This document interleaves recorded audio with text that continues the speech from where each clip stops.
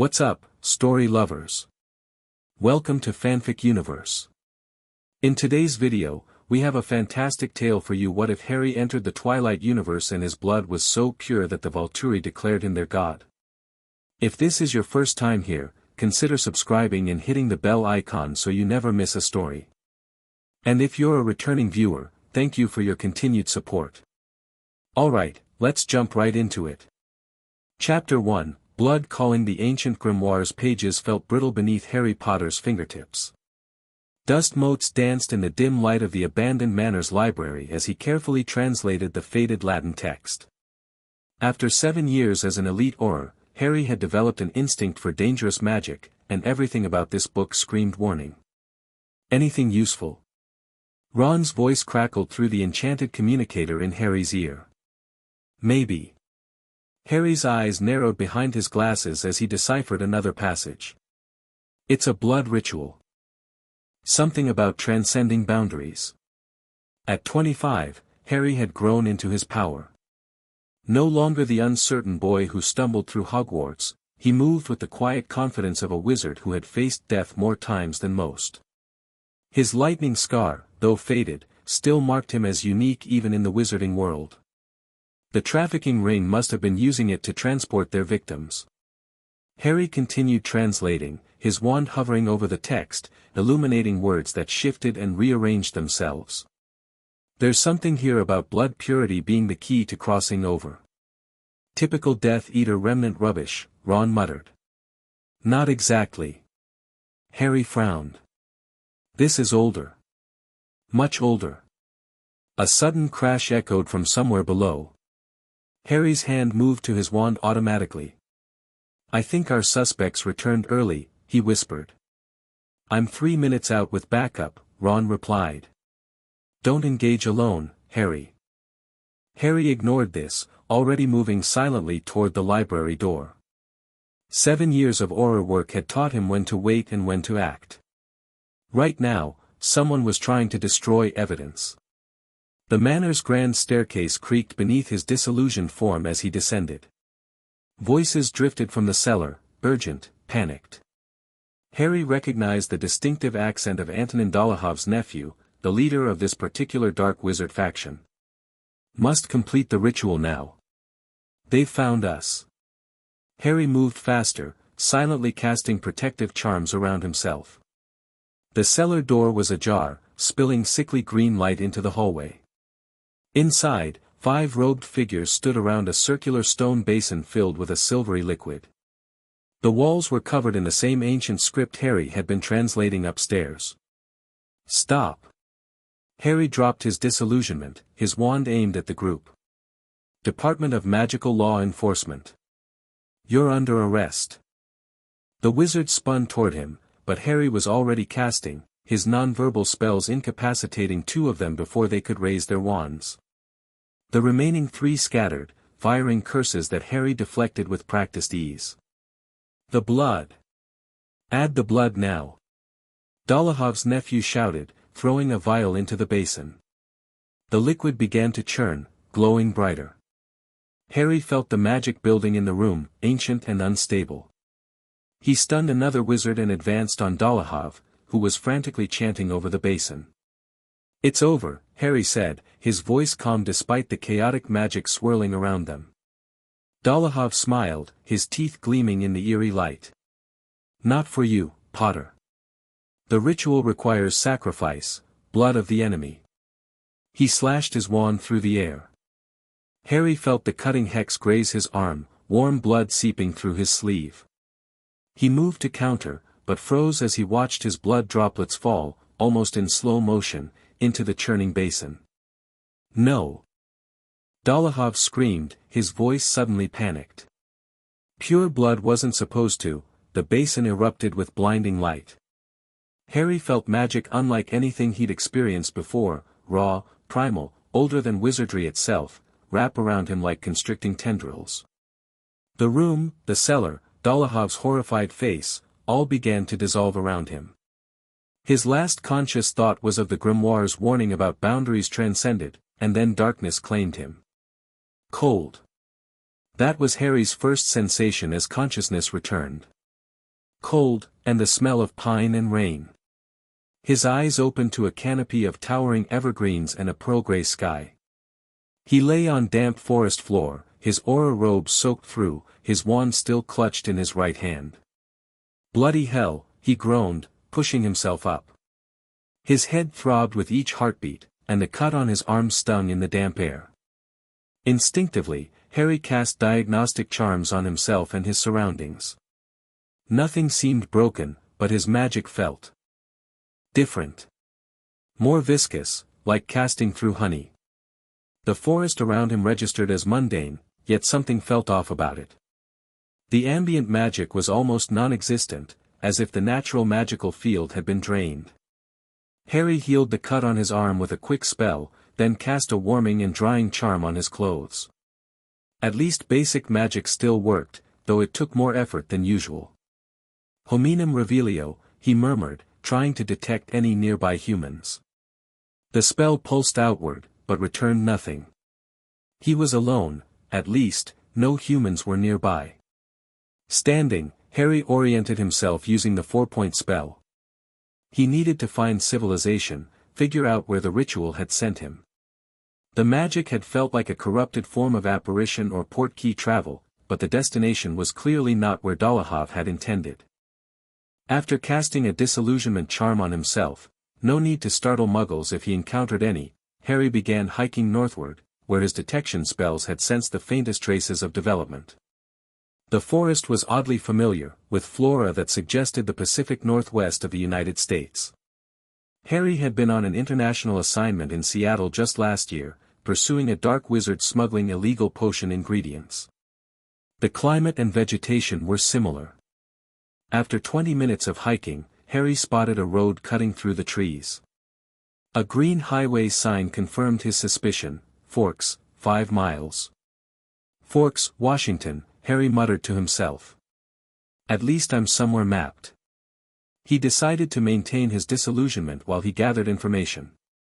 The sun was setting, casting long shadows through the trees, and Harry needed shelter and information before night fell completely. Following the road toward town, Harry mentally reviewed everything he knew about the ritual. Blood magic centered around boundaries, pure blood as a catalyst rather than a sacrifice, something about crossing over. Had he been transported across the ocean by accident? Or was this something else entirely? Lost in thought, Harry almost missed the blur of movement that crossed the road 100 meters ahead of him. His aura instinct snapped to attention. Whatever had moved was too fast to be human or any normal animal.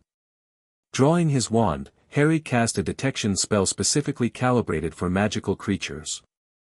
The result confused him. The spell indicated a presence that registered as neither fully human nor fully magical creature, but something in between. Curious, Harry whispered, advancing cautiously. The forest had gone silent, the typical sounds of birds and insects suddenly absent. Harry felt watched. He strengthened his disillusionment charm and added a scent masking spell, standard procedure when tracking unknown magical beings. A rustle of leaves was his only warning before something crashed into him from behind with tremendous force. Harry's disillusionment shattered as he was thrown forward, rolling instinctively to absorb the impact and coming up with his wand aimed at his attacker. What he saw made him hesitate. A man, or something man-shaped, crouched 20 feet away, inhumanly beautiful with pale skin and predatory grace. His eyes, fixed on Harry with a mixture of confusion and hunger, were a startling crimson. "What are you?" the creature asked, his voice musical and dangerous. Harry maintained his defensive stance. "I could ask you the same." The creature's nostrils flared. "Your scent, it's unlike anything." He took a step forward, then stopped, his face contorting in what appeared to be pleasure mixed with pain. Harry recognized the signs of a predator fighting instinct. Whatever this being was, it hunted humans, but something about Harry was confusing its senses. "You're on my hunting territory," the creature said, his voice strained. "What are you?" "You smell human, but also, more." "I'm just passing through," Harry replied carefully. "I mean no harm to you or your territory." The creature laughed, a chilling sound. "You don't understand. You're not leaving." He shifted his weight subtly, preparing to spring. Harry had faced enough magical creatures to recognize the imminent attack. As the being lunged forward with impossible speed, Harry cast non-verbally, "Protego." The shield charm manifested just in time, and the creature bounced off it, looking shocked. It recovered instantly, circling Harry with inhuman speed. "Magic," it hissed. "Interesting. Your blood will be even more delicious than I thought." Blood. The creature wanted his blood. Harry's mind raced through possibilities. Vampire. But not like any vampire he'd encountered in the wizarding world. This was something different. The creature attacked again, faster this time. Harry's shield held, but he felt the magical drain more acutely than normal. His magic was definitely behaving differently here, wherever "here" was. Incarcerus. Harry cast, sending magical ropes to bind the creature. To his surprise, the spell worked, though the ropes seemed to strain against the creature's strength. The vampire, Harry was increasingly certain that's what it was, snarled and thrashed, beginning to tear through the magical restraints. Harry needed information. Legilimens, he cast, pushing into the creature's mind. Images flooded him, centuries of memories, feeding on humans, hiding in shadows, a name, Loran. And something else, recognition of what Harry might be facing, a coven in Italy that ruled their kind, the Volturi. Loran broke free of the ropes with a final surge of strength, but instead of attacking again, he stared at Harry with newfound wariness. "Your blood," Loran said, his voice reverent and confused. "I can smell it, but it's not triggering the thirst normally. It's calling to me in a different way." Harry kept his wand trained on the vampire. "I have no quarrel with you. Let me pass, and we need never see each other again." Loran tilted his head, studying Harry with predatory calculation. "The Volturi should know about you. A human who smells like divinity, who wields magic." Harry tensed, ready to disapparate if necessary, though he wasn't sure how the altered magic would affect that particular skill. "I won't be going to Italy," Harry said firmly. Laurent's smile was cold. "You misunderstand. I wasn't offering to escort you." He backed away slowly. "Others will come for you now. I've caught your scent, and soon they will too." Before Harry could respond, Loran vanished into the forest with supernatural speed. Harry immediately cast additional protective charms around himself, processing what he'd gathered from the brief mental contact. This wasn't his world's version of vampires, these were something else entirely. Faster, stronger, and organized into covens with some ruling body in Italy. And somehow, Harry's blood affected them differently. The ritual, Harry realized, hadn't just transported him across geography, it had sent him somewhere else entirely. Another reality, perhaps, where magic and magical creatures followed different rules. Twilight was deepening into true darkness. Harry needed shelter and time to think. He cast a hominum revelio again, detecting a small cluster of humans about 2 miles ahead, likely the outskirts of Forks. He disillusioned himself once more and continued forward, senses heightened for any sign of vampires. Harry observed the small town from the edge of the forest. Forks looked ordinary. Cars, shops, streetlights, nothing to indicate he was in an alternate reality except his encounter with Loran and the strange behavior of his magic. He needed information, and he needed to blend in. After transfiguring his aura robes into jeans and a nondescript jacket, Harry entered the town, heading toward a small diner that was still open despite the late hour. Inside, the warmth and smell of coffee provided a welcome contrast to the damp chill outside. A few patrons looked up briefly as he entered but quickly returned to their meals. Harry slid into a booth in the corner, positioning himself to watch both the entrance and the other customers. A waitress approached, her nameplate reading, Cora. She smiled warmly. "Evening, stranger. Just passing through?" Harry nodded, adopting an accent that wouldn't stand out too much. Just arrived today, actually. Looking to stay a while, get to know the area. Not much to know about Forks, Cora chuckled. But I suppose that's the charm.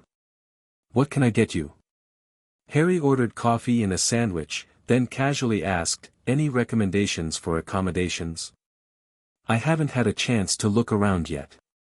As Cora chatted about the local motel and a bed and breakfast on the edge of town, Harry listened for anything unusual in her description of local life.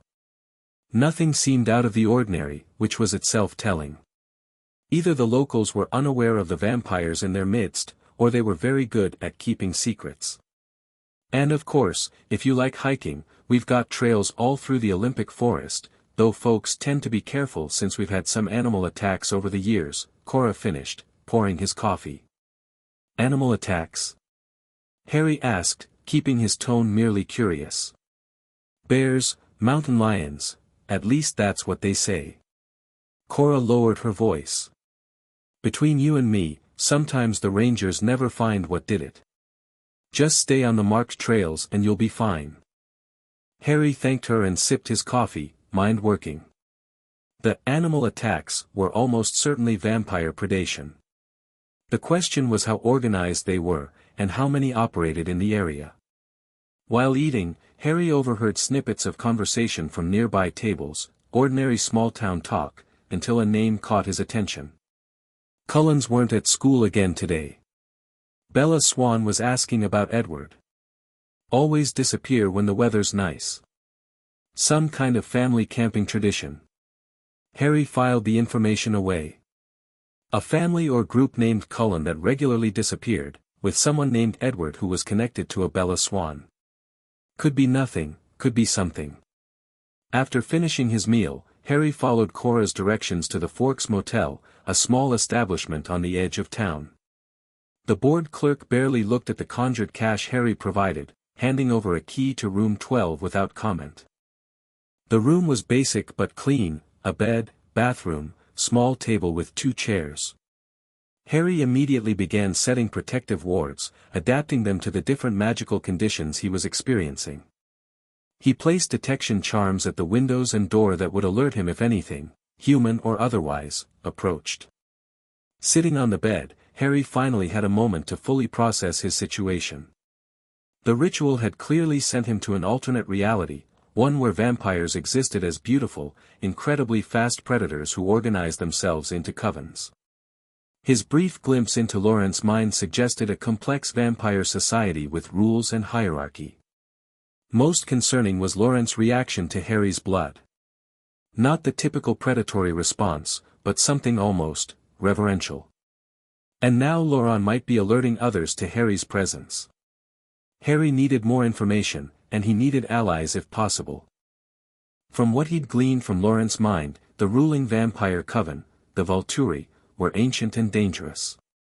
If they took an interest in him, he needed to be prepared. Sleep came fitfully that night, Harry's dreams filled with crimson eyes and ancient rituals. Morning brought weak sunlight filtering through the thin motel curtains. Harry woke instantly alert, a habit from years of horror work. His detection wards had remained undisturbed through the night.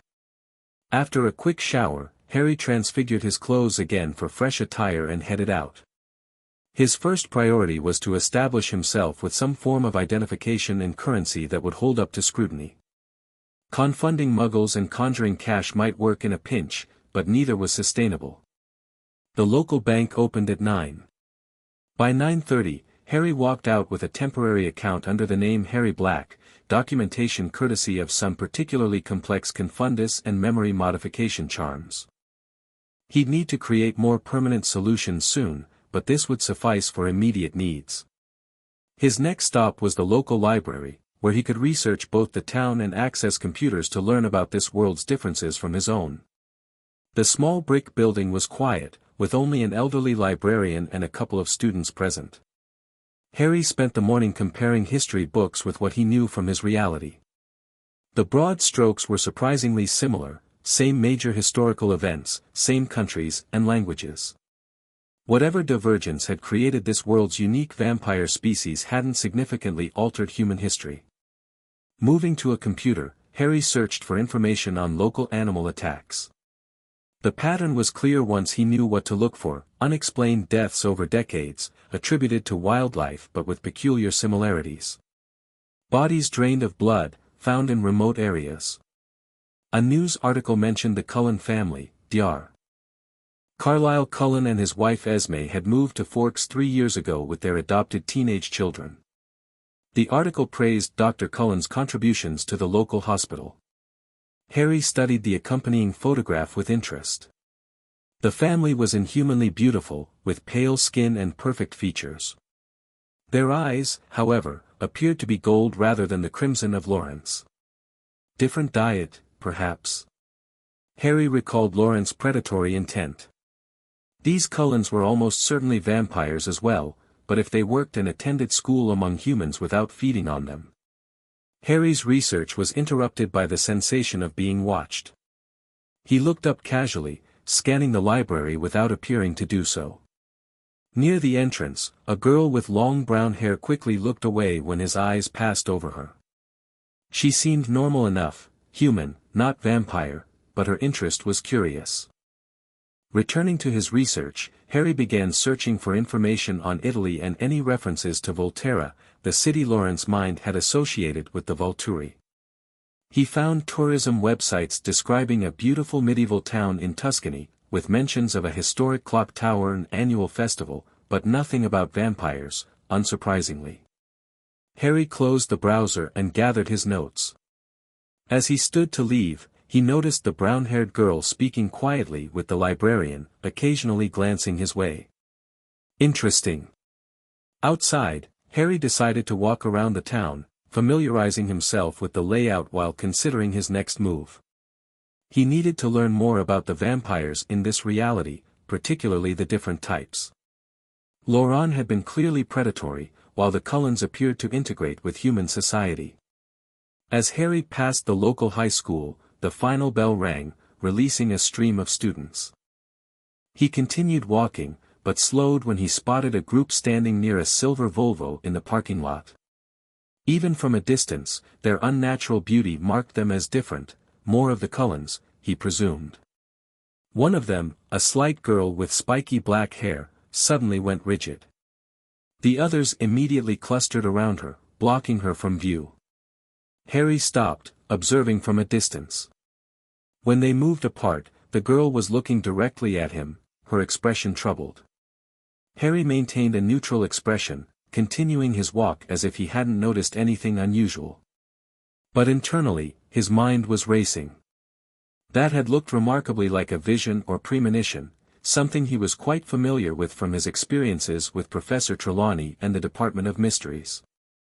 So, some vampires in this world might have additional abilities beyond their physical attributes. That complicated matters. Harry decided it was time to return to his motel and process what he'd learned. As he turned onto a quieter street, his detection spells alerted him to a fast-moving presence approaching from behind. Vampire fast. Without breaking stride, Harry subtly readied his wand, concealed in his sleeve. He turned into an alley between buildings, out of sight from the main street, and waited. The vampire that appeared at the alley entrance was not Laurent. This one was younger in appearance, with bronze hair and the same golden eyes as the Cullens in the photograph. He moved with preternatural grace, stopping at a distance that suggested caution rather than aggression. "You've caused quite a stir," the vampire said, his voice musical like Laurent's but less threatening. "Alice saw you." Harry maintained his ready stance without being obvious about it. "And you are?" "Edward Cullen." The vampire studied Harry with intense curiosity. "You're not from here." "That's an understatement," Harry replied dryly. A flicker of confusion crossed Edward's perfect features. "I can't hear you properly. Your thoughts are muffled, like listening through water." Harry's eyebrows rose.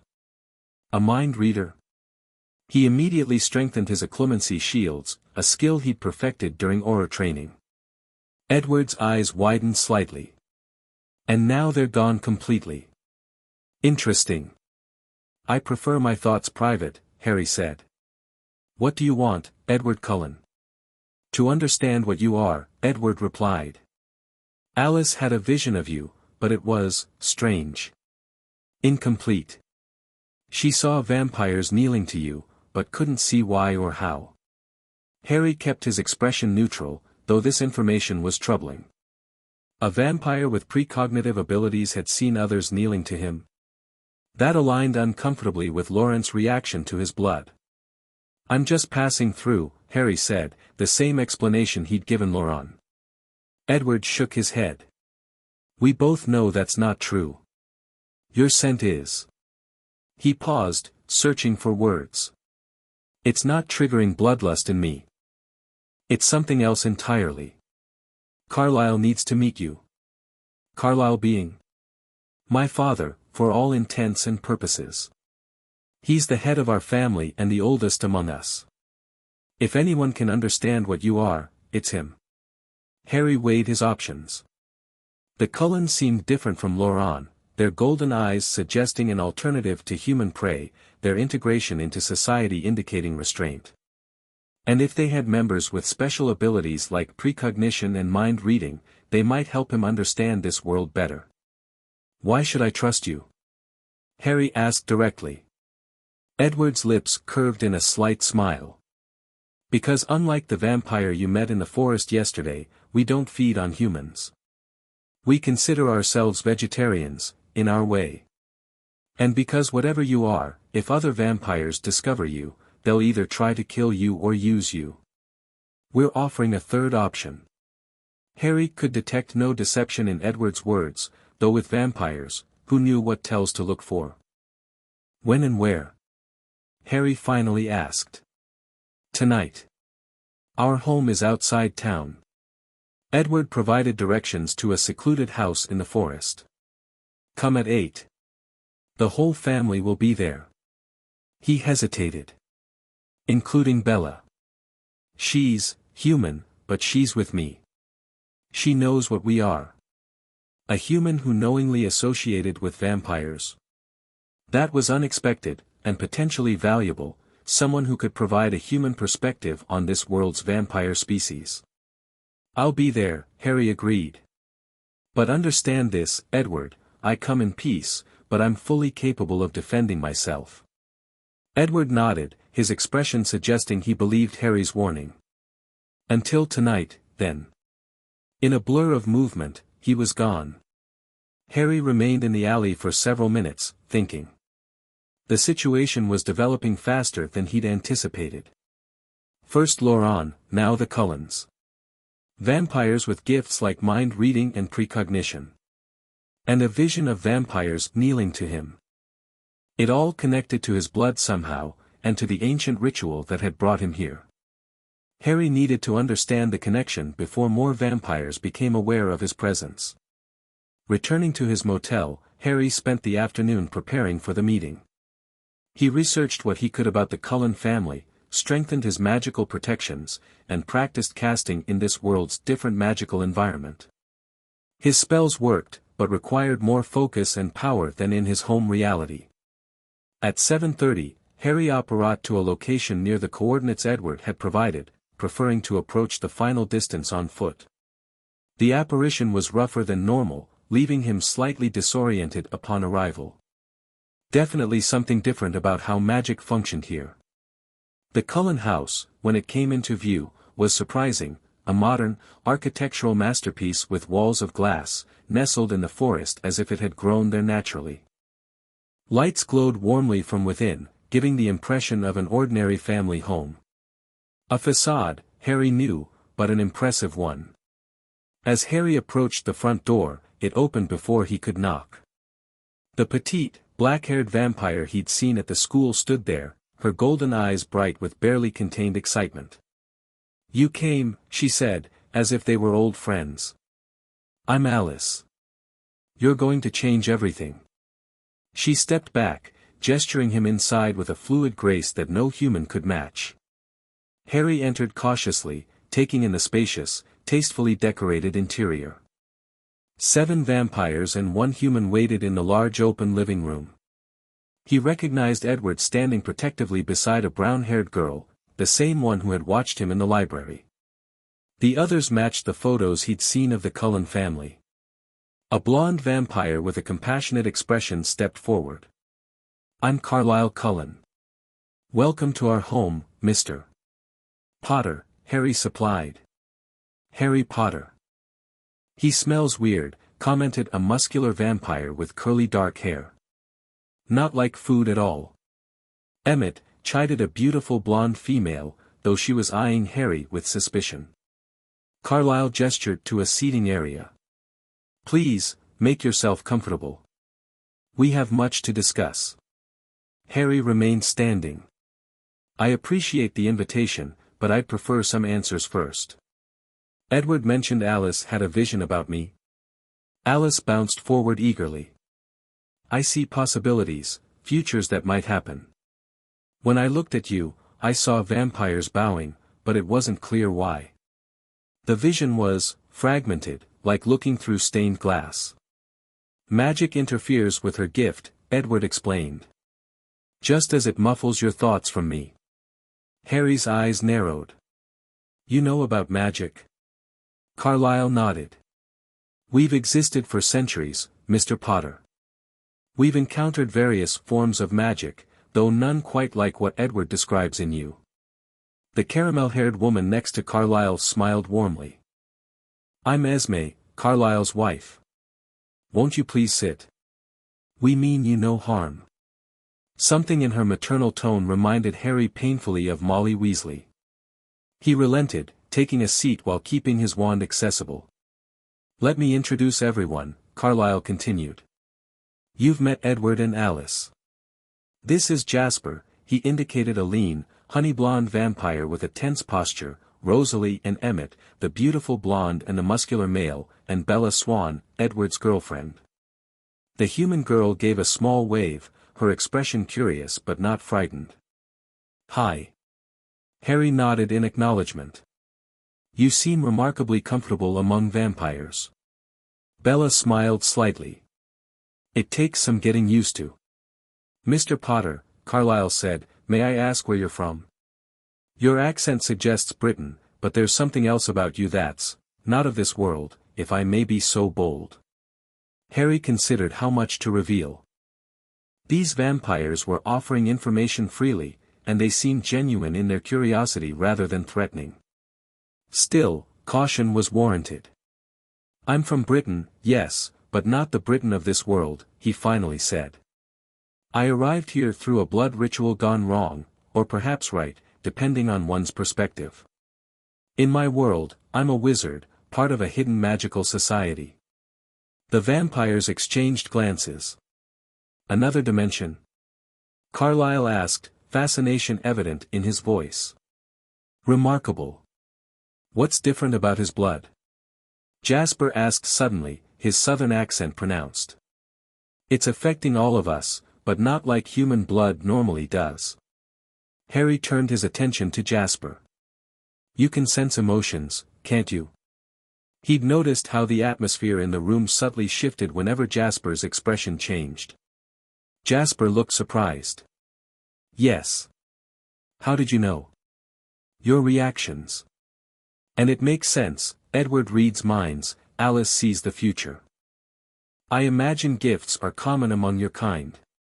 Carlisle leaned forward. "Not common, but not rare either. Some vampires develop enhanced versions of traits they had as humans. But you've avoided Jasper's question about your blood." Harry sighed. "I don't fully understand it myself. The vampire I encountered yesterday, Laurent, had a strange reaction to it.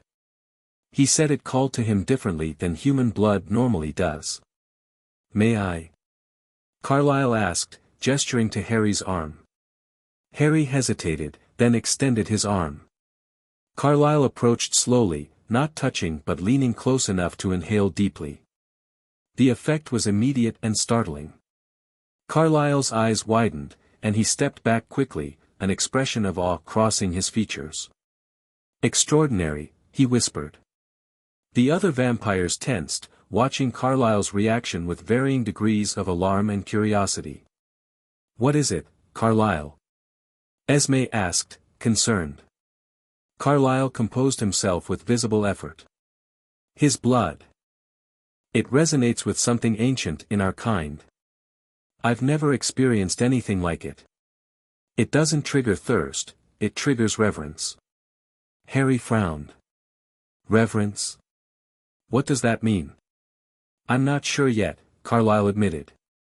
"But legends speak of the original vampire creation, blood magic performed by ancient beings.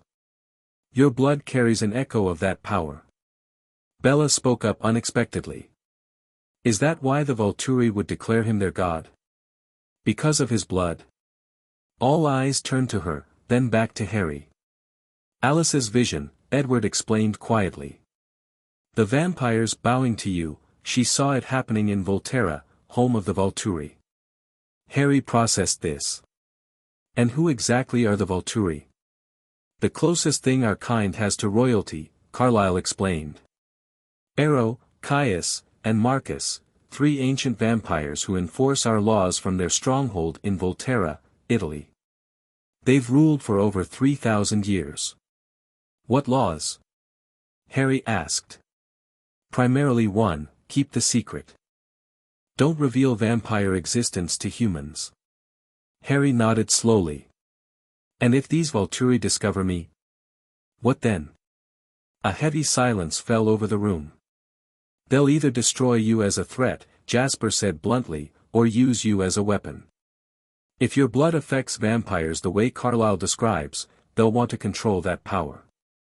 Unless," Alice interjected, her eyes unfocused briefly, "they truly do revere you as something divine." My vision showed both possibilities, destruction or worship. Harry had faced power-hungry tyrants before. These Volturi sounded uncomfortably like the pure-blood supremacists of his world, ancient, entrenched in tradition, and dangerous. "Laurent will tell others," Harry concluded. "How long before word reaches Italy?" "Not long," Carlyle confirmed. "Days, perhaps weeks. The vampire world has its own communication networks." Harry stood, pacing the room as he thought.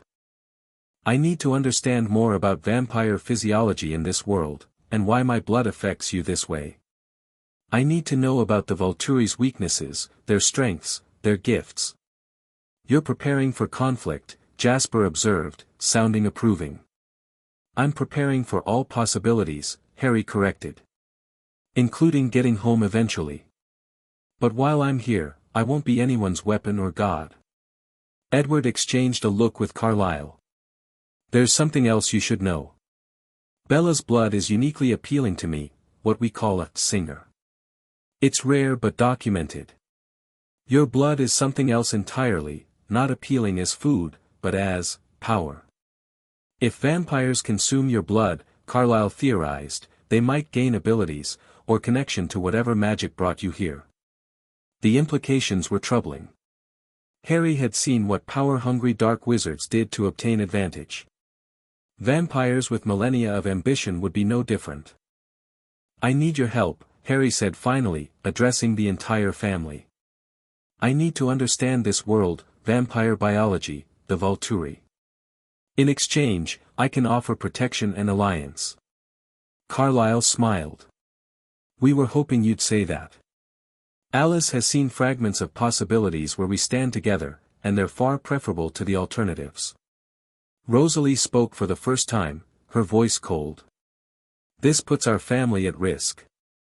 The Volturi won't appreciate us harboring their potential god or threat." "We're already on their radar because of me," Bella pointed out. "I'm human and know about vampires. That breaks their primary law. Which is why Edward should turn you already," Rosalie snapped. Edward growled softly, and tension filled the room until Jasper subtly intervened, calming the emotions. "We should vote," Carlyle said. "Whether to ally with Mr. Potter and help him understand our world." The vote was quick, all in favor except Rosalie, who abstained rather than directly opposing her family. "Then it's settled," Carlyle concluded. We'll teach you what we know about vampires and the Volturi. But we should move quickly. If Lauren has already spread word of your existence. Harry nodded. Time is essential. But there's one more thing I need to know. He turned to Alice. In your vision of the Volturi declaring me a god, was I there willingly, or as a captive? Alice's delicate features tensed in concentration. Neither, exactly. You were, strategic. Playing a role while pursuing your own agenda. Harry smiled grimly. That sounds like me. The meeting continued late into the night, with the Cullens sharing their extensive knowledge of vampire history and biology. Harry learned about their enhanced speed, strength, and senses, their near invulnerability, their unique gifts, and the complex politics of vampire covens worldwide. In return, Harry explained the basic principles of his magic, demonstrating simple spells that left the vampires fascinated. Even Rosalie's hostility softened somewhat in the face of transfiguration and levitation charms. By the time Bella was yawning uncontrollably and the eastern sky was beginning to lighten, they had formulated the beginnings of a plan. We can't stop the Volturi from learning about you, Carlyle summarized, but we can control how they learn and what they learn. Information warfare, Jasper agreed, his military background evident in his strategic thinking. We feed them what we want them to know. And I play along, Harry concluded.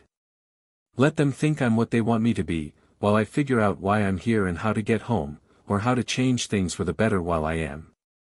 Alice suddenly gasped, her eyes going distant. The others waited silently until she refocused. What did you see? Jasper asked gently. Alice looked at Harry, her expression troubled. Vampires are coming. Not the Volturi, not yet.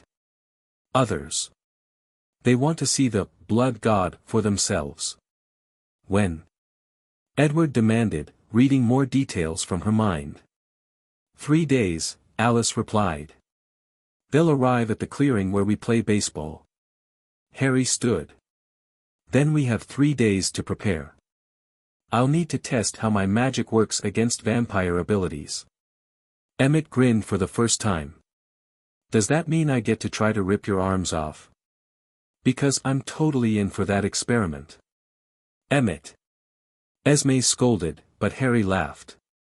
Let's start with something less permanently damaging, he suggested. But yes, I need to know my limits against your kind, and you need to know what I'm capable of. Fair exchange. As the meeting broke up, Carlyle walked Harry to the door. This alliance puts you under our family's protection, he said seriously. But it also means we expect honesty and shared purpose. Harry met the vampire's golden eyes. I understand. I've had experience with both allies and enemies who weren't human. Judge me by my actions, Dr. Cullen, not by what my blood represents to vampires. Carlyle nodded. Call me Carlyle, please. And I suspect your actions will be just as remarkable as your blood, Harry Potter. The next 2 days passed in intensive training and preparation. The Cullen spacious property provided ideal conditions for Harry to test his magic against vampire abilities without human witnesses. He discovered that many of his offensive spells worked effectively on vampires, though they required more power than against humans. Stunning spells temporarily disoriented them but wore off quickly. Binding spells held briefly before vampire strength broke through. The impedimenta jinx slowed them significantly but didn't stop them completely. Most promising was the incendio spell. Vampires in this world were highly vulnerable to fire. A controlled flame spell could create an effective barrier or weapon if needed. Edward proved impossible to hit with targeted spells due to his mind-reading advantage. He simply moved before Harry cast. Alice was similarly difficult because she could see what spell he would cast before he decided. Jasper's combat experience made him a formidable opponent even without a predictive advantage. Through it all, Harry was acutely aware that his magical core seemed to function differently in this reality. Spells drained him more quickly, and his magic felt less instinctive, requiring more deliberate focus. On the afternoon of the third day, Harry brought to the Cullen house for final preparations. The family gathered in the living room, tension evident in their perfect stillness, a vampire tell Harry had learned to recognize. "Alice," Harry prompted, "any updates on our visitors?" Alice closed her eyes briefly. "4 vampires. They'll arrive at the clearing just after dusk. They're curious. Word of you has spread faster than we anticipated." "Laurent must have connections," Jasper commented. "Or your blood's effect is more profound than we realized," Carlyle added. "Vampires may be feeling drawn to you, sensing your presence on some level we don't yet understand." That was a troubling thought. Harry had no desire to become a supernatural beacon. "What do we know about these 4?" he asked. "Nomads," Alice replied. "Not affiliated with any major coven. But powerful, old. They want to see if the rumors are true." Bella, sitting close to Edward, looked worried. "Will they be dangerous?" "All vampires are dangerous," Jasper replied matter-of-factly.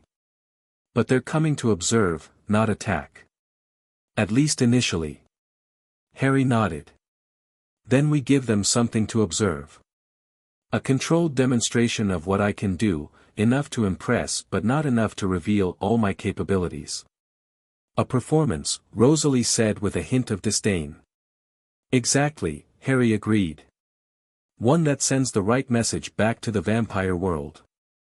As dusk approached, the group made their way to the clearing, a beautiful meadow nestled in the forest. Harry positioned himself centrally, with the Cullens arranged in a loose semicircle behind him. They had decided to present a united front, with Harry clearly established as an independent power allied with, but not controlled by, the Cullen family. The first sign of the visitors was a rustling at the forest's edge. 4 figures emerged, moving with the preternatural grace Harry now recognized as uniquely vampire. 3 males and 1 female, all with the crimson eyes of human-feeding vampires. The apparent leader, a tall vampire with ash-blonde hair tied back in a ponytail, stepped forward. His expression was one of carefully controlled curiosity. "Carlyle," he acknowledged. "We heard rumors. Extraordinary rumors." "James," Carlyle replied with a nod. "They're not rumors." James's gaze shifted to Harry, his nostrils flaring as he caught Harry's scent. His reaction was immediate, a slight stiffening, pupils dilating, expression shifting from curiosity to something approaching reverence. "Impossible," he whispered. The female vampire moved closer to James, her wild red hair contrasting with her pale skin. "What is it? What do you smell?" "Power," James answered, his eyes never leaving Harry. "Ancient power." Harry stepped forward, wand visible but not raised. "My name is Harry Potter. I understand you've come to see me." The third vampire, dark-skinned with dreadlocks, inhaled deeply. "The blood calls, but not as prey." "What are you?" "Something new," Harry replied simply. "Something old. I come from beyond your world, and I seek to understand why I'm here." The fourth vampire, who had remained silent until now, suddenly dropped to one knee. "The prophecy," he murmured. "The blood that walks, that commands without feeding." Harry felt a chill at these words. A prophecy? That was an unwelcome complication. James remained standing, though his posture had subtly shifted to one of deference. "Show us," he demanded, though his tone held more pleading than command. "Show us what you can do." Harry had prepared for this moment. With deliberate movements, he raised his wand. Expecto Patronum. The silver stag erupted from his wand, more brilliant than usual, galloping around the clearing. The vampires recoiled initially, then watched in fascination as the Patronus circled them before returning to Harry's side. Without pausing, Harry cast a series of increasingly impressive spells, conjuring and controlling fire, transmuting the ground beneath their feet, creating a localized storm cloud that showered the clearing with gentle rain before dissipating. For the finale, Harry apparat from his position to the opposite side of the clearing with a sharp crack, then back again, demonstrating speed that even vampires could appreciate. When he finished, silence reigned. The four nomadic vampires stared at him with expressions ranging from awe to fear to calculation. The Volturi must know of this, the red-haired female said finally.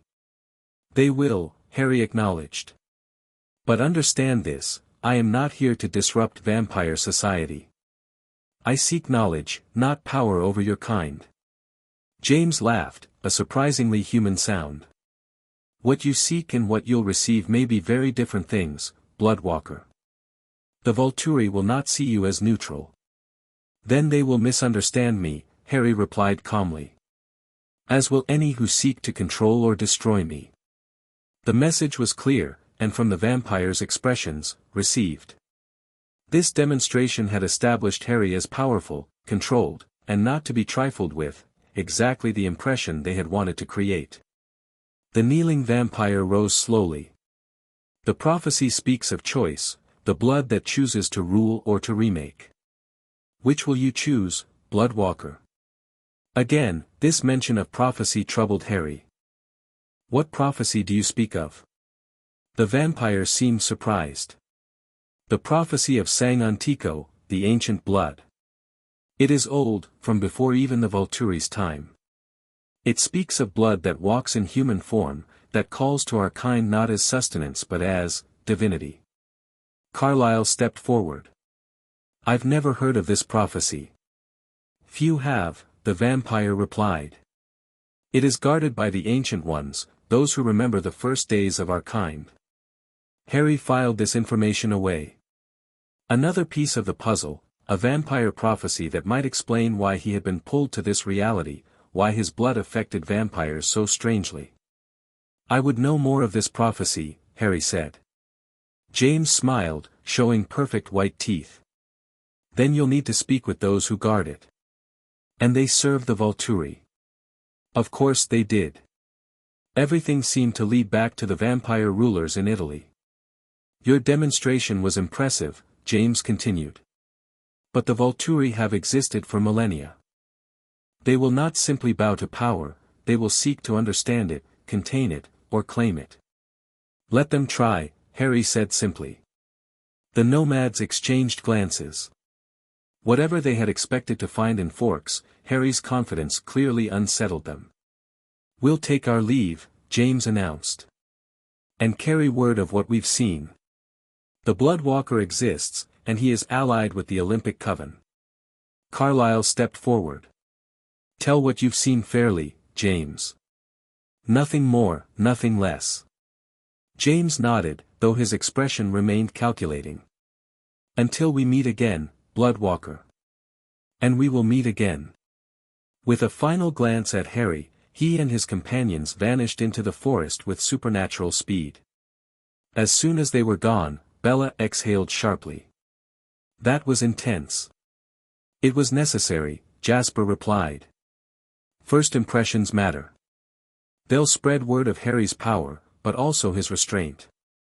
Edward was frowning. They know more than they're saying. The one called Laurent has connections to the Volturi court, through the Denalis. This isn't coincidence. It never is, Harry said grimly. I was brought to this reality for a reason, and this prophecy may explain why. We need to learn more about it. Carlyle nodded. I have contacts who might know something. I'll reach out discreetly. In the meantime, Alice interjected, her expression troubled, we should prepare for more visitors. My visions are shifting constantly, but one thing remains clear, the Volturi will send representatives soon. Harry stared in the direction the nomads had disappeared. Then let them come. I've faced Dark Lords before. These Volturi can't be worse than Voldemort. The name meant nothing to the vampires, but Harry's tone conveyed enough. Whatever was coming, he would face it as he always had, with courage, skill, and the support of allies. As they returned to the Cullen house, Harry's mind raced with implications. A prophecy about blood that could rule or remake vampire kind. His unexpected arrival in this reality. The ritual that had brought him here, using his blood as a catalyst rather than a sacrifice. It was all connected, and the answers lay in Volterra, with the ancient vampire rulers who would either worship him or try to destroy him. Either way, Harry Potter was about to change the vampire world forever. Chapter 2, The Reluctant Deity. Word traveled fast in the vampire world. Within 48 hours of the nomad's visit, the Cullens' phones began ringing incessantly. Covens from across North America were seeking confirmation of the rumors, a human whose blood called to vampires not as sustenance but as something divine, who commanded magic unknown even to the ancient ones. Harry stood at the window of the Cullens' living room, watching a storm roll in over the forest. Behind him, Carlyle spoke in measured tones to the leader of the Denali Coven in Alaska, carefully confirming what they had witnessed while avoiding embellishment. "Yes, Eleazar, it's true," Carlyle was saying. "His abilities are remarkable, but more significant is the effect of his blood. No, not like a singer, something else entirely." "Yes, I believe the Volturi already know." Harry turned from the window. "They're coming, aren't they?" Carlyle ended his call with a promise to stay in touch. "Yes.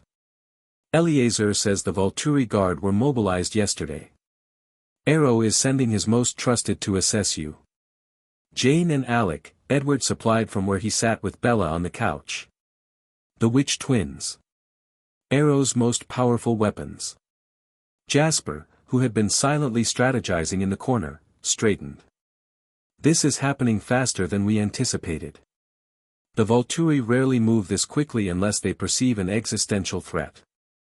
Or an existential opportunity," Alice countered, her eyes unfocused as she searched possible futures.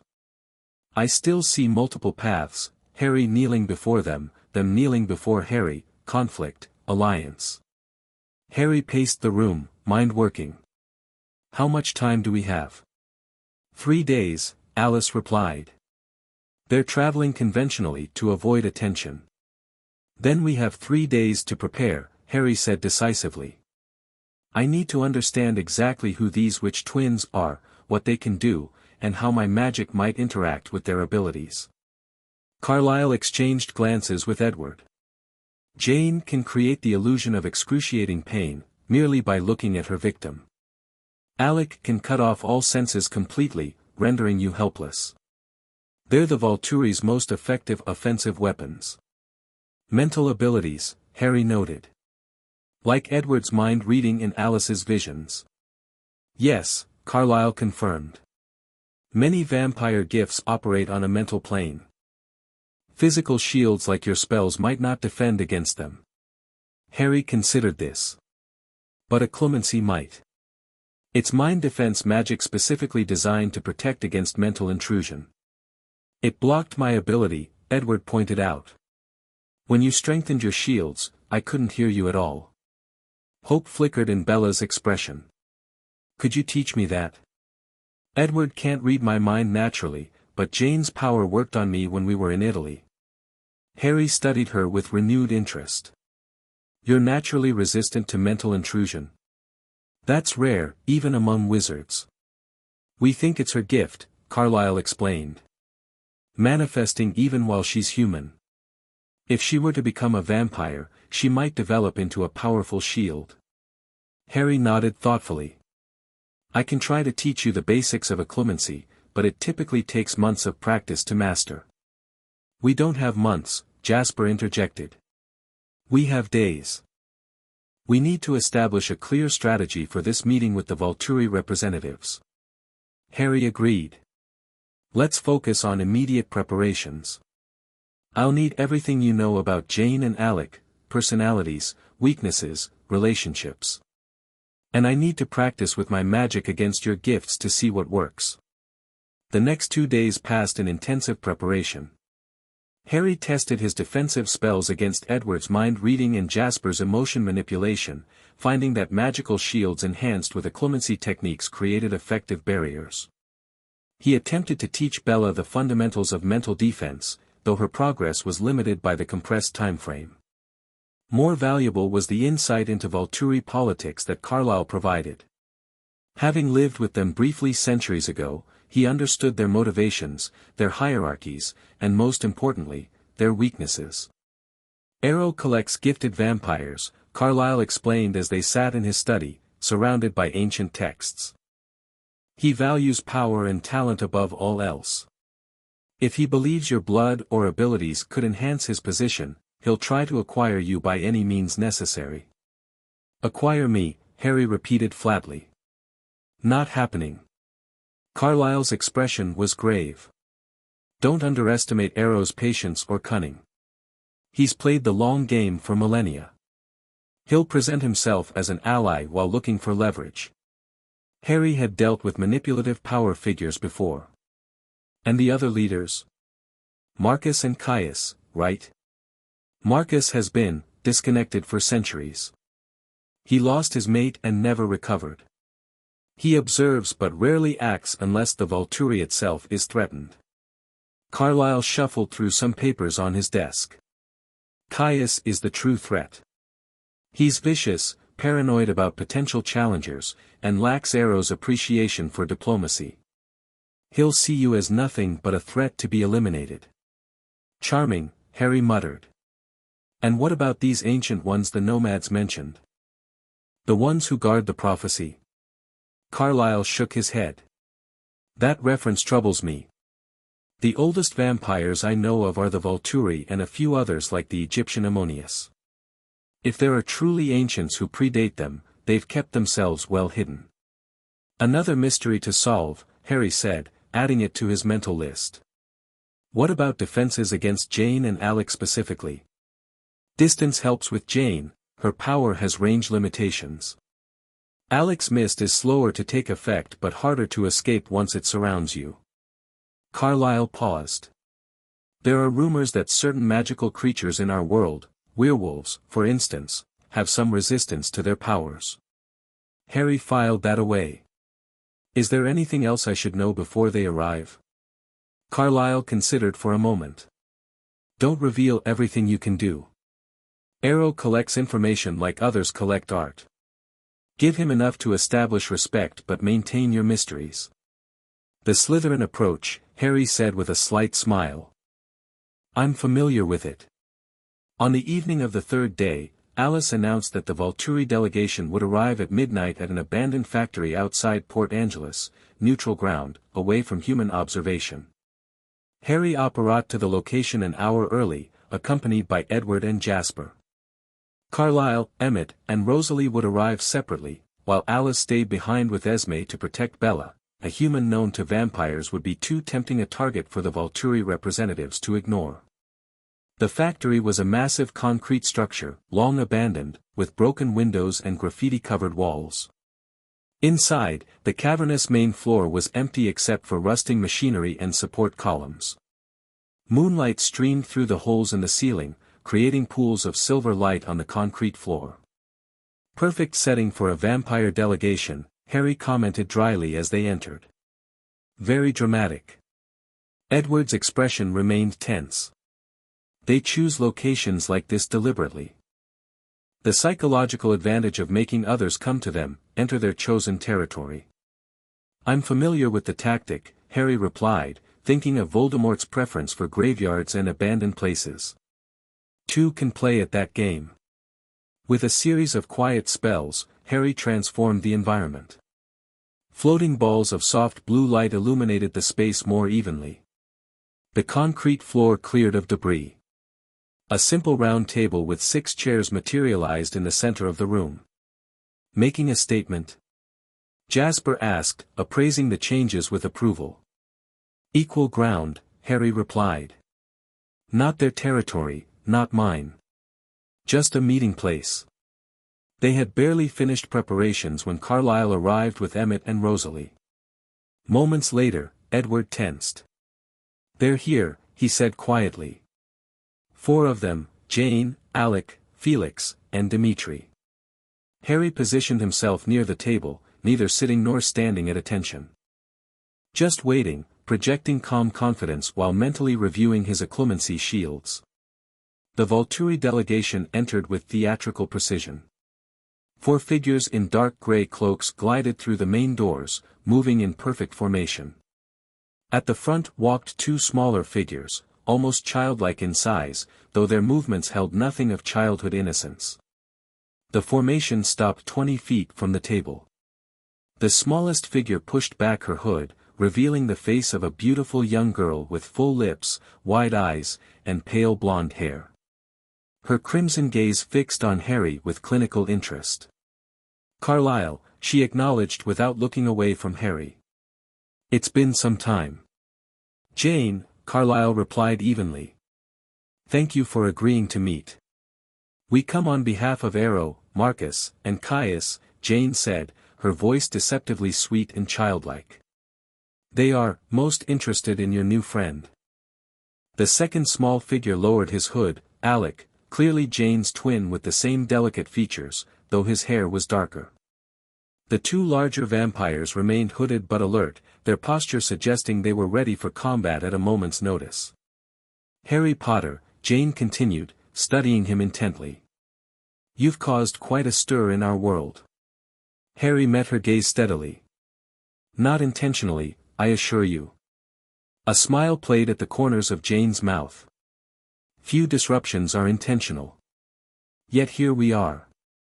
She inhaled deeply, and Harry watched as her expression shifted, the clinical assessment melting into something close to wonder before she controlled her reaction. "Interesting," she murmured. "The rumors didn't exaggerate." Harry gestured to the table. "I believe we have matters to discuss. Would you care to sit?" Jane's eyebrows rose fractionally at the invitation. Vampires rarely sat unless mirroring human behavior. Harry knew this, of course. Carlyle had briefed him on vampire social cues. The invitation was a subtle test of how willing they were to engage on human terms. After a moment's hesitation, Jane gave a slight nod. "Very well." She moved to the table with liquid grace, Alec following silently. The 2 larger vampires, Felix and Dimitri, Harry presumed, remained standing, positioning themselves behind the twins. Harry sat across from Jane, with Carlyle to his right and Edward to his left. Jasper, Emmett, and Rosalie formed a loose semicircle behind them, a mirror of the Volturi formation. "Let's dispense with unnecessary preamble," Jane said once they were seated. "My masters have sent me to determine what exactly you are, Mr. Potter, and what your presence means for our kind." "Direct," Harry commented. "I appreciate that. I'm a wizard from another reality, brought here through a ritual that involved blood magic." Jane's eyes narrowed. "A wizard? You claim to practice magic?" In answer, Harry raised his hand, palm up. With a nonverbal spell, a small flame appeared, dancing above his palm. He let it grow, then reshape itself into a miniature phoenix that flew a circuit around the table before dissolving into sparks. "Among other things," he said simply. Alec leaned forward slightly, the first independent movement he'd made. "And your blood? Why does it affect our kind this way?" Harry met his gaze. "I don't have a complete answer to that yet. In my reality, my blood carries certain properties. Magic is partially hereditary where I come from. But the specific effect it has on vampires here is something I'm still investigating." "Demonstrate," Jane commanded, her tone leaving no room for refusal. Harry considered his options. Allowing a vampire to taste his blood carried risks, but refusing would undermine the trust he was trying to build. He decided on a compromise. Drawing his wand, Harry touched the tip to his palm and murmured a spell that created a small, painless cut. A drop of blood welled up, bright red against his skin. The effect on the Volturi vampires was immediate and dramatic. All 4 inhaled sharply, their postures stiffening. The larger vampires moved forward instinctively before controlling themselves. Jane's eyes widened, pupils dilating until the crimson was nearly eclipsed by black. "Extraordinary," Alec whispered. Harry closed the cut with another spell, but the scent remained in the air. The vampire's reactions were telling, not the predatory bloodlust he'd been warned about, but something closer to reverence, as Carlyle had described. "This is why the nomads called you, Bloodwalker," Jane said, her voice slightly strained as she regained her composure.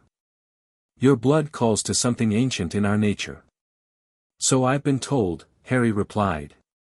"There was also mention of a prophecy, the prophecy of Sang Antico. Do you know of it?" A flash of surprise crossed Jane's perfect features before she controlled it. "You are well informed for someone who claims to be new to our world."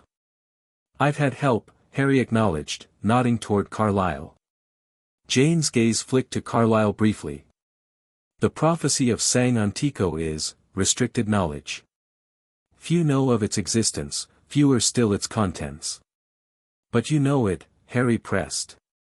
"I know of it," Jane corrected. "Only the masters and the ancient archivists know its full text." She studied Harry for a moment. "Why do you ask about this specific prophecy?" Harry decided on honesty, partial honesty, at least. "Because I believe it may explain why I was brought to this reality. Why my blood affects vampires the way it does. I need to understand why I'm here if I'm ever to find a way home." "Home," Jane repeated, as if tasting the word. "You wish to return to your reality?" "Eventually," Harry said carefully. "Once I understand what brought me here and why." Jane exchanged a glance with her twin. Some silent communication passed between them before she spoke again. "Arrow wishes to meet you, Mr. Potter. He extends an invitation to Volterra, as an honored guest. There, perhaps, you might find answers to your questions about the prophecy and your purpose here." And there it was, the invitation Harry had been expecting and preparing for. The next move in this complex game. "An honored guest," Harry repeated. "Not a prisoner or specimen for study?" Jane's lips curved in a slight smile. "Arrow appreciates power and uniqueness, Mr. Potter. He wishes to understand you, not contain you." The smile didn't reach her eyes. At least, not initially. At least she was honest about that part. "When would Arrow expect me?" Harry asked. "Immediately," Jane replied. "Our private jet awaits at Port Angeles Airport." Harry didn't miss the presumption in her statement, that he would simply agree and accompany them tonight. He needed to establish boundaries early. "I appreciate Arrow's invitation," he said carefully. "But I have matters to attend to before I can travel to Italy. I'll require 3 days to prepare." Jane's expression hardened. "Arrow is not accustomed to waiting. And I'm not accustomed to dropping everything on a moment's notice, even for vampire royalty," Harry replied evenly. 3 days is reasonable. "I'll meet you in Volterra then." "We were instructed to escort you," Alec interjected, speaking up for the first time in several minutes. Harry smiled slightly. "That won't be necessary.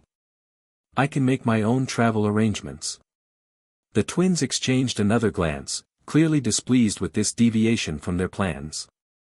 "Arrow will not be pleased," Jane said, her tone carrying a subtle threat. "I imagine Arrow has faced greater disappointments in his thousands of years," Harry replied. "I'm not refusing his invitation, merely adjusting the timeline." Tension crackled in the air. Harry could sense the larger vampires behind Jane shifting their weight, ready for conflict if ordered. Carlyle spoke up, his calm voice breaking the tension. "Perhaps a compromise. Harry will travel to Volterra in 3 days, and Dimitri can remain in the area to ensure his safe journey." Harry understood what Carlyle was suggesting. Dimitri was rumored to be the Volturi's tracker. Once he had your scent, you couldn't hide from him. By offering to let him stay nearby, they were giving the Volturi assurance that Harry wouldn't run while also maintaining his autonomy. Jane considered this, then nodded reluctantly. "Acceptable. Dimitri will remain. Felix, Alec, and I will return to inform Arrow of these arrangements." "Excellent," Harry said, rising from the table. "I look forward to meeting Arrow and learning more about this prophecy." Jane stood as well, her movements liquid and graceful. "A word of advice, Mr. Potter. Arrow's patience is directly proportional to his interest. Currently, his interest in you is immense, but even that has limits. I'll keep that in mind, Harry replied. As the Volturi delegation prepared to depart, Jane paused. One more thing. Arrow sent a gift, a token of his esteem. She reached into her cloak and produced a small wooden box, carved with intricate symbols that Harry didn't recognize. He accepted it cautiously, scanning it with a nonverbal detection spell for traps or curses. Finding none, he opened it. Inside, nestled on black velvet, was an ancient-looking medallion, silver set with dark red stones that gleamed like blood in the low light. The medallion of Sanguis, Jane explained. It's said to have belonged to the first vampire. Arrow thought you might appreciate its significance. Harry studied the medallion without touching it. The craftsmanship was exquisite, predating any style he was familiar with. The stones seemed to pulse with inner light, though he couldn't tell if that was magical or merely a trick of the illumination. Please convey my thanks to Arrow, Harry said, closing the box. I'll examine it more closely before our meeting. Jane's smile was enigmatic. He thought you might. With a slight nod to Carlyle, she turned and glided toward the exit, Alec and Felix following silently. Dimitri remained behind, pulling his hood back to reveal a handsome face with an olive complexion beneath the vampire pallor. I'll keep my distance, he said in a cultured voice with a hint of Mediterranean accent. But I'll be watching. Harry nodded. I'd expect nothing less. After the Volturi representatives had departed, Harry turned to the Cullens. That went about as expected. They want you in Volterra badly, Jasper observed. The gift is significant, Arrow doesn't part with treasures easily. Harry held up the box. This needs to be examined thoroughly. I don't trust gifts from ancient vampires. Wise, Carlyle agreed. The medallion of Sanguis is mentioned in some of the oldest vampire legends, but I've never seen it or known of its existence as a physical artifact. If it's genuine, it's incalculably valuable. And potentially dangerous, Edward added. Let's get back to your house, Harry suggested. We have preparations to make, and I need to examine this medallion properly. They left the abandoned factory, Harry casting a quick spell to vanish the table and chairs before they departed. As they drove back toward Forks, Harry's mind raced with implications and plans. The meeting had confirmed what he'd suspected, the Volturi were keenly interested in his blood and its effects. Jane's reaction to even a single drop had been profound. But more intriguing was the mention of the prophecy again, and now this medallion, artifacts of vampire history that might explain his presence in this reality. Whatever had brought him here was ancient, powerful, and deeply connected to vampire origins. 3 days until Volterra. Harry intended to make the most of them. The Cullen house was buzzing with activity when they returned.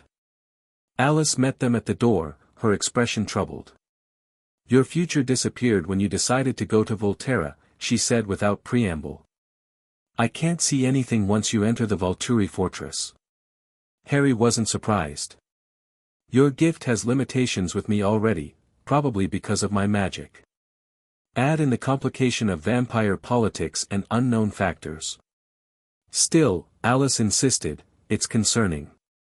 The last time I couldn't see someone's future was when Bella was with the werewolves, Edward finished. Certain supernatural elements block Alice's visions. Bella appeared behind Alice, her face pale with worry. You're really going to Italy? To the Volturi? It's the fastest way to get answers, Harry confirmed. About the prophecy, about why my blood affects vampires this way, about how I came to this reality. It's also the fastest way to get killed, Rosalie pointed out bluntly. Or enslaved. Harry appreciated her directness. I've faced worse odds. Carlyle placed the wooden box containing the medallion on the dining table they used for family meetings. Before we discuss Italy, we should examine Arrow's gift. Harry nodded, drawing his wand. Stand back, please. I'll check for curses or enchantments first. He cast a series of detection spells, each more specific than the last.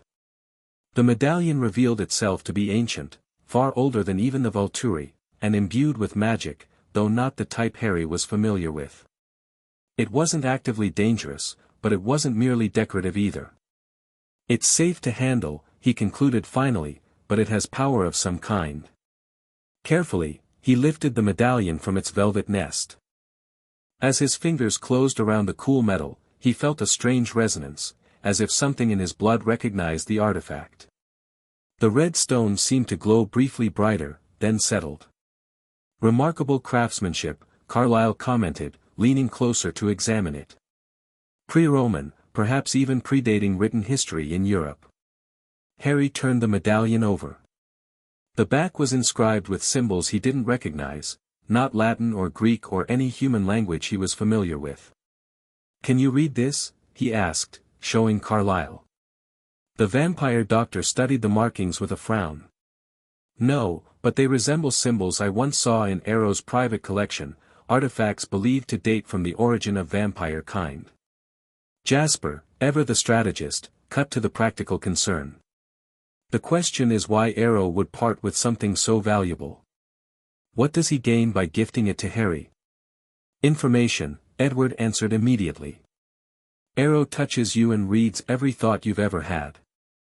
He'll want to know how Harry reacts to the medallion, what it might reveal about his connection to vampire origins." Harry considered this. "Then we don't give him that advantage. I'll study this, but I won't wear it or carry it to Volterra." "There's something else to consider," Bella spoke up unexpectedly.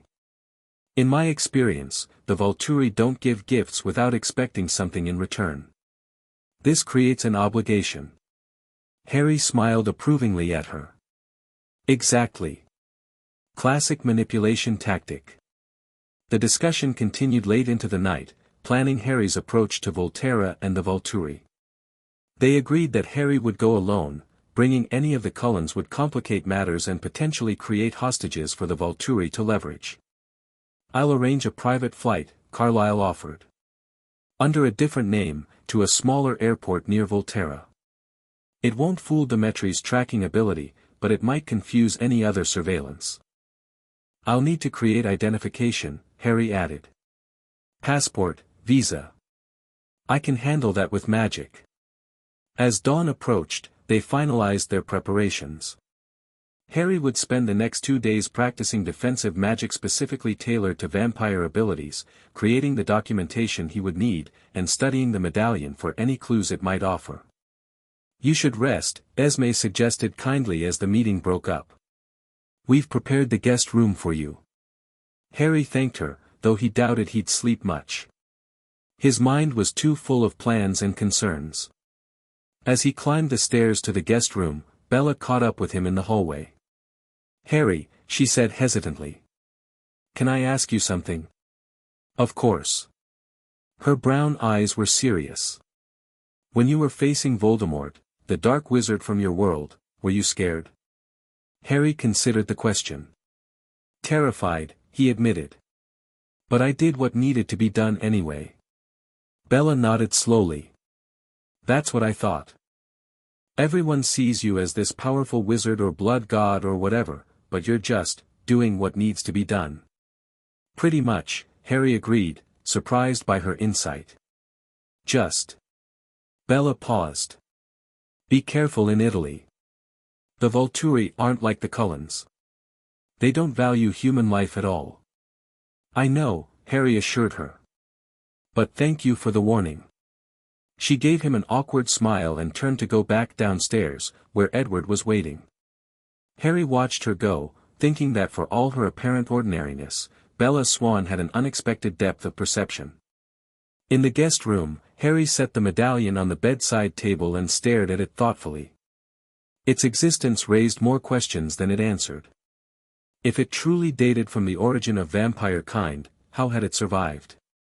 Why had Arrow kept it? And why give it to Harry now? Sleep, when it finally came, brought strange dreams, ancient rituals, blood flowing into stone basins, and crimson eyes watching from shadows. The next day passed in a blur of preparation. Harry practiced combat magic in the forest behind the Cullen house, with Jasper and Emmett playing the roles of attacking vampires. He refined his defensive shields, finding that combining magic with physical barriers was most effective against vampire speed and strength. Edward continued to help him test occlumency against mental intrusion, while Alice attempted to teach him to recognize and counter the approach of Alec's sensory-depriving mist, based on her experiences in past encounters. By evening, Harry was exhausted but satisfied with his progress. His magic was adapting to this reality's different conditions, and he was growing more confident in his ability to defend himself against vampire abilities. As he sat on the Cullens' back porch, watching the sunset through the trees, Carlyle joined him. "Your flight is arranged," the vampire doctor said, handing Harry an envelope. "Private jet from Port Angeles to Pisa, departing tomorrow night. From there, a car will take you to Volterra." "Thank you," Harry said, tucking the envelope into his jacket. "For everything." Carlyle smiled gently. "You've been thrust into our world through no fault of your own. The least we can do is help you navigate it." They sat in comfortable silence for a moment before Carlyle spoke again. "There's something I've been meaning to discuss with you, something that might help in Volterra." Harry raised an eyebrow questioningly. "The Volturi maintain human staff," Carlyle explained. "Some are merely administrative, handling daytime business and maintaining their facade. Others are more intimately involved with vampire affairs. Gianna was their receptionist when Edward and Alice went to rescue Bella last year. She hopes to be turned eventually." "Human collaborators," Harry murmured. "Interesting." Carlyle nodded. "They can be valuable allies or sources of information. Less closely monitored than vampires, yet privy to significant secrets." "I'll keep that in mind," Harry said, understanding the suggestion. Human staff might be more approachable, less loyal to the Volturi hierarchy. "One more thing," Carlyle added, his expression growing serious. "If Arrow touches you, and he will try, he'll see everything you've ever thought or experienced. Your entire life, including your time with us." Harry had been considering this problem. "My occlumency might help, but I can't guarantee it will block his ability completely.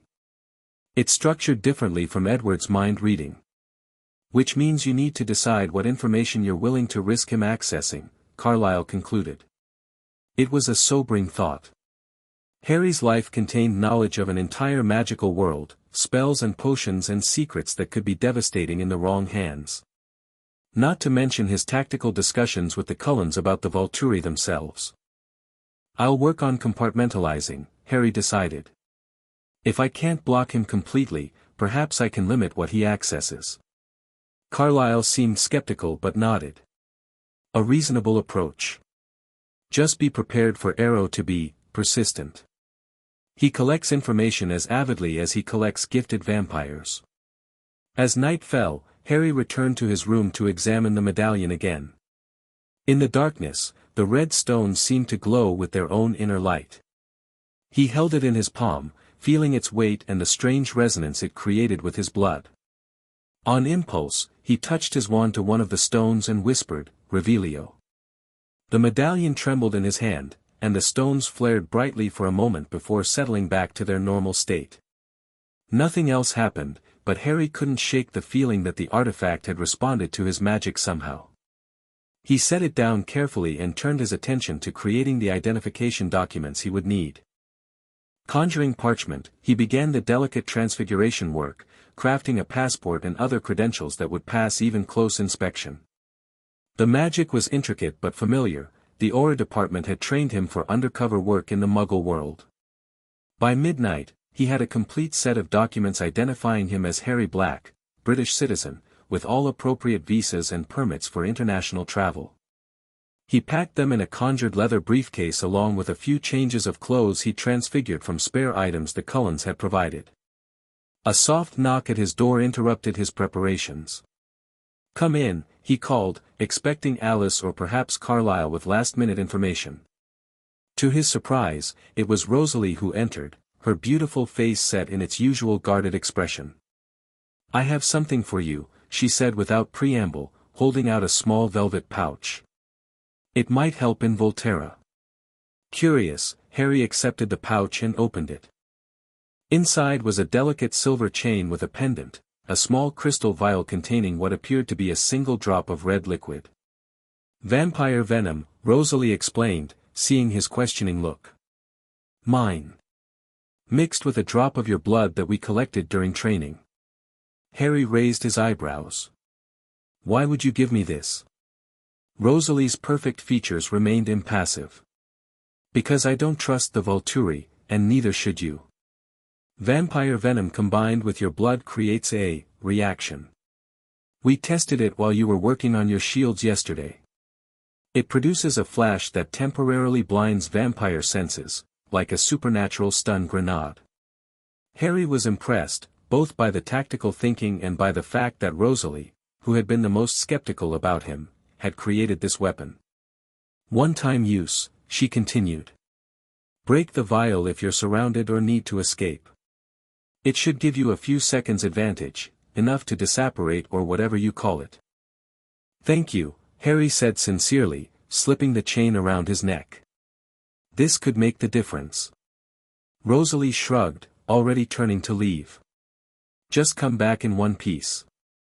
The family's grown attached to you, and I'd hate to see them disappointed." It wasn't warm, but from Rosalie, it was practically a declaration of friendship. Harry smiled as the door closed behind her.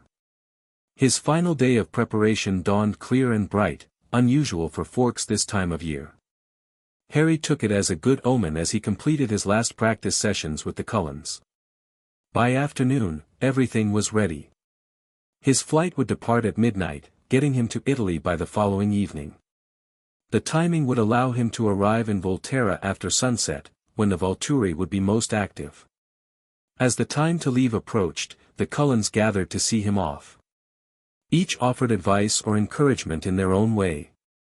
Emmett's bear hug nearly cracked ribs. Alice whispered that while she couldn't see his future in Volterra, she had glimpsed his return, a small comfort. Jasper provided last-minute tactical advice about the Volturi fortress layout, based on Edward and Alice's previous visit. Bella approached last, looking uncomfortable. "I have something for you too," she said, holding out a small package wrapped in tissue paper. "It's not much, but—" Harry unwrapped it to find a simple leather bracelet with a small wooden charm, a wolf, intricately carved. "It's from La Push," she explained. "From the Quilut Reservation. They have their own protectors. Wolves that hunt vampires. The charm is supposed to bring protection in clear sight." She looked embarrassed. "It's probably just superstition, but—" "It's perfect," Harry assured her, slipping it onto his wrist. "In my experience, old magic often hides in what others call superstition." Edward stepped forward, wrapping an arm around Bella's shoulders. "Good luck, Harry. We'll be watching for any developments here. If you need extraction." "I'll handle it," Harry assured him. "I don't want any of you risking yourselves against the Volturi. This is my journey to make." With final farewells, Harry stepped outside where Carlyle was waiting with a car to drive him to the airport. As they pulled away from the house, Harry caught a glimpse of movement in the forest edge, Dimitri, watching silently, preparing to report Harry's departure to his masters in Volterra. Let him watch, Harry thought. The game was in motion now, and he was ready to play his part. The private jet banked over the Italian countryside, giving Harry his first view of Tuscany's rolling hills and ancient villages. Volterra stood on a distant hilltop, its medieval towers and walls glowing golden in the setting sun. So different from England, yet there was something familiar in the sense of age and history that permeated the landscape. Harry had grown up surrounded by ancient magic at Hogwarts. He recognized the weight of centuries when he saw it. The small private airfield where they landed was discreet and efficient. Harry's magically created documents passed inspection without comment, and he soon found himself in a sleek black car heading toward Volterra, driven by a silent human who had been waiting when he deplaned. As they approached the walled city, Harry studied its defenses with an auror's trained eye. The medieval fortifications might have been formidable 1,000 years ago, but they were largely symbolic now. The true strength of Volterra lay in its vampire rulers and their guard, hidden beneath the picturesque streets and buildings. The car entered the city through an ancient gate and wound through narrow cobblestone streets until it reached a grand plaza dominated by a clock tower. Harry recognized it from Bella's description of her previous visit. This was the heart of Volterra, where the Volturi conducted their public ceremonies and, beneath, their private business. The driver pulled up to an inconspicuous side entrance near the tower. "They are expecting you," he said, speaking for the first time, his English heavily accented. Harry nodded, gathering his briefcase. "Thank you for the ride." The entrance led to a modern reception area that felt jarringly out of place given the ancient exterior, sleek furniture, recessed lighting, and a beautiful human woman behind a desk who smiled professionally as he entered. "Mr. Potter," she greeted him. "Welcome to Volterra. I'm Valentina. The masters are eager to meet you." Harry approached the desk, noting the woman's perfect makeup and the slight nervousness beneath her professional demeanor. This must be Gianna's replacement as the Volturi's human receptionist. "Thank you, Valentina," he replied. "I hope I haven't kept them waiting too long." "Not at all," she assured him. "They've only just risen for the evening." She pressed a button on her desk. "If you'll follow me, I'll show you to your quarters first. The masters thought you might wish to refresh yourself before the formal meeting." Quarters, not a cell. That was promising. Harry followed Valentina through a door behind her desk, entering a long corridor that sloped gently downward. Modern office space gradually gave way to older architecture, stone walls, arched ceilings, subtle but expensive decoration. The Volturi have occupied this complex for over 3,000 years, Valentina explained as they walked, her heels clicking on the marble floor. Though of course, it's been extensively renovated and expanded over the centuries.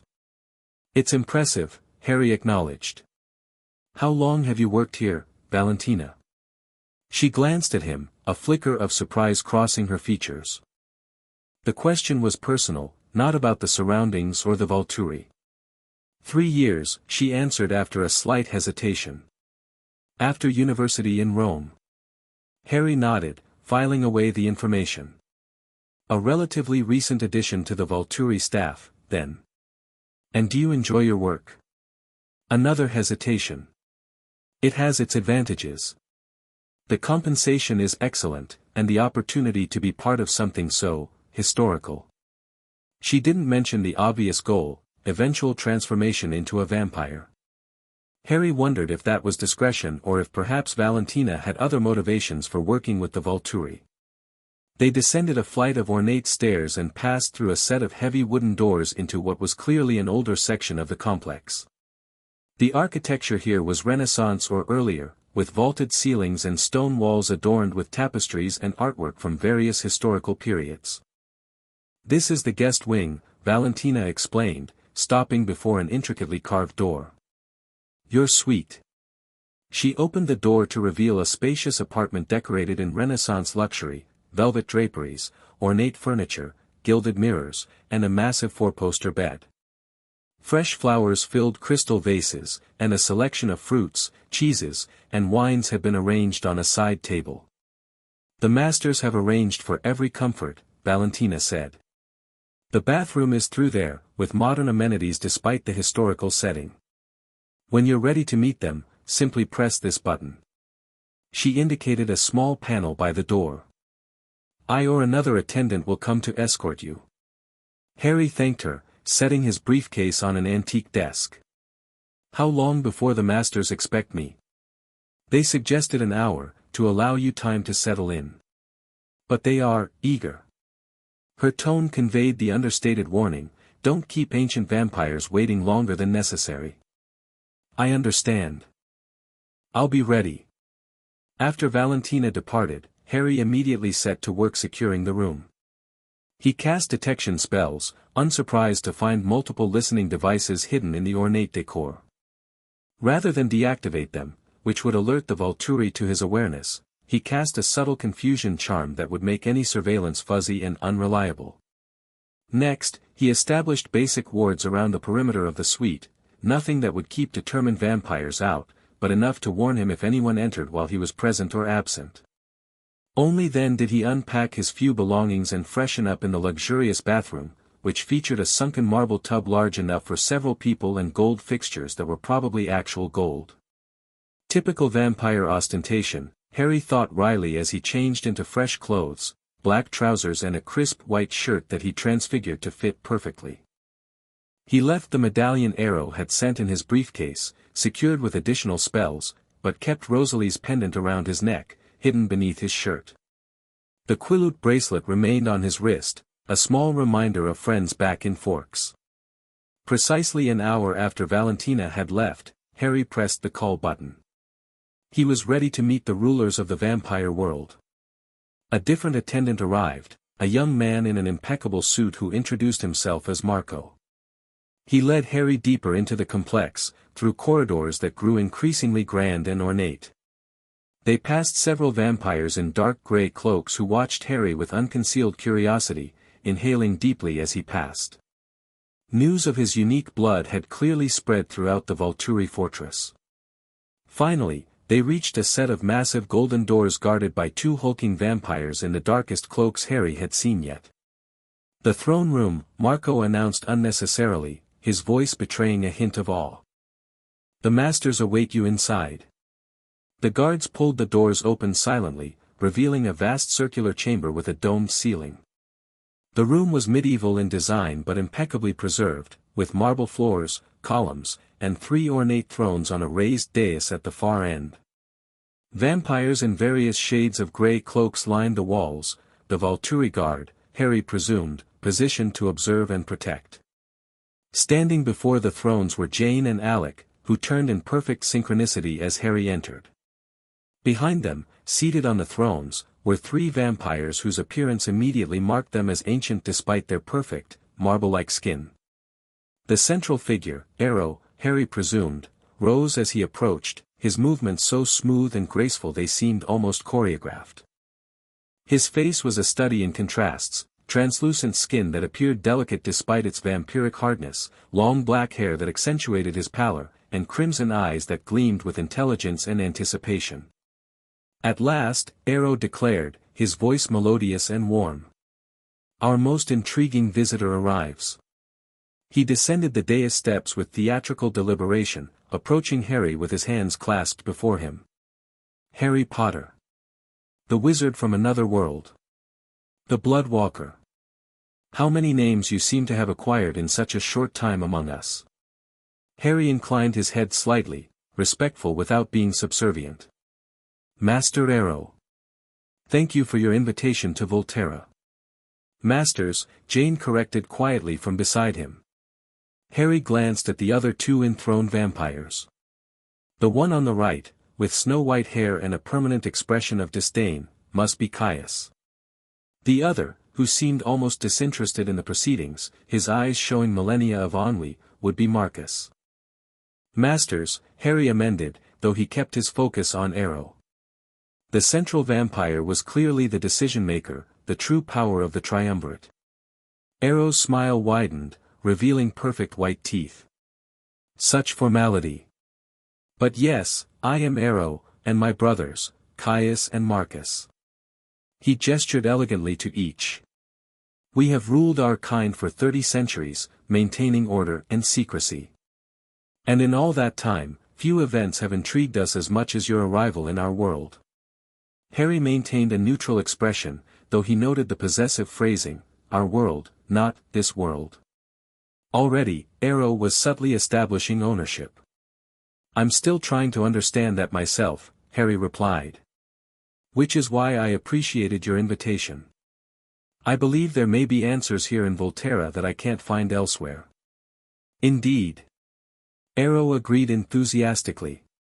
"Our archives contain the complete history of vampire kind, including mysteries and prophecies long forgotten by most of our race." He extended his hand, palm up, an invitation. "But first, introductions should be properly made. May I? Harry had been warned about this moment. Arrow's gift, the ability to read every thought a person had ever had with a single touch. The ultimate invasion of privacy, and one Harry had prepared for as best he could. With deliberate calm, Harry placed his hand in Arrow's. The ancient vampire's skin felt strange, not cold and hard as Harry had expected, but almost papery, though still inhumanly strong. The moment contact was made, Arrow's eyes widened, then narrowed in concentration. Harry felt the mental intrusion immediately, not like Edward's mind reading, which had been a light pressure against his thoughts, but like an invading flood trying to drown his consciousness. He engaged his occlumency shields, not blocking completely, that would be too obvious, but compartmentalizing, controlling what Arrow could access. Several long moments passed in silence. The entire room seemed to hold its breath, vampires watching their master commune with the strange visitor's mind. Finally, Arrow released Harry's hand, his expression a fascinating mixture of frustration, awe, and calculation. Extraordinary, he breathed. A true wizard, with powers unlike anything in our world. A life filled with remarkable struggles and triumphs. He turned to his fellow rulers. Brothers, our guest is everything the rumors claimed and more. Caius leaned forward, his expression suspicious. You could read his thoughts. Some, Arrow admitted. But not all. His mind is, partitioned, protected by skills developed in his world. He turned back to Harry, studying him with new appreciation. Occlumency, you call it? Fascinating. And useful against Edward Cullen's gift as well, I see. Harry had allowed Arrow to access some memories of his time with the Cullens, carefully selected ones that revealed nothing tactically useful. A necessary skill in my profession, Harry replied. My world has its own mind readers and mental manipulators. Arrow clasped his hands together with apparent delight. A world of magic. Hidden from ordinary humans, just as we are. Secret societies with their own laws and governance. How remarkably parallel to our own situation. With key differences, Harry noted. Wizards and witches are born, not made. And we don't feed on humans. A ripple of murmurs ran through the watching vampires. Harry had deliberately highlighted this distinction, knowing it would provoke reaction. Arrow's smile never wavered. Indeed. Different evolutionary paths, different necessities. But I'm most intrigued by what I couldn't see in your memories, particularly your knowledge of the prophecy of Sang Antico. How did you learn of its existence? From nomads passing through forks, Harry answered truthfully. They mentioned it in connection with my blood's effect on vampires. Called me Bloodwalker, and said the prophecy spoke of blood that walks in human form. Nomads, Caius spoke up, his voice cold with disapproval. Speaking of sacred knowledge to outsiders. They will be dealt with appropriately, Jane assured him. Harry felt a pang of concern for James and his companions but kept his expression neutral. He couldn't save everyone in this world from vampire politics. What interests me, Arrow continued, is why you seek this prophecy. You wish to return to your world, do you not? What does an ancient vampire prediction matter to you? It was a reasonable question, and Harry had prepared his answer. Because I believe it may explain why I was brought here. The ritual that transported me involved blood magic, specifically, my blood activating a portal of some kind. If the prophecy concerns blood like mine, it might hold the key to creating a return portal. Arrow studied him, head tilted like a curious bird. A logical deduction. And if the prophecy suggests your presence here serves a greater purpose? That perhaps your arrival was not accidental but ordained? Then I'd want to understand that purpose before making any decisions, Harry replied carefully. I don't believe in blindly following prophecies. This earned an unexpected laugh from Marcus, breaking his apparent disinterest. Wise, he commented, his voice rough from disuse. Prophecies are treacherous things. Arrow shot his brother a quick, unreadable glance before returning his attention to Harry. Indeed they are. Which is why access to the full text has been restricted for millennia. He smiled again. But for you, an exception might be made. Might? Caius challenged. Brother, you cannot seriously consider. Ero raised a hand, silencing him. Peace, Caius. Our guest has traveled far and must be weary from his journey. We have eternity for discussions, but humans, even exceptional ones, require rest. He turned back to Harry. Tomorrow, after you've refreshed yourself, we shall continue this fascinating conversation. Perhaps a tour of our more accessible archives would be educational. It was a dismissal, though elegantly phrased. Harry recognized that pushing for immediate answers would only create resistance. I'd appreciate that, he said. Thank you for your welcome, masters. The plural came more naturally this time. Ero clapped his hands together. Excellent. Jane will escort you back to your quarters. We've arranged for sustenance, human food, of course. His smile took on a slightly predatory edge. We shall feed in our own way later. Harry didn't miss the implications, or the subtle reminder of the fundamental difference between them. Vampires consumed humans, he was human, despite his magic and unusual blood. Jane stepped forward. This way, Mr. Potter. As Harry followed her from the throne room, he felt the weight of crimson gazes following him. The first meeting had gone as well as could be expected.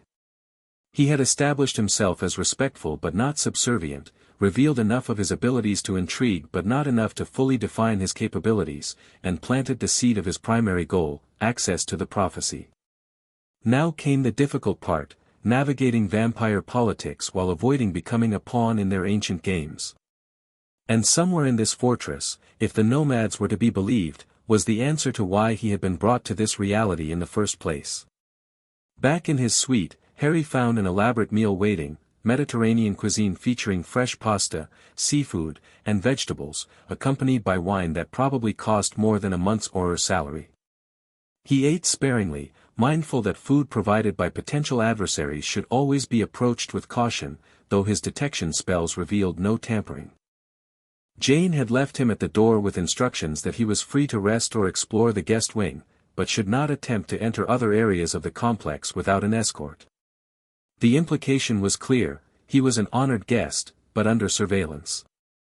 After eating, Harry decided to test these boundaries. He left his suite and walked the corridor of the guest wing, noting the other doors, all closed, and the subtle security measures. Vampires stationed at strategic junctions pretended to be engaged in other activities but watched his movements. Modern cameras disguised as decorative elements tracked him. It was sophisticated but not impenetrable. At the end of the corridor, he found a small courtyard garden open to the night sky, surrounded by high walls adorned with climbing roses and illuminated by ornate lanterns. The space was beautiful and clearly designed for human guests. Vampires had no need for gardens or fresh air. Harry was surprised to find he wasn't alone. A woman sat on a stone bench near a small fountain, reading a book by lantern light. She looked up as he entered, revealing a strikingly beautiful face framed by dark hair. Human, not vampire, her warm brown complexion and dark eyes reflected the lantern light naturally. I didn't realize anyone else was staying in the guest wing, Harry said by way of greeting. The woman smiled, closing her book. I'm not a guest. More of a resident scholar. Her accent was faintly Mediterranean, her English perfect. You must be the wizard everyone is whispering about. Harry approached, curious. News travels fast. The Volturi have existed for millennia because they excel at information gathering, she replied. I'm Alessandra, by the way. Court historian, for lack of a better title. Harry Potter. He sat on another bench nearby. Court historian. You record vampire history? She laughed, the sound warm and unexpectedly genuine. Among other things. I translate ancient texts, maintain the more accessible archives, and provide human perspective when requested. She studied him with intelligent eyes. Which isn't often, admittedly. Harry found himself intrigued by this human who seemed so comfortable in the heart of vampire power. And how does one become a vampire court historian? Unusual academic interests, exceptional linguistic skills, and a chance encounter with a vampire who saw potential value rather than merely dinner. Her tone was matter-of-fact. I've been here 7 years now. 7 years among the Volturi without being turned or killed. That suggested she was both valuable and careful. That's a long time to work alongside vampires. Alessandra tucked a strand of hair behind her ear, revealing a small crescent-shaped scar on her neck, a vampire bite that hadn't been completed. Long enough to understand the reality behind the mythology. Which is why you fascinate me, Mr. Potter.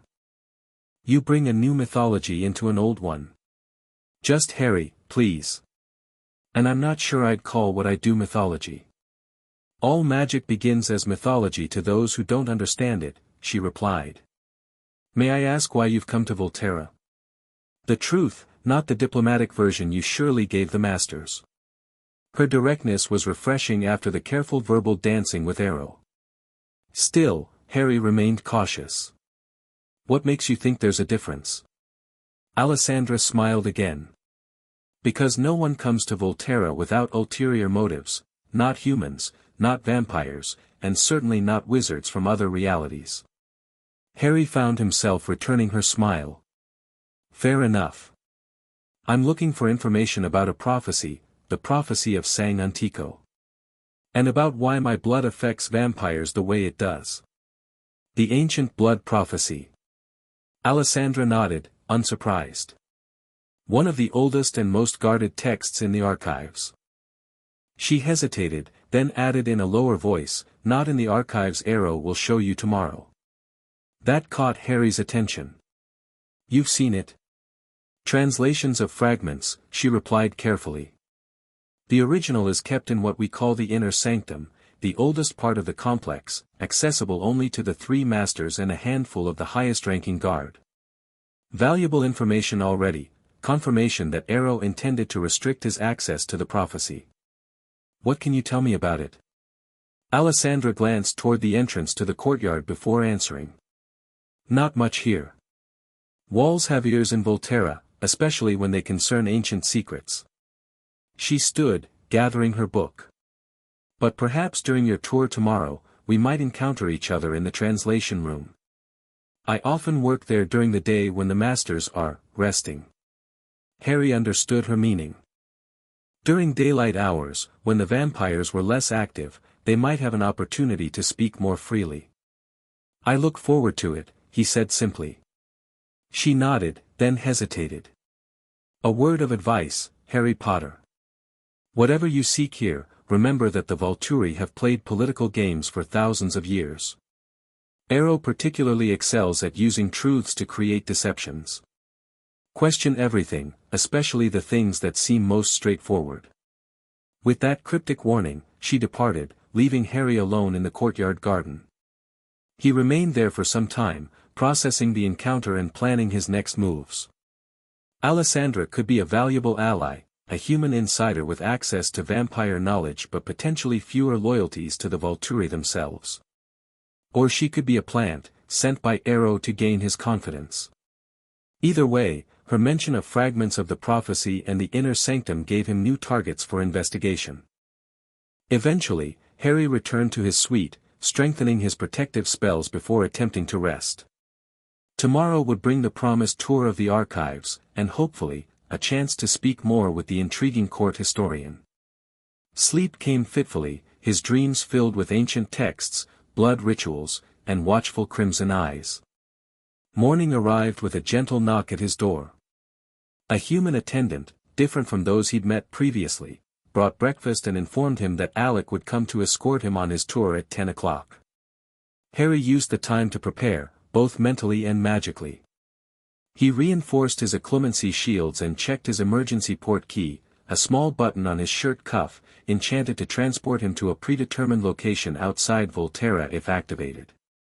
It wasn't a perfect escape plan, but it provided options if things went wrong. Alec arrived precisely on time, his youthful face expressionless as he greeted Harry. "Master Arrow has instructed me to show you our historical collections," he said without preamble. "He apologizes that he cannot accompany you himself, as matters of governance require his attention this morning." Convenient, Harry thought, though not unexpected. Arrow was establishing dominance through his absence, demonstrating that while Harry was important, vampire rule took precedence. "I appreciate the tour all the same," Harry replied diplomatically. Alec led him through corridors different from those they traversed the previous evening, deeper into the complex but not downward. These passages were well lit and decorated with artifacts and artwork spanning human history, Greek vases, Roman statues, Renaissance paintings, all displayed as if in a museum, though Harry suspected many were originals rather than replicas. "The Volturi have been patrons of art and culture since our founding," Alec explained as they walked, his tone suggesting he was reciting a prepared script.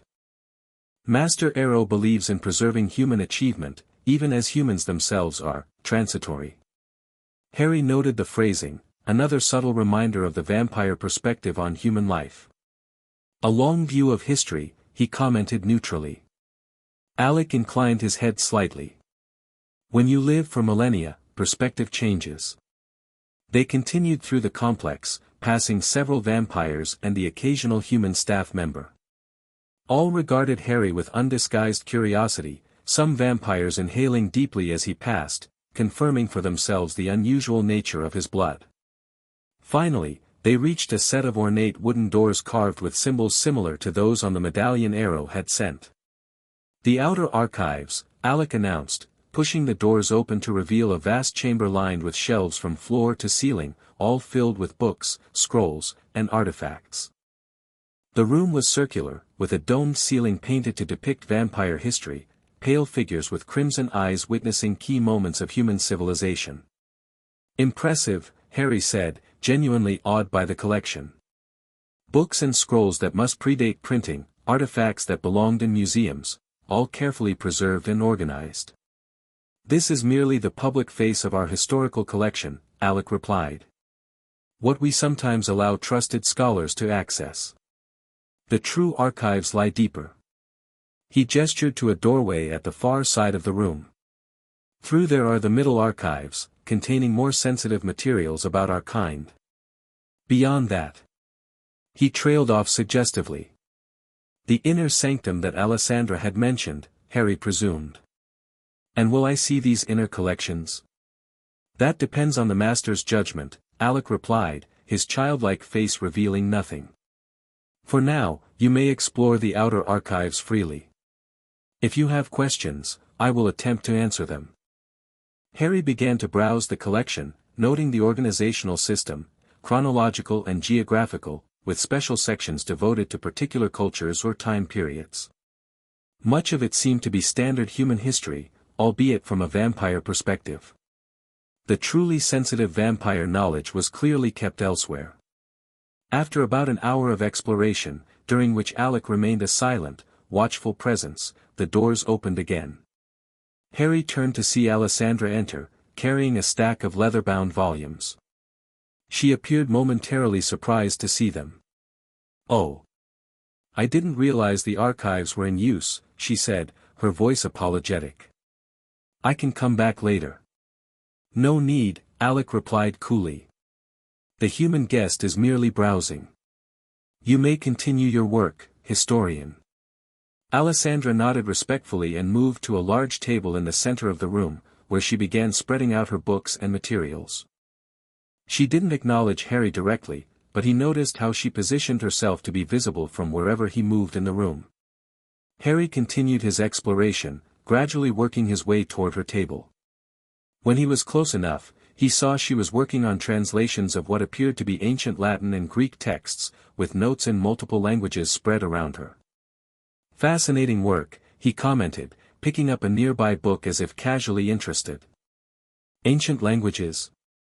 Alessandra glanced up, her expression professional. "Yes. These are accounts of the Roman Empire's eastern campaigns, from various perspectives. The masters value comprehensive historical records." Harry noted that Alec had drifted to the far side of the room, still watching but giving them a small measure of privacy. "I studied some Latin in school," he said, which was technically true. Hogwarts taught Latin as the basis for many spells. "Though I was never particularly skilled at translation. It requires patience more than natural talent," Alessandra replied. She shifted some papers, revealing a text that didn't match the others, written in symbols similar to those on the medallion. She tapped it subtly, then covered it again. Context is everything in translation. Without understanding the full historical and cultural context, individual words can be misleading. Harry understood her message. Whatever she was trying to show him needed context she couldn't provide openly. "I've always been more interested in practical applications than academic study," he said, maintaining the pretense of casual conversation. "But I appreciate the preservation of knowledge." "As do the masters," she agreed.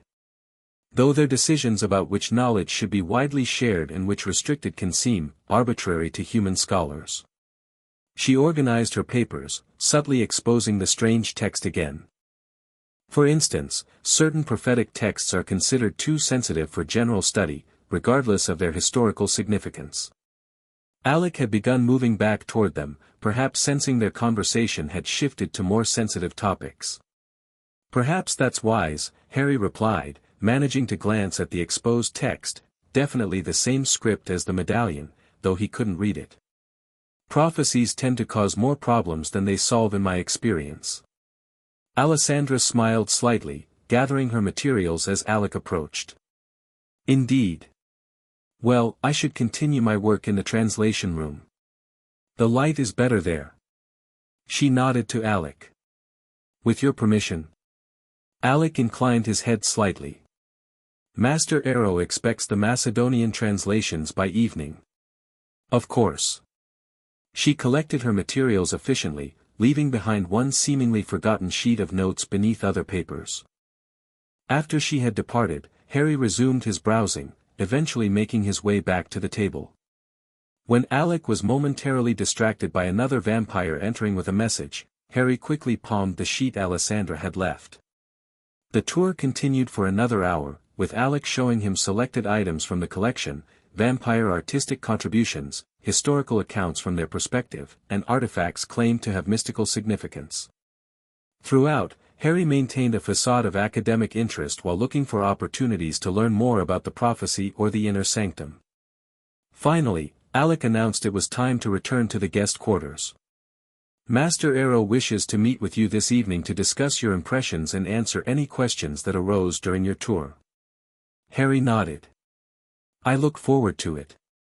The collection is remarkable." As they walked back through the complex, Harry was careful to memorize the route, noting possible alternative paths and security measures. The Volturi fortress was a labyrinth, clearly designed to confuse and contain those who weren't familiar with its layout. Back in his suite, Harry found lunch waiting, another elaborate meal that he approached cautiously. Once alone, he extracted Alessandra's note from his pocket and examined it. The paper contained what appeared to be translation notes, written in tiny, precise handwriting. At first glance, it looked like ordinary scholarly work, conjugations, alternative meanings, contextual references. But hidden within the grammatical notes was a message: prophecy fragments in translation room. Third shelf, hidden compartment behind Etruscan histories. Blood unlocks. Harry studied the note carefully before destroying it with a quiet, incendio spell. Blood unlocks, that suggested the compartment Alessandra mentioned could only be opened with blood. His blood, presumably, given its unique properties in this world. It could be a trap, of course.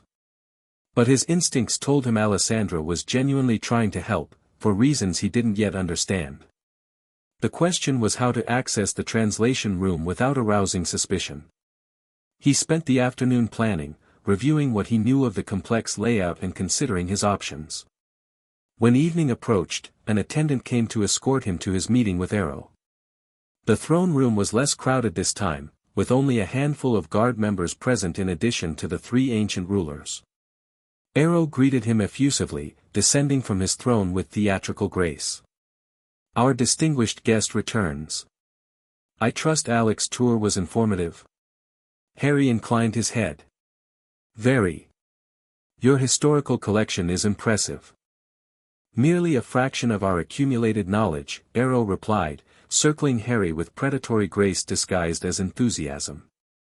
Did you find anything of particular interest? Several things, Harry said honestly. Though nothing directly related to the prophecy I mentioned. Arrow's smile didn't waver. Ah, yes. The prophecy of Sang Antico. Such an obscure text. I'm not surprised Alec didn't highlight it, few copies exist, and those are. He paused delicately, not in the outer archives. I understand the need for security around sensitive texts, Harry replied. But as it may contain information relevant to my situation, I would appreciate the opportunity to examine it. Caius made a dismissive sound from his throne. The prophecies are not for casual perusal by outsiders, regardless of their unusual blood. Arrow raised a placating hand toward his brother. Peace, Caius. Our guest's request is reasonable, given his circumstances. He turned back to Harry. However, access to such texts requires certain assurances. Trust must be established. And there it was, the expected condition. Harry had prepared for this. What assurances would satisfy you, Master Arrow? Arrow's smile widened. A demonstration of good faith.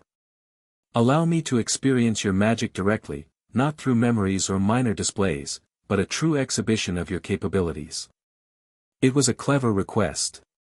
Arrow wanted to evaluate the full extent of Harry's powers, both to assess any threat and to determine his potential value. I'm willing to demonstrate some of my abilities, Harry agreed carefully. Though certain spells require specific conditions or would be inappropriate in this setting. Of course, of course. Arrow clapped his hands together delightedly. Nothing that would damage our lovely home or harm any of our family. Simply a sampling of your wizardly talents. Harry nodded and stepped forward, drawing his wand. He had prepared for this moment, selecting spells that would impress without revealing his full capabilities or more destructive potential. He began with transfiguration, transforming a nearby decorative vase into a lifelike stone raven that flew around the chamber before returning to its original form. Next, he demonstrated elemental magic, conjuring and controlling fire, water, and wind in complex patterns. He showed defensive magic by creating a shield that deflected objects thrown by a suddenly enthusiastic Arrow, who had begun hurling small items to test its strength.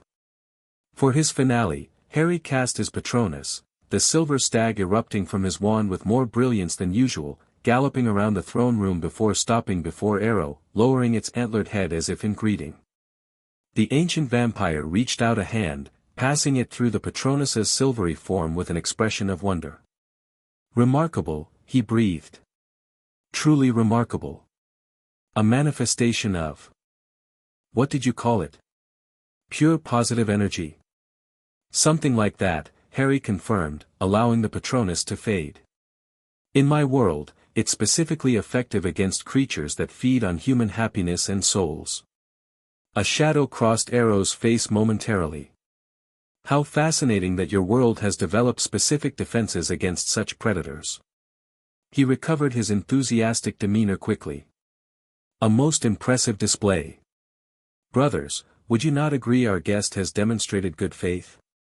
Marcus nodded silently, his expression showing the first genuine interest Harry had seen from him. Caius merely inclined his head stiffly, clearly still suspicious but unwilling to openly contradict Arrow. Excellent. Arrow declared. Then tomorrow, I shall personally escort you to the Middle Archives, where more, specialized texts are kept. Including, perhaps, references to the prophecy you seek. Not the complete text, Harry noted. References to it. Arrow was still controlling access to information, doling it out incrementally to maintain leverage. Thank you, Harry replied sincerely. I appreciate your willingness to share your knowledge. Arrow waved a hand dismissively. Knowledge should flow freely among those worthy of receiving it. And you, Harry Potter, have proven most worthy. His crimson eyes gleamed with calculation barely disguised as benevolence. Now, you must be hungry. Human needs are so persistent. We've arranged a special dinner in the private dining chamber. Several of our guard have expressed interest in meeting you more, informally. Harry recognized the next move in the game, social integration, attempting to build relationships that might influence him or provide Arrow with additional insights. But it also represented an opportunity to gather his own information. I'd be honored, he said. Arrow beamed. Splendid. Felix will escort you. He gestured to one of the larger vampires, the same hulking guard who had accompanied Jane to Forks. Until tomorrow, then, wizard from beyond. As Harry followed Felix from the throne room, he could feel Arrow's calculating gaze on his back. The ancient vampire was playing a long game, but so was Harry. And tomorrow would bring him one step closer to the answers he sought, either through Arrow's controlled revelations or through Alessandra's hidden compartment. The private dining chamber turned out to be a smaller, more intimate version of the throne room, with a single long table set for one human diner surrounded by seating for vampire observers.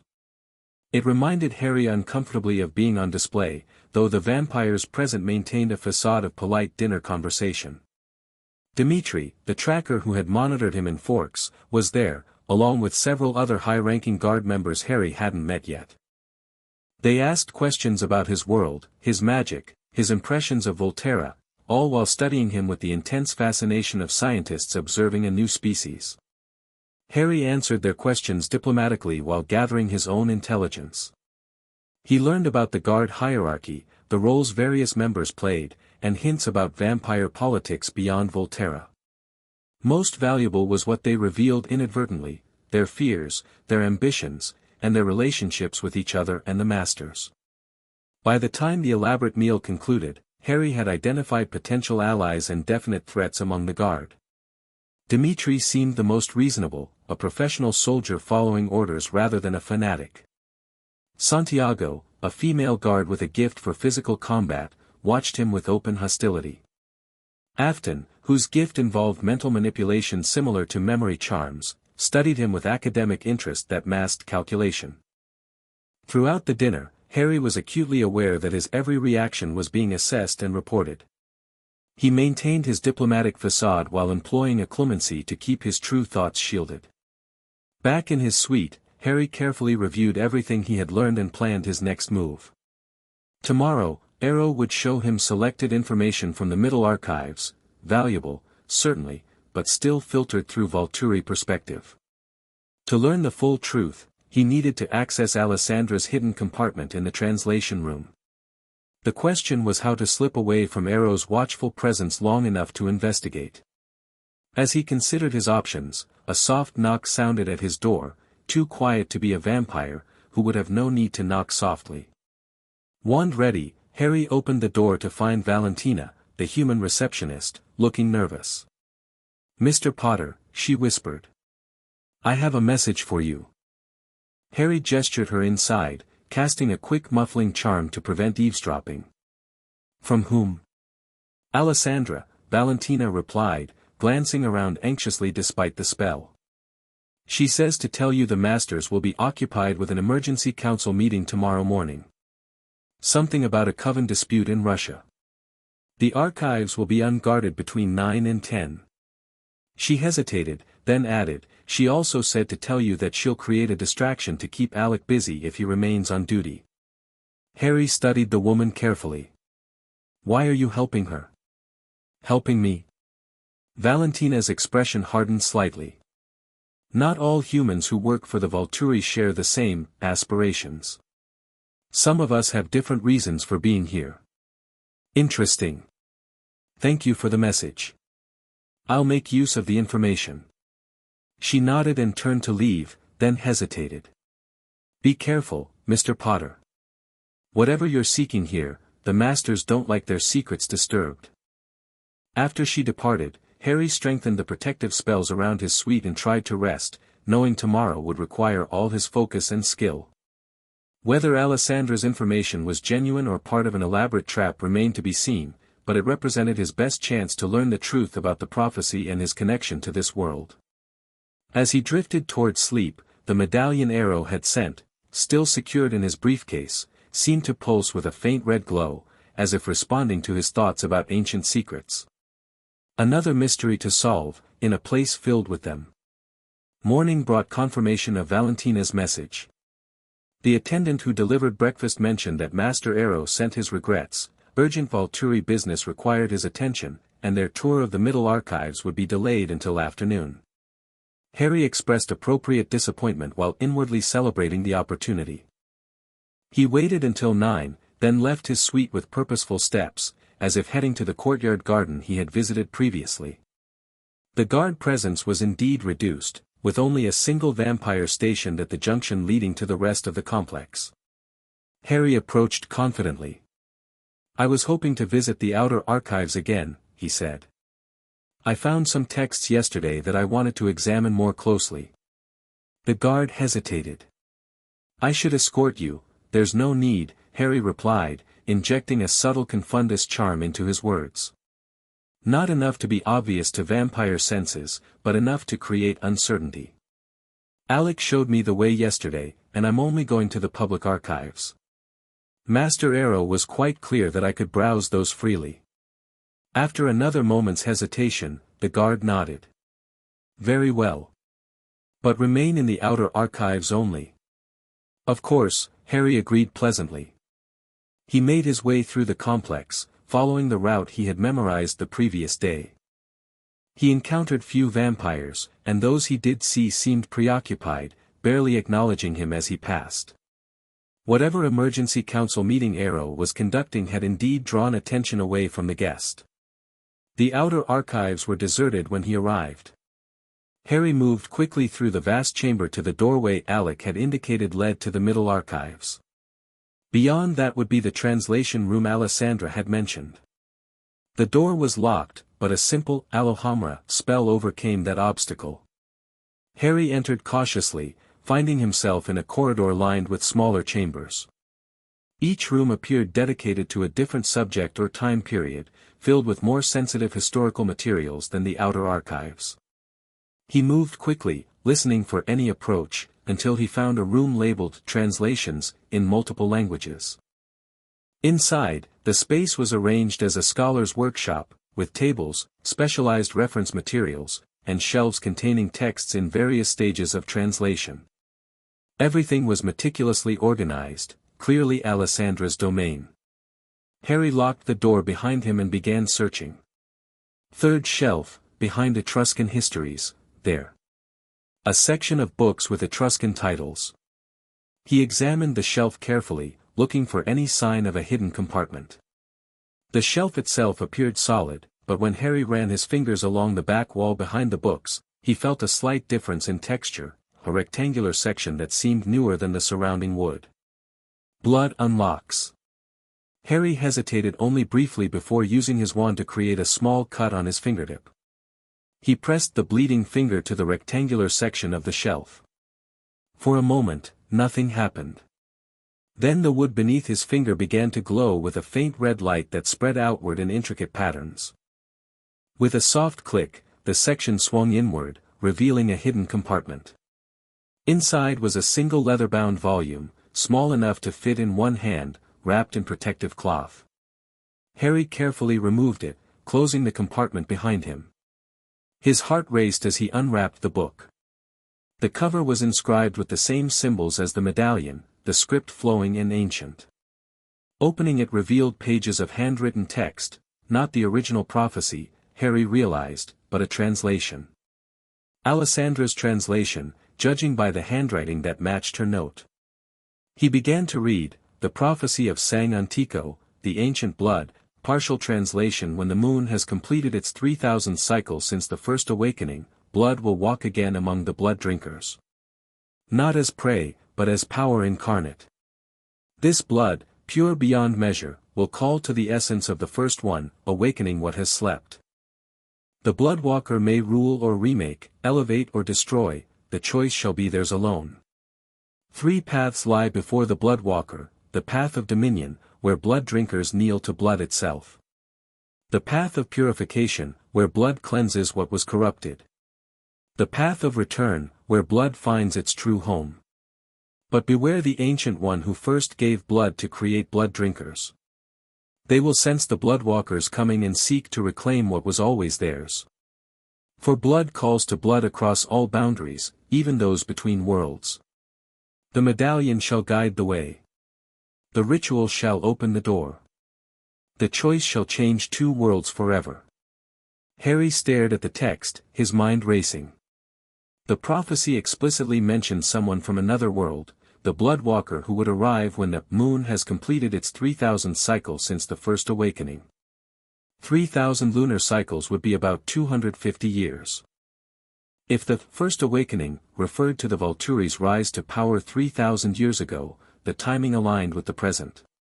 More troubling was the mention of the Ancient One who first gave blood to create blood drinkers. That suggested an original vampire creator who predated even the Volturi, who might awaken in response to Harry's arrival. And the medallion, the very one Arrow had given him, was mentioned specifically as a guide of some kind.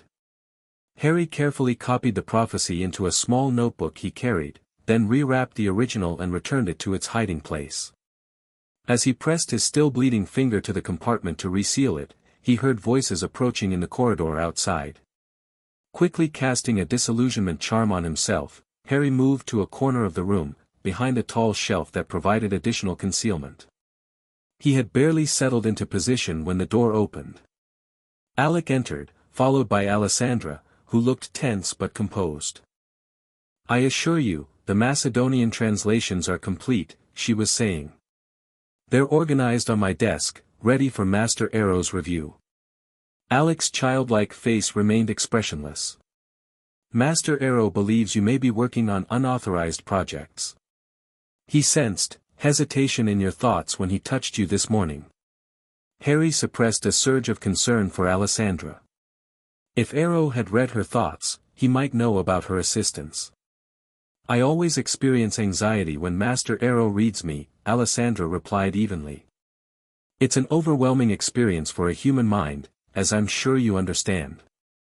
Alec studied her for a moment, then began examining the room with careful scrutiny. "Has anyone else been here this morning?"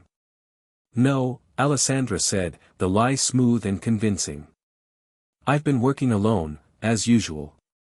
Alec approached the Etruscan section, and Harry tensed, ready to intervene if necessary. But the vampire merely glanced at the shelf before continuing his inspection of the room. "The human guest, Potter, has expressed interest in ancient texts," Alec commented, watching Alessandra's reaction. "Has he mentioned specific interests to you?" "We've spoken only briefly," she replied. "He seems most interested in prophecies, particularly those relating to blood magic. I directed him to the public materials in the outer archives, as per protocol." Alec nodded slightly. "See that you maintain protocol. Master Arrow values your skills, but even valued humans can be replaced." The threat was clear, delivered in Alec's soft, childlike voice with chilling effect. "I understand my position perfectly," Alessandra assured him. "My loyalty to the Masters is absolute." Seemingly satisfied, Alec departed, leaving Alessandra alone in the translation room. She remained still until his footsteps faded, then sagged against a table, her composure cracking to reveal genuine fear. "You can come out now," she said quietly to the apparently empty room. "He's gone." Harry cancelled his disillusionment, stepping from his hiding place. "How did you know I was here?" "I didn't for certain," she admitted. "But I hoped you'd received my message and taken advantage of the opportunity." "I did," Harry confirmed. "Thank you for the translation. It confirms some of my suspicions." Alessandra straightened, her professional demeanor returning. "You need to be careful. Arrow is growing suspicious. The council meeting was genuine, but he sent Alec to check on me deliberately." "Did he see your thoughts about helping me?" Harry asked. "No. I've learned techniques to compartmentalize when he reads me. Focus intensely on my authorized work, recite ancient texts mentally. It's not perfect, but it helps obscure secondary thoughts. She smiled faintly. 7 years of practice. Harry was impressed. Occlumency without magic was difficult but not impossible, apparently. Why are you helping me? Alessandra hesitated, then spoke quietly. Because the prophecy is about change, and change is long overdue in Volterra. The masters have ruled for millennia through fear and violence. If you truly are the Bloodwalker. She trailed off, then continued more firmly. And because I recognized what you are the moment I saw you. My grandmother had magic, not like yours, but real nonetheless. I grew up with stories of people like you. That was unexpected. Your grandmother was a witch. In the Striga tradition, Italian folk magic. Not wizardry as you know it, but enough that I recognized true power when I encountered it. She glanced nervously at the door. You should go. Being found here with me would raise questions neither of us wants to answer. Harry nodded. One more thing, the medallion mentioned in the prophecy. Is it the same one Arrow sent me? Yes, Alessandra confirmed. It's said to contain blood from the first one, the original vampire creator mentioned in the prophecy. According to legend, it can guide the worthy to the Ancient One's resting place. She hesitated. Arrow has sought its secrets for centuries without success. He believes your blood might activate properties dormant for millennia. That explained Arrow's gift, not generosity but experimentation, using Harry to unlock secrets he couldn't access himself. Thank you, Harry said sincerely. For everything. Alessandra nodded. Go now. And Harry, whatever path you choose from the prophecy, choose wisely. The Volturi aren't the only power in this world with interest in your blood. Harry left the translation room cautiously, making his way back to the outer archives before returning to his suite. His mind was filled with implications of what he'd learned. The prophecy, the medallion, the mention of an ancient one who created the first vampires, all connected to his arrival in this world. And most significantly, the prophecy mentioned a path of return, potential confirmation that he could find a way home. But it also suggested his presence here had purpose beyond mere accident, a choice to make that would affect both this world and his own. As he entered his suite, Harry found another elaborate meal waiting, along with a note in elegant handwriting. My apologies for this morning's delay. I look forward to continuing our discussions this afternoon. Until then, please enjoy the comforts of Volterra. Harry set the note aside, his appetite diminished by the morning's discoveries and concerns for Alessandra's safety. He needed to proceed carefully now. Arrow would be watching more closely, perhaps suspecting that Harry had used the morning's freedom to explore beyond permitted areas. The game had become more dangerous, but also more clear. Harry now understood what he represented in this world, not just a curiosity or potential ally, but the fulfillment of an ancient prophecy that threatened the Volturi's very foundation of power. And somewhere, perhaps awakening even now, was an ancient one who might prove more dangerous than the Volturi themselves. Chapter 3, Blood and Magic. Arrow's promised tour of the Middle Archives never happened. By early afternoon, Harry was informed that urgent matters required the ancient vampires' continued attention, and their meeting would be postponed until evening. By evening, another message arrived, the delay would extend until tomorrow. Harry recognized the tactic for what it was, a power play. Arrow was establishing control, making Harry wait while simultaneously giving himself time to investigate what Harry might have learned during his unsupervised morning. The question was whether Alessandra had been discovered helping him, and if so, what consequences she faced. As night fell over Volterra, Harry paced his luxurious prison, contemplating his next move. The prophecy he discovered confirmed what he'd suspected. His arrival in this world was no accident but part of some cosmic design involving vampire origins and destiny. More importantly, it mentioned a path of return, suggesting he could find a way home. But first, he needed allies beyond the distant Cullens. And he needed to better understand the medallion Arrow had given him, which the prophecy specifically mentioned as a guide. A soft knock interrupted his thoughts.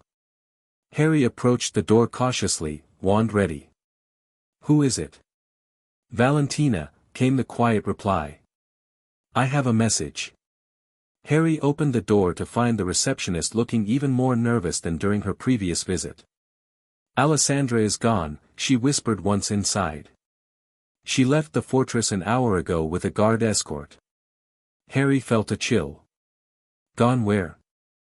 "She claimed a family emergency in Florence required her immediate attention." Valentina's expression made it clear she didn't believe this explanation. "But before leaving, she managed to get this to me."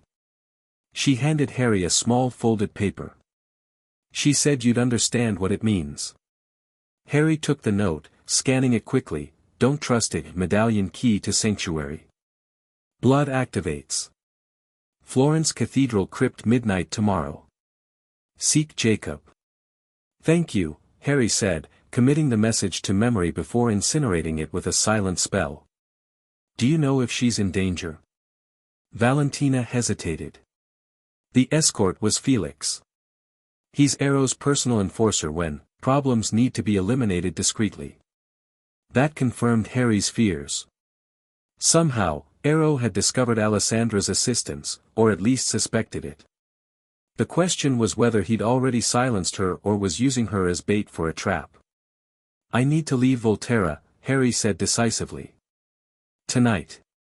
Valentina's eyes widened. "The fortress is locked down after midnight. No one enters or leaves without direct permission from the masters." "I don't need doors," Harry replied, already gathering his few belongings. "But I do need information. What do you know about Jacob?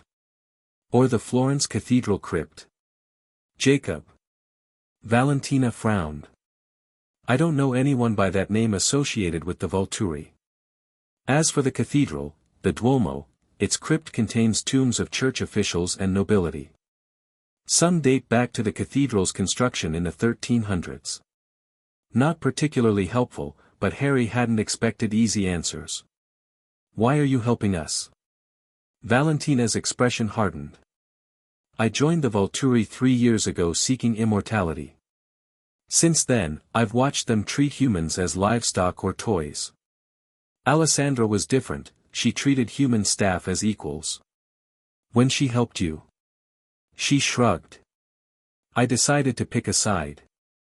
Harry nodded, understanding unspoken volumes. "After I'm gone, Arrow will know you helped me." "You can't stay here." "I have arrangements," she assured him. "Been planning my exit strategy for months." "Good." Harry reached into his pocket and pulled out a small object, a smooth river stone inscribed with runes. He'd created it during his preparation time, just in case. "Take this. If you're ever in true danger, break it. It will shield you for approximately 10 minutes, not from physical attack, but from being tracked or detected." Valentina accepted the stone reverently. "Thank you." "Now," Harry continued, "I need one more thing, a distraction. Something to occupy the guard's attention while I leave." A small smile curved Valentina's lips. "I think I can manage that." 20 minutes later, Harry stood at his window, watching chaos unfold in the courtyard below. Somehow, Valentina had released all the human meals being kept in the fortress's lower levels. Disoriented and terrified humans were running in all directions while vampires attempted to recapture them without causing a public spectacle. It was the perfect distraction, immediate enough to demand attention but controlled enough to prevent the kind of massacre that would draw unwanted human investigation to Volterra. Harry seized the opportunity, casting a disillusionment charm on himself before climbing out the window. The guest wing was 3 stories up, but a carefully controlled arresto momentum spell allowed him to descend safely to a lower roof, and from there to the ground. Avoiding the commotion in the main courtyard, Harry made his way through side passages toward the eastern wall of the city.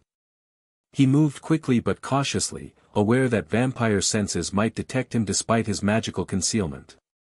Twice he had to freeze as Volturi guards passed nearby, their crimson eyes scanning alertly for any sign of escaping humans. Once, he was nearly discovered when Dmitri paused, nostrils flaring, head turning toward Harry's hiding place, but a sudden crash from elsewhere drew the tracker's attention away. Finally, Harry reached the city wall. Rather than risk the gates, which would certainly be watched, he found a shadowed section of the ancient stone barrier. With a whispered reducto focused to minimal power, he created a small gap in the mortar between stones, just enough to weaken the structure without causing noticeable damage or noise. A second spell, Bombarda, delivered precisely to the weakened area, created a hole just large enough for him to squeeze through. Harry slipped into the Tuscan night, repairing the wall behind him with a quick reparo to delay discovery of his escape route. Once beyond Volterra's walls, Harry continued moving away from the city, wanting to put as much distance as possible between himself and the Volturi before attempting apparition. The Italian countryside was dark and quiet, with only scattered farmhouses and the occasional distant car headlight. When he judged himself far enough away, Harry prepared to apparate to Florence. Closing his eyes, focusing on the Duomo's distinctive dome that he'd seen in travel photographs, he turned on the spot, only to collide with something solid that hadn't been there a moment before. Harry stumbled backward, wand instantly raised, canceling his disillusionment as he confronted the obstacle. Going somewhere, wizard? Felix towered before him, the enormous vampire's crimson eyes gleaming in the moonlight. Behind him stood 3 other Volturi guards, spread out to prevent escape. Just stepped out for some fresh air, Harry replied, mind racing through combat scenarios. For elite vampires, bad odds, even for an experienced Auror. Felix's laugh was cold. Master Arrow suspected you might try to leave us. He'll be disappointed. He had such plans for you. I'm sure he did, Harry said, watching the vampires' positions as they began to circle him. But I prefer to make my own plans.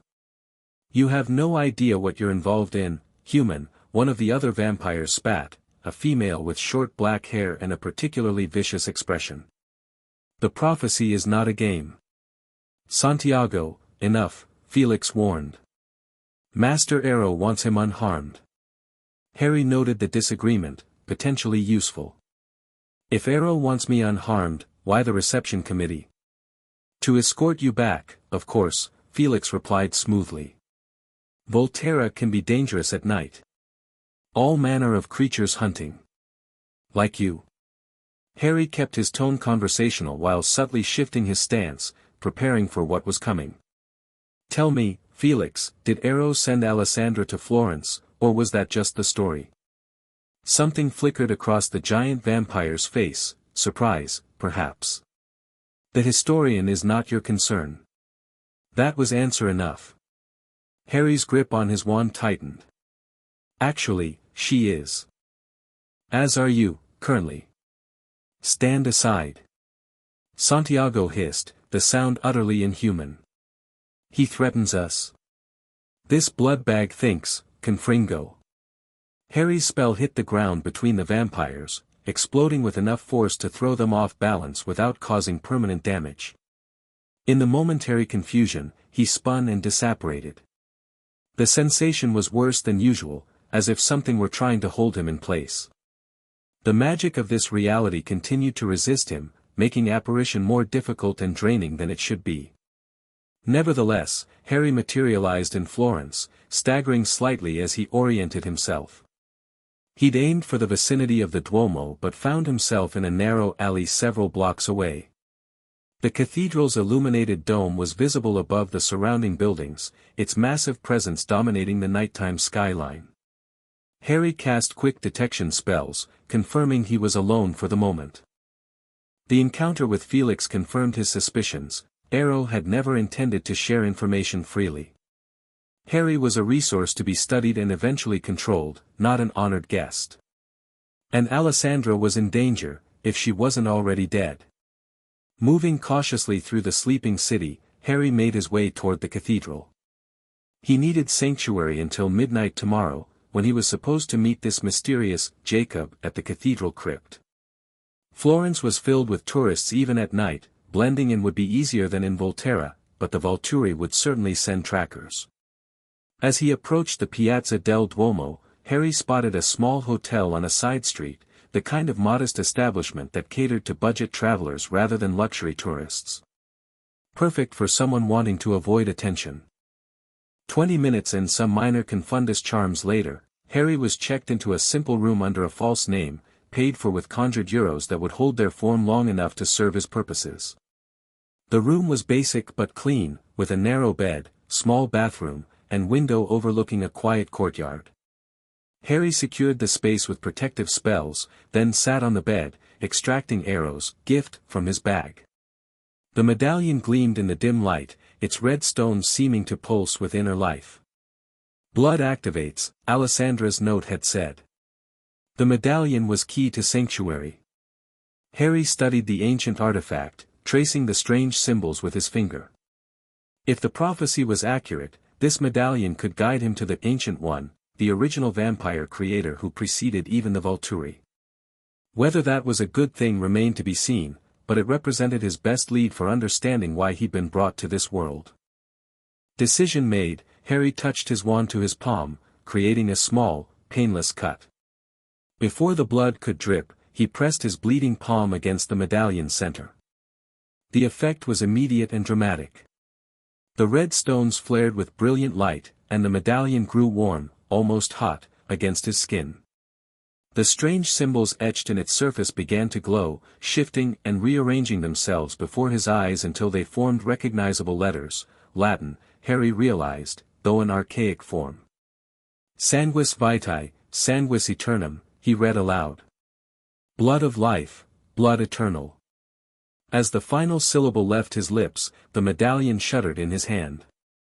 The center stone seemed to sink inward, revealing a hidden compartment containing a tiny vial of dark red liquid, blood, preserved somehow for what must be thousands of years.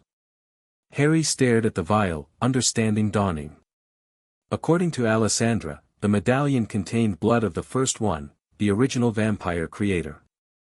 Combined with Harry's own blood, it might serve as a compass, or key, or both. But using it meant accepting unknown magic from an unknown entity, a risk Harry wasn't prepared to take yet, not without more information. He carefully closed the medallion, wrapping it in cloth before returning it to his bag. Exhausted from the magic he'd performed and the stress of escape, Harry set alarm spells around the room and allowed himself a few hours of rest. Tomorrow would bring new challenges, finding Alessandra, meeting the mysterious Jacob, and avoiding Volturi trackers in a city where they undoubtedly had human agents. As he drifted toward sleep, Harry's last thoughts were of the prophecy's 3 paths. Dominion, where vampires would kneel to him. Purification, whatever that meant. Or return, back to his own world, to Ron and Hermione and the life he knew. The choice seemed obvious, yet something held him back from committing fully to the path home. Perhaps it was the nagging sense that he had been brought here for a reason, that walking away would mean abandoning a responsibility he didn't yet understand. Harry woke to sunlight streaming through thin curtains and the distant sound of church bells marking 8 o'clock. He remained still, extending his magical senses to check his alarm spells. They were undisturbed, no one had approached his room during the night. After refreshing himself and transfiguring his clothes into a style that would blend with tourists, jeans, a simple button-down shirt, and a light jacket, Harry prepared to venture out. He needed information about the cathedral crypt and, if possible, Alessandra's whereabouts. The hotel's tiny breakfast room offered coffee and pastries. Harry chose a table in the corner with clear sightlines to all entrances, maintaining constant vigilance while appearing to casually read a tourist guidebook he'd found in the lobby. The guidebook provided basic information about the Duomo, including limited details about the crypt. Originally containing the tomb of Saint Zenobius, Florence's first bishop, the crypt had been repeatedly modified over centuries. Most recently, archaeological excavations had uncovered ruins of an earlier church beneath the cathedral floor. Interesting, but nothing that explained why Alessandra would direct him there, or who Jacob might be. Harry finished his coffee and left the hotel, blending into the streams of tourists already filling Florence's historic center. The morning sun was bright, a good sign, as it would restrict vampire movement to shadowed areas or indoors. He had hours before the midnight meeting, time to reconnoiter the cathedral and search for signs of Alessandra. The Piazza del Duomo was crowded with visitors admiring the cathedral's massive dome and intricate marble facade. Harry circled the building, noting entrances, security measures, and potential escape routes. The cathedral was open to tourists, with long lines already forming at the main doors. After completing his circuit, Harry joined the line, using the wait time to scan the crowd for any sign of Volturi agents, human or vampire. He spotted nothing suspicious, but that didn't mean they weren't watching. Dimitri particularly concerned him. The tracker's gift would make hiding in Florence difficult, though Harry hoped his magical protections might interfere with vampire tracking abilities.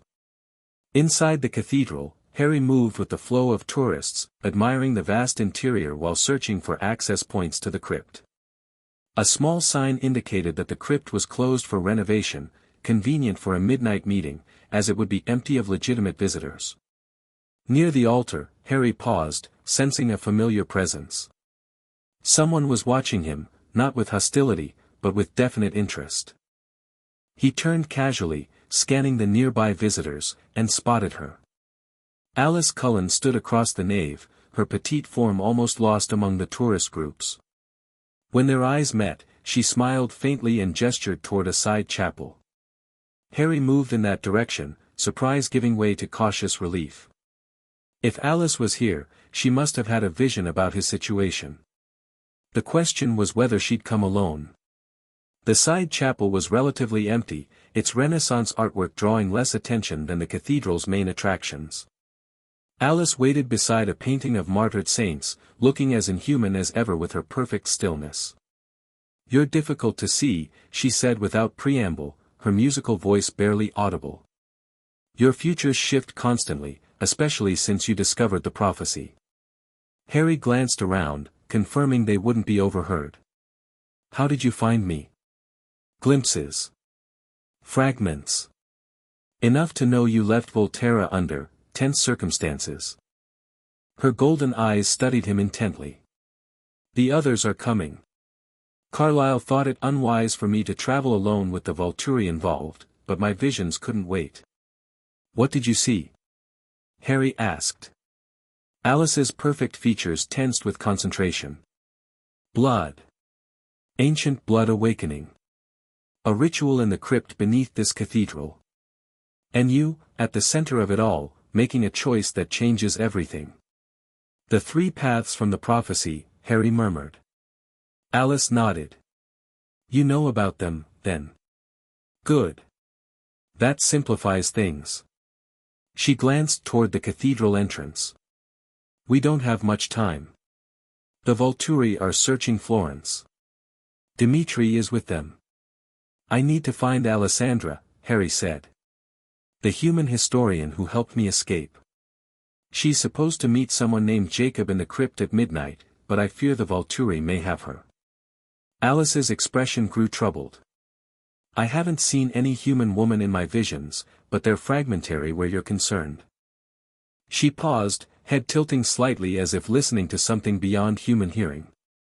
"We should move. Dimitri just entered the piazza." Harry didn't question how she knew. "Where?" "There's a hotel near the river where the others will meet us.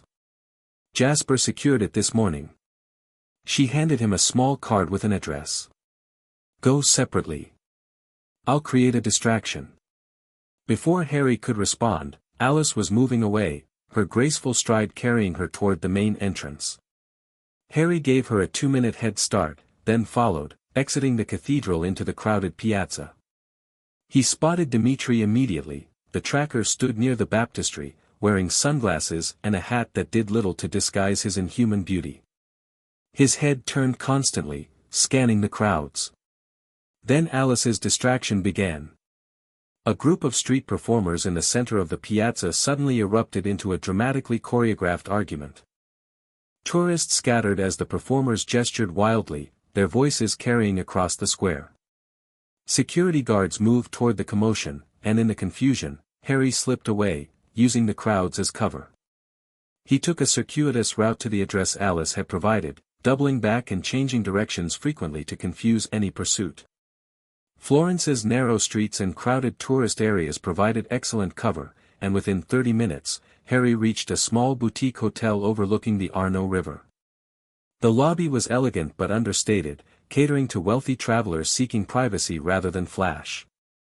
Harry approached the desk, mentioning he was meeting the Cullen family. The receptionist immediately directed him to the hotel's private lounge on the top floor. Stepping out of the elevator, Harry found himself in a luxurious space with panoramic views of Florence.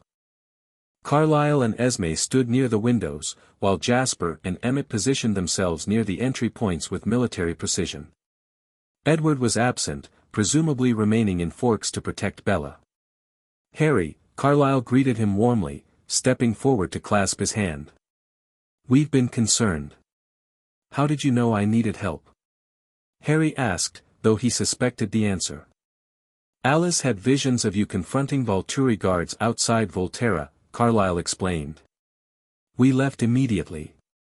The family voted unanimously to come, though Edward stayed behind to protect Bella." "Even Rosalie?" Harry asked, surprised. Emmett grinned from his position by the door. "Rose said if you were stupid enough to antagonize the Volturi, you'd need all the help you could get. Coming from her, that's practically a declaration of devotion." Despite the gravity of his situation, Harry smiled. "I appreciate all of you coming. The situation has escalated since we last spoke." "We gathered that," Jasper said dryly. "Half the Volturi guard is in Florence, and they're not being subtle about it." "What exactly did you do to earn Arrow's attention so thoroughly?" "I discovered the truth about why I'm here," Harry replied, extracting the medallion from his bag. "And about this?" He placed the ancient artifact on a coffee table, and the vampires gathered around it, maintaining a respectful distance as if the object itself commanded caution. "The medallion of Sanguis," Carlyle breathed, recognition in his eyes. "I've seen drawings of it in ancient texts, but never the actual artifact." "Arrow guards it jealously." "Guarded," Harry corrected.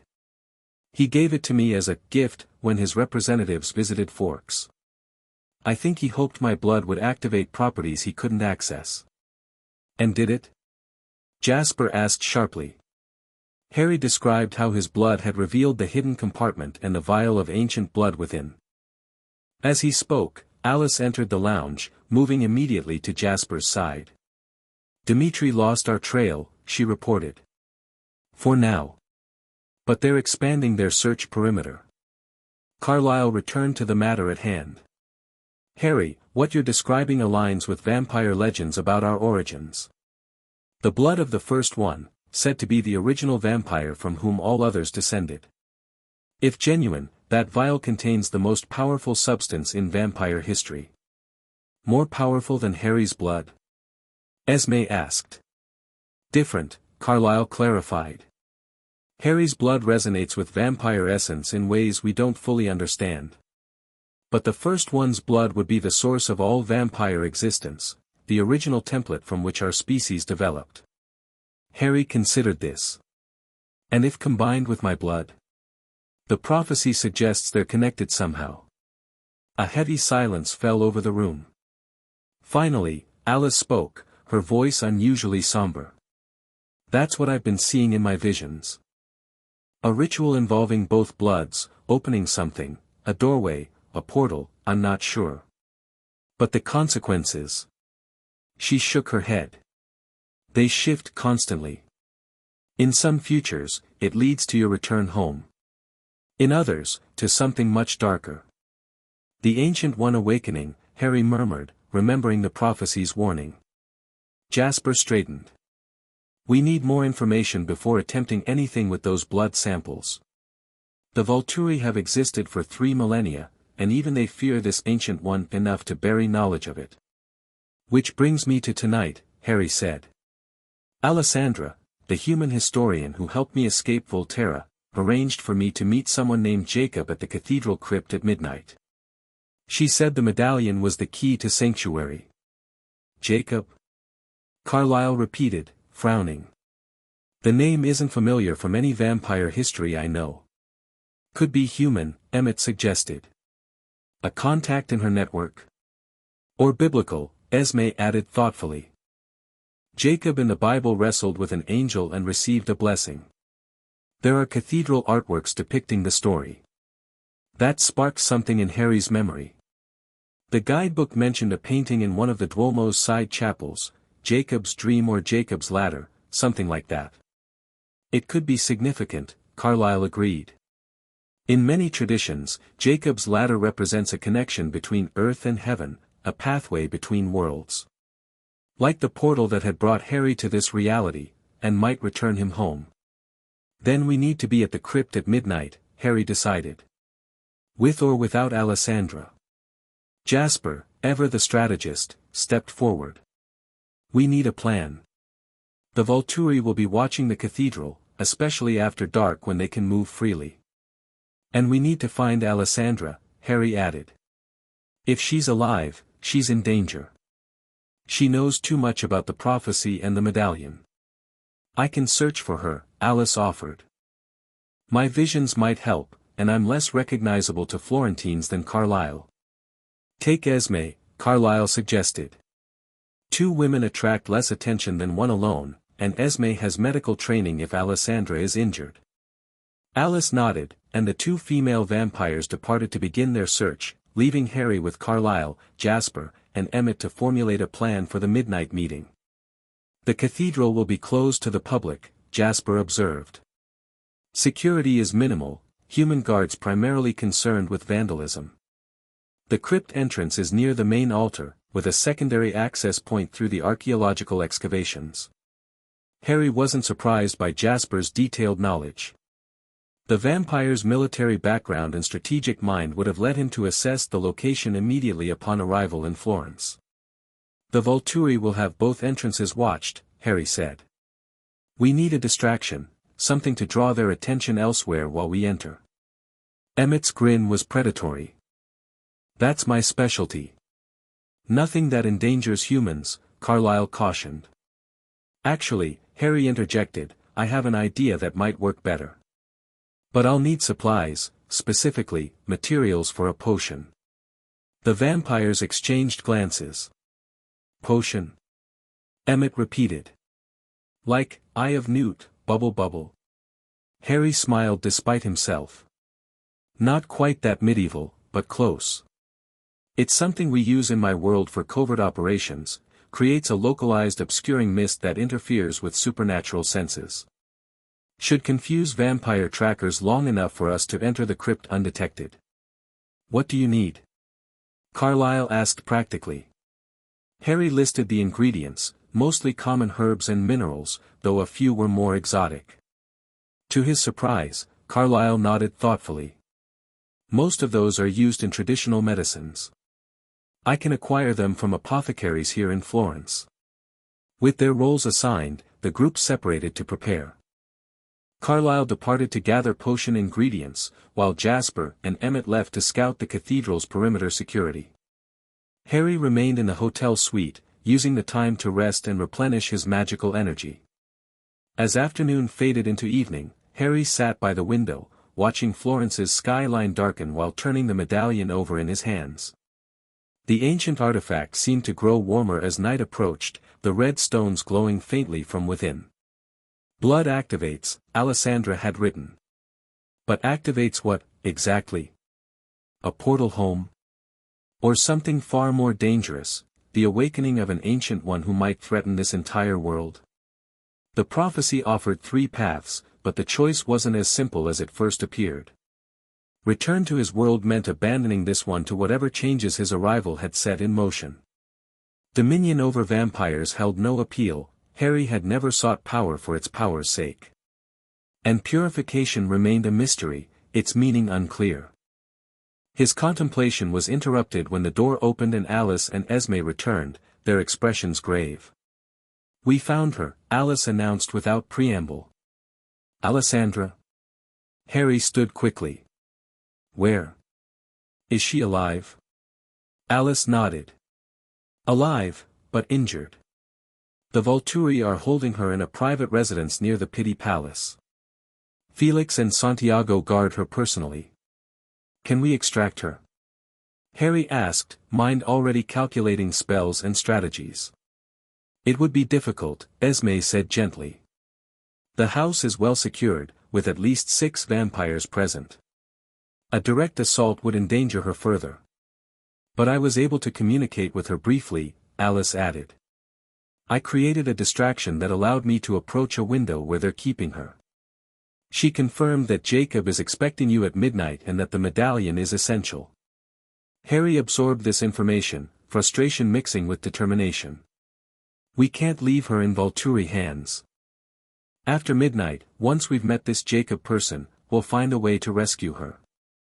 There's something else, Alice said, her expression troubled. While searching for Alessandra, I had another vision, fragmentary, but disturbing. The Ancient One isn't fully awakened yet, but it's stirring. Sending servants to test you. Test me?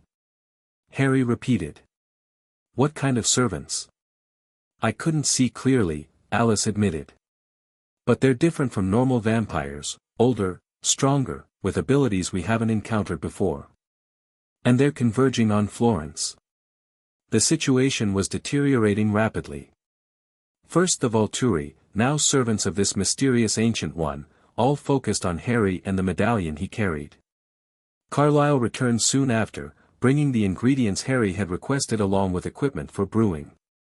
Harry set to work immediately, converting the hotel suite's kitchenette into an improvised potions laboratory. The process was similar to what he'd learned at Hogwarts, though without Snape's looming presence, it was considerably less stressful. The vampires watched with fascination as Harry combined ingredients in precise measures, stirring in specific patterns while murmuring incantations. The potion bubbled and changed colors several times before settling into a pearlescent mist contained within the cauldron. Impressive, Carlyle commented as Harry bottled the finished product into several small vials. The magical traditions of your world developed very differently from the limited magic in ours. Different foundations, Harry agreed, sealing the last vial. Your magic seems tied to biological transformation, abilities that manifest when humans become vampires. Ours is more external, drawing on ambient magical energy through foci like wands. And blood, Carlyle added. Blood seems significant in both traditions. Harry nodded, thinking of the blood wards that had protected him at the Dursleys, the blood magic that had saved him from Voldemort, and now, the blood that had brought him to this world. It's the essence of life, it carries magic in ways other substances don't. As midnight approached, the group prepared for their expedition to the cathedral. Harry changed into darker clothing for stealth, while the vampires, naturally inconspicuous when they wished to be, simply adjusted their positions to provide maximum protection. Jasper and Emmett returned from their reconnaissance with detailed information about Volturi positions around the Duomo. As expected, guards watched both known entrances to the crypt, with additional vampires patrolling the piazza. More concerning was the news that Dimitri and Felix had been spotted nearby. Arrow's elite enforcers were taking personal interest in the operation. Time to move, Jasper announced at 11:30. We'll approach from different directions, rendezvous at the north side of the baptistry. Harry nodded, securing the medallion inside his jacket and checking that his wand was easily accessible. The Cullen vampires moved with military precision, their centuries of existence evident in the smooth coordination of their actions. Florence's historic center was quiet but not deserted. Even at this late hour, tourists and locals strolled the illuminated streets or sat at cafes enjoying the mild night. The Cullens blended seamlessly with the pedestrians, while Harry followed at a distance, maintaining the illusion that they weren't traveling together. As they approached the piazza, Harry spotted the first Volturi guard, a vampire in dark clothing stationed near a gelato shop, pretending to study a guidebook while his crimson eyes, hidden behind sunglasses even at night, scanned every passerby.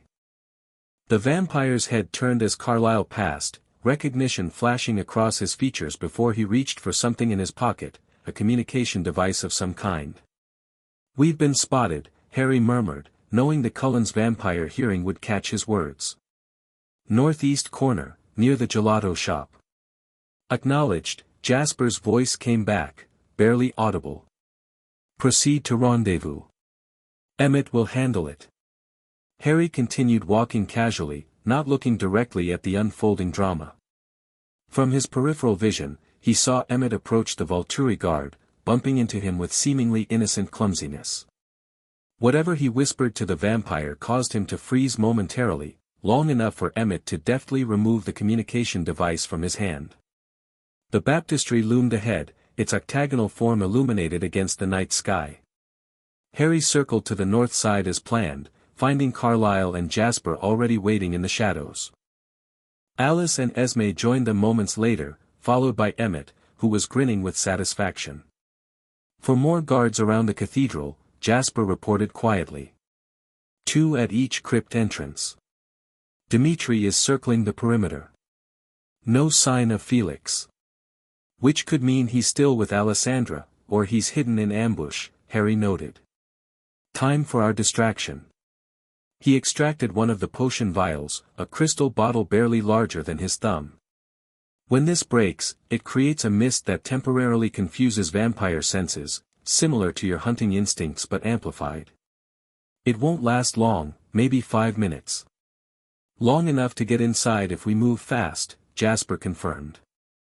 Harry handed vials to Carlyle and Emmett. 3 points around the cathedral. Break them simultaneously, then move immediately to the main entrance. The confusion should give us a window to access the crypt. The vampires nodded, taking positions as directed. At precisely 11:50, Harry gave the signal, and 3 vials shattered against the paving stones around the Duomo's perimeter. The effect was immediate and dramatic. A pearlescent mist erupted from each breaking point, expanding rapidly to cover significant portions of the piazza.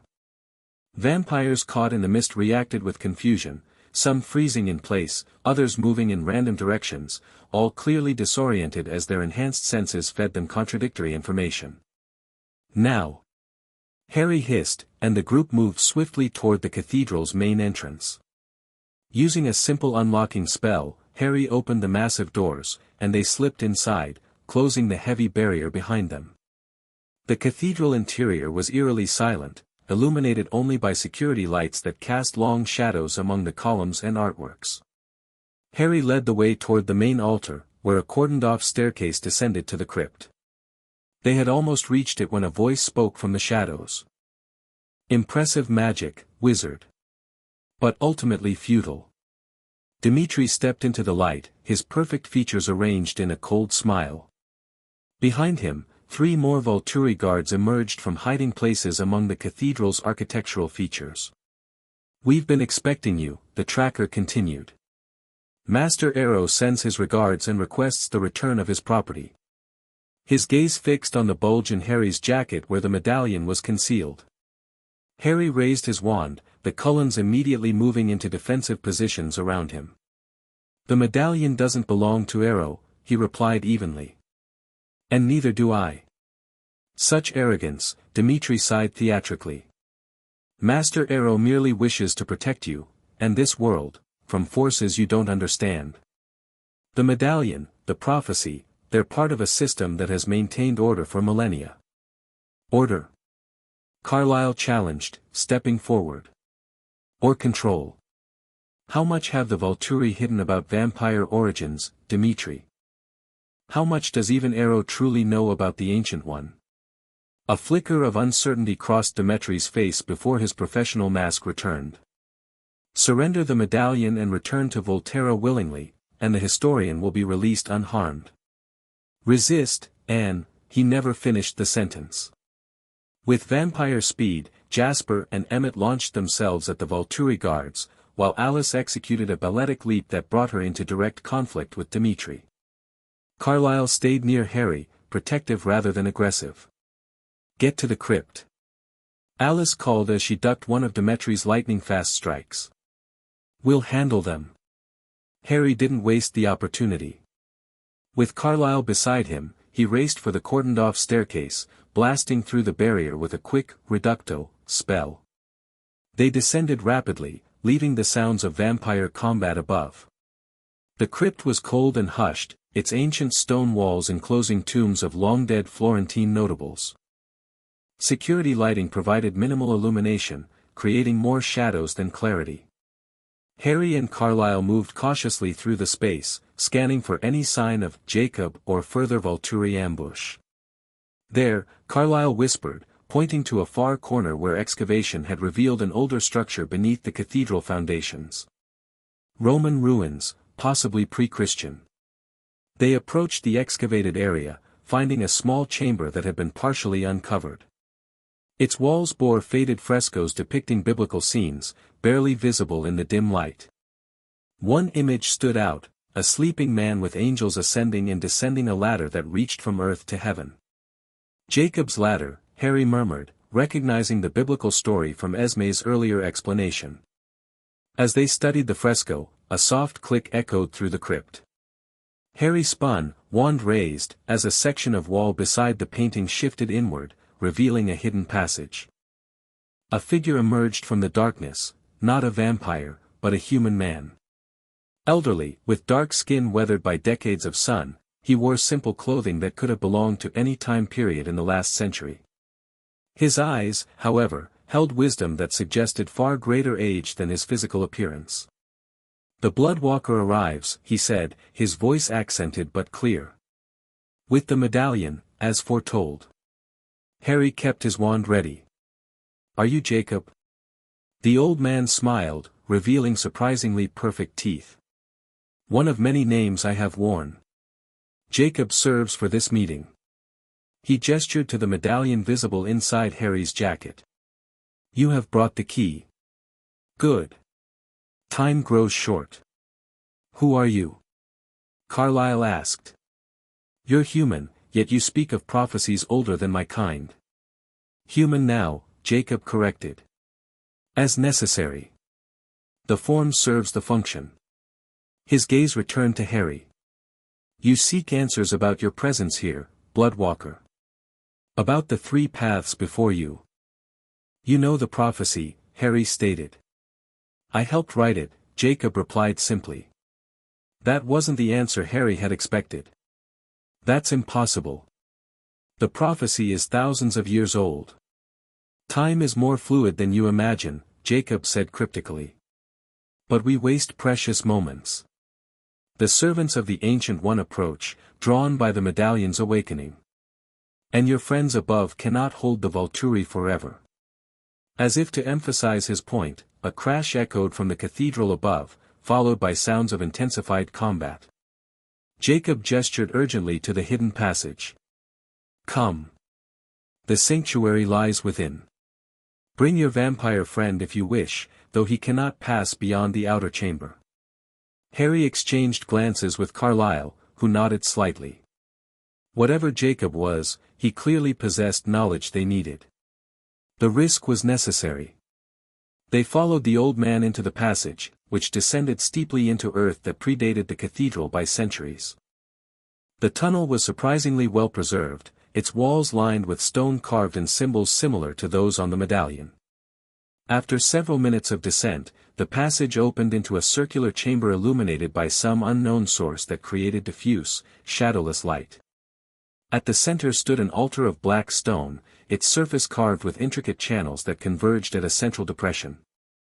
"The Sanctuary of Blood," Jacob announced.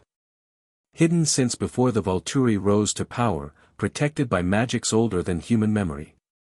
Harry studied the chamber, noting that while Carlyle had entered without difficulty, the vampire seemed uncomfortable, his normally fluid movements slightly constrained, as if the space itself resisted his presence.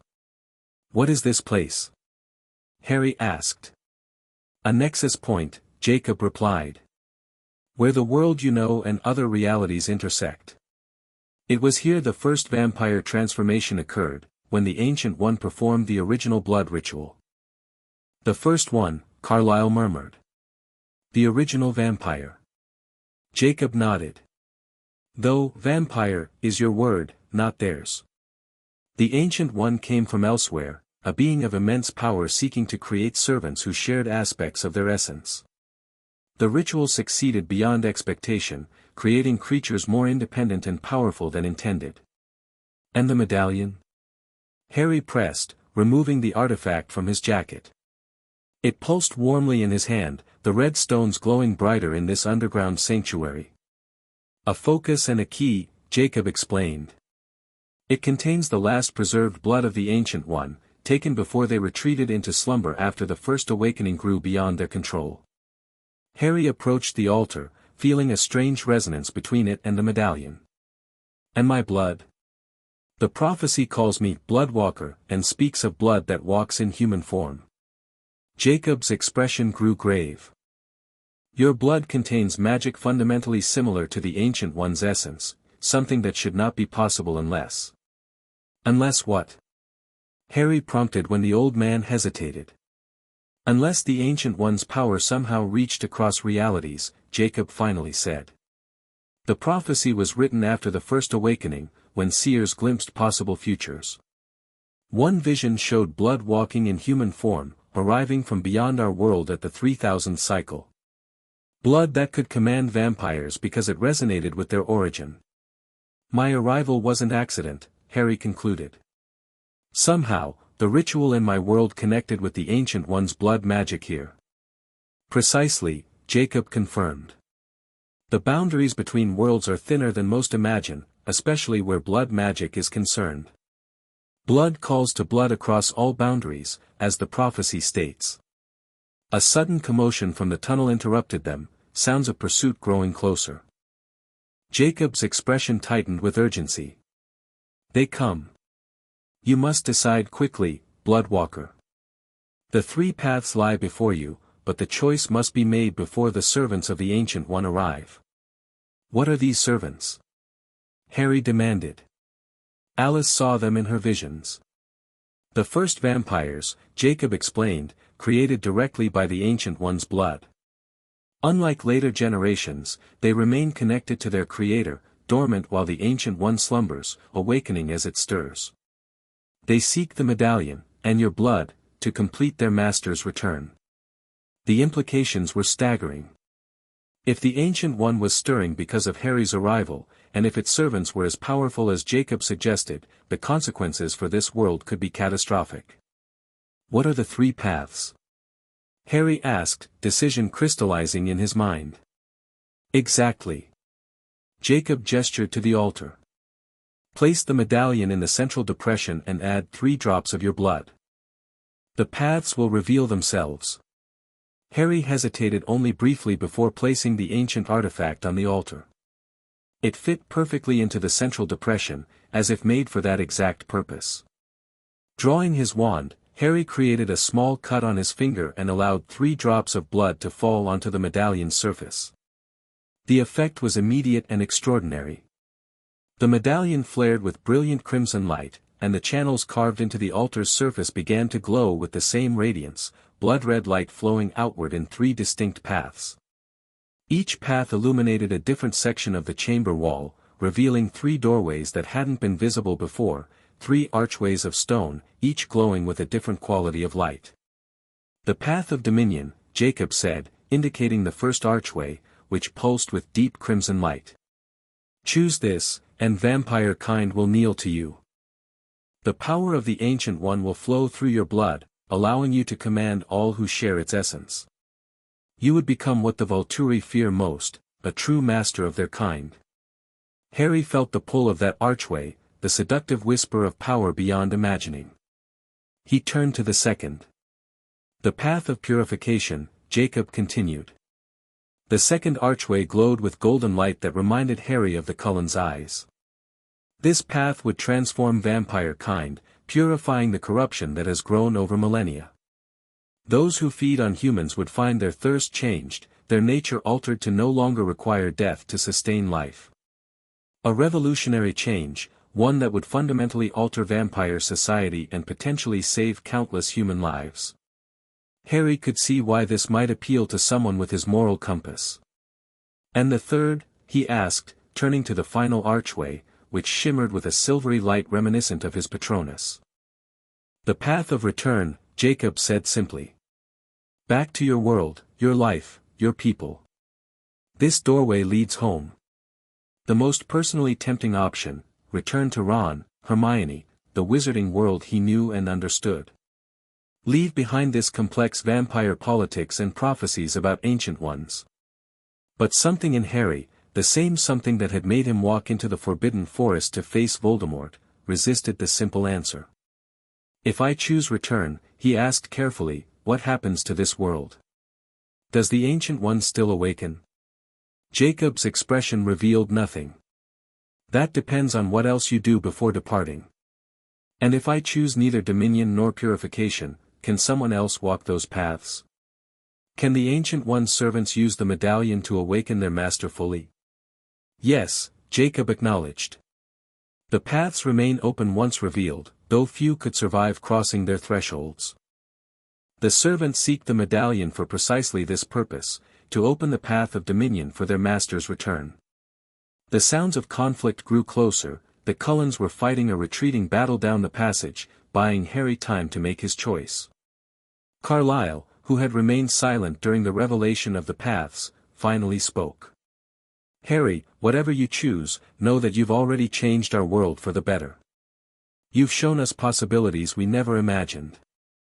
Harry appreciated the sentiment, but his mind was already working through implications and alternatives. The three paths represented obvious choices, but Harry Potter had never been one to accept limitations placed before him. There's always another way, he murmured, an idea forming. Before Jacob could respond, the chamber entrance erupted with activity. Jasper and Emmett backed in, engaged in combat with Volturi guards. Alice followed, supporting Esme, who appeared injured though not seriously. Behind them came Felix and Santiago, their usual controlled demeanor replaced with predatory focus. Harry! Alice called. We can't hold them much longer. But it wasn't only Volturi entering the chamber. Three figures appeared behind the fighting vampires, beings that resembled vampires in general form but were somehow fundamentally different. Their skin was not merely pale but translucent, revealing shadowy movements beneath. Their eyes glowed not crimson or gold but a deep, iridescent purple. They moved with a fluidity that made even vampire grace seem clumsy by comparison. The servants, Jacob whispered, fear evident in his voice for the first time. They have found us. The three ancient beings surveyed the chamber with eerie synchronicity, their attention fixing first on the medallion atop the altar, then on Harry himself. When they spoke, it was in perfect unison, their voices overlapping in a harmonious yet disturbing chorus. Bloodwalker, they intoned. Step aside. The awakening must proceed. Harry raised his wand, positioning himself between the servants and the altar. I don't think so. One of the servants tilted its head, the movement unnaturally fluid. You cannot prevent what has been ordained. The Ancient One stirs. With the medallion and your blood, they will fully awaken. Harry, whatever you're planning, do it now. Jasper called as he grappled with Felix. The fighting had paused momentarily as all parties assessed the new arrivals, but it wouldn't last. Decision made, Harry acted. Rather than choosing any of the three illuminated pathways, he pointed his wand at the medallion and spoke clearly, Expecto Patronum. The silver stag erupted from his wand with blinding brilliance, charging directly at the medallion. Instead of passing through it as a Patronus would through normal objects, the stag seemed to be absorbed into the ancient artifact. The medallion flared with combined crimson and silver light, the energies swirling together in a vortex that expanded outward.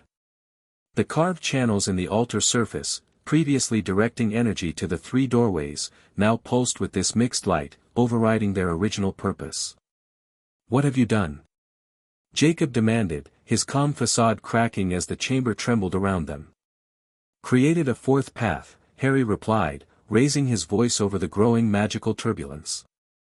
My Patronus represents my essence, my protection against dark forces. Combined with the blood magic of the medallion, it creates a new option. The three servants moved forward with blurring speed, but the vortex of energy expanding from the altar pushed them back. Even their ancient power couldn't penetrate the barrier Harry had created. The choice is made, the servants hissed in their unsettling unison. But not as foretold. The consequences cannot be predicted.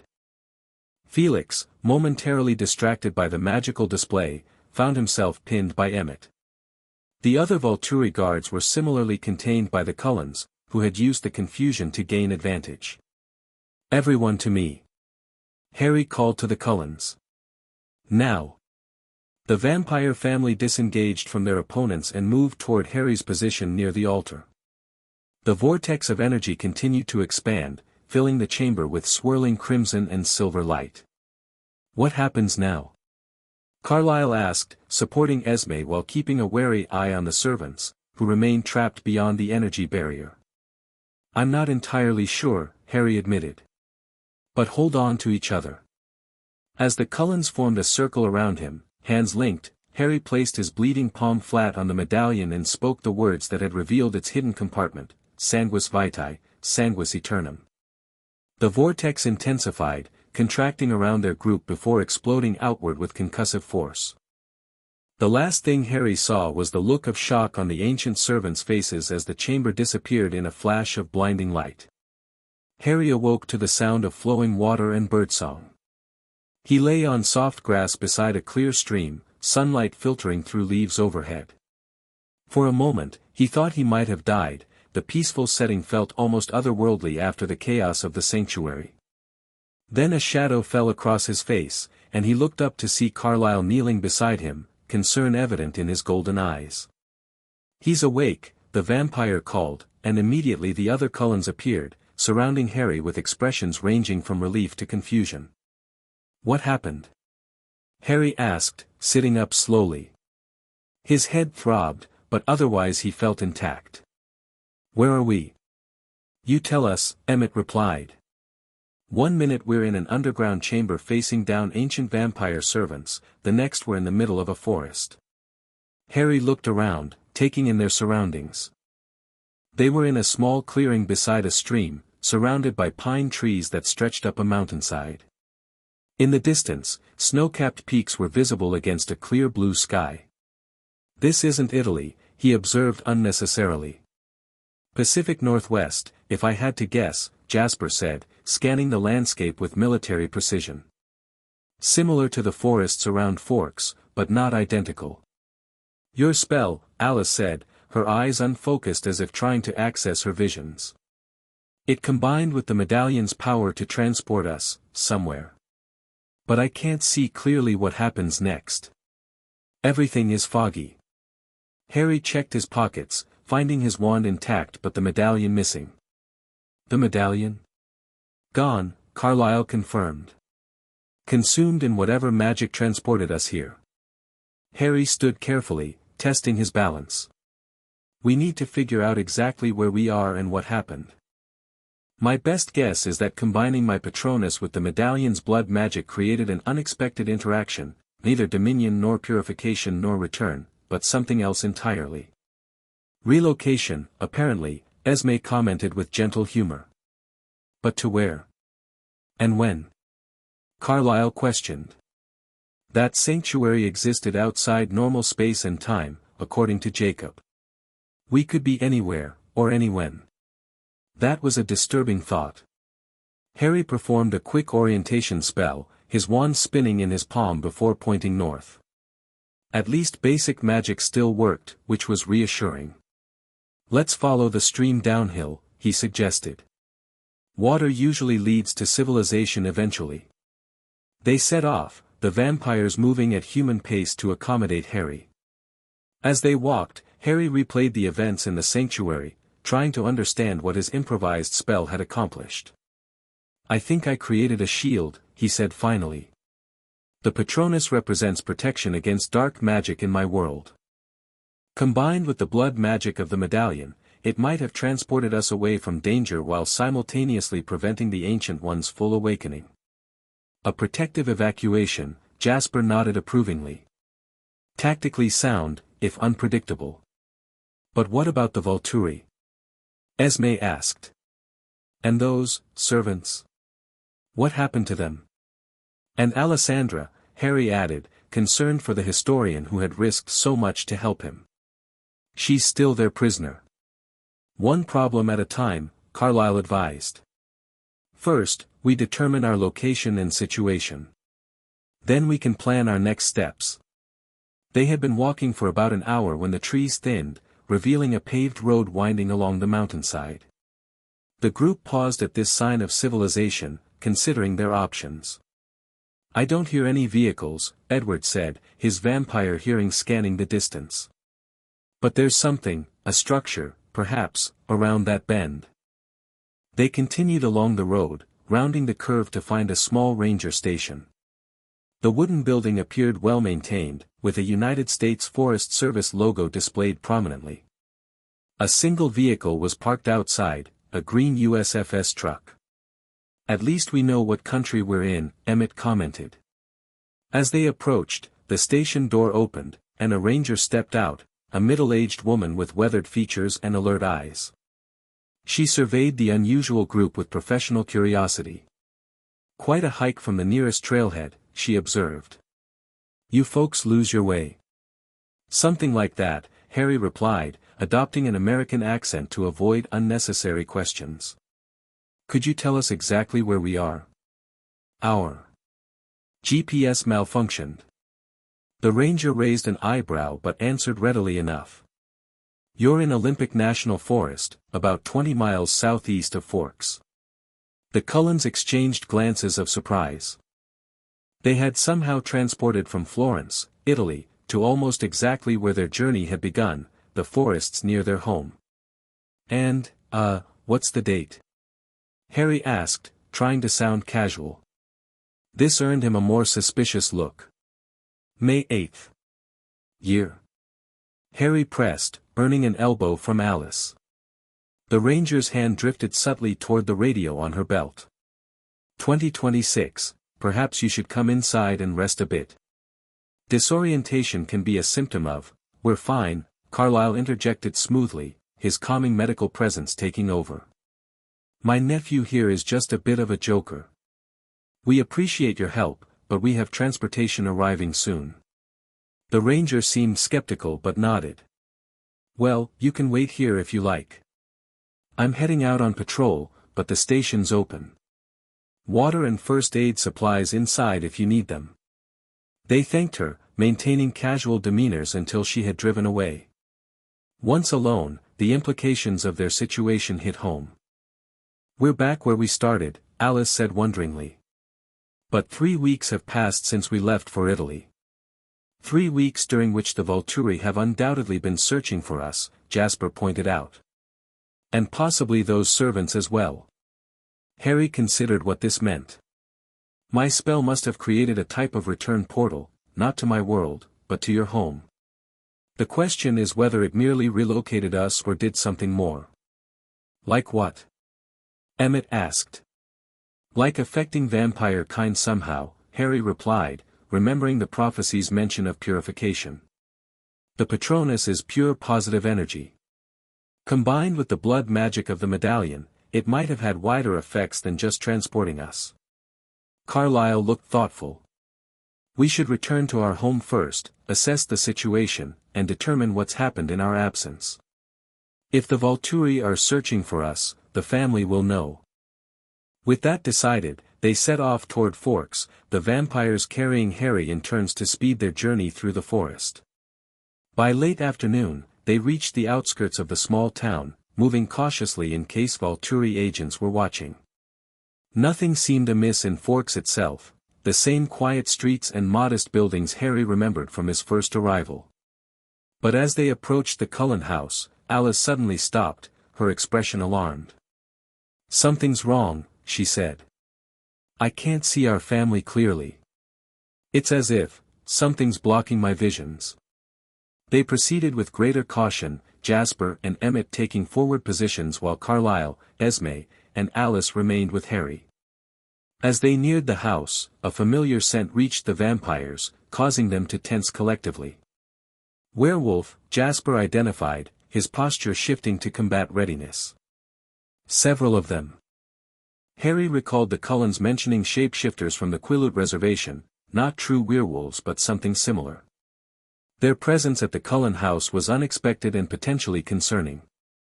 The modern glass house came into view, appearing undamaged but with several vehicles parked outside that Harry didn't recognize.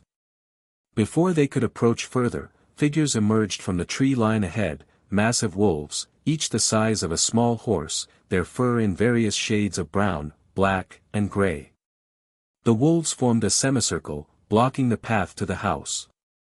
Their posture wasn't overtly aggressive, but neither was it welcoming. Behind them, the front door opened, and Edward stepped out, with Bella and Rosalie close behind.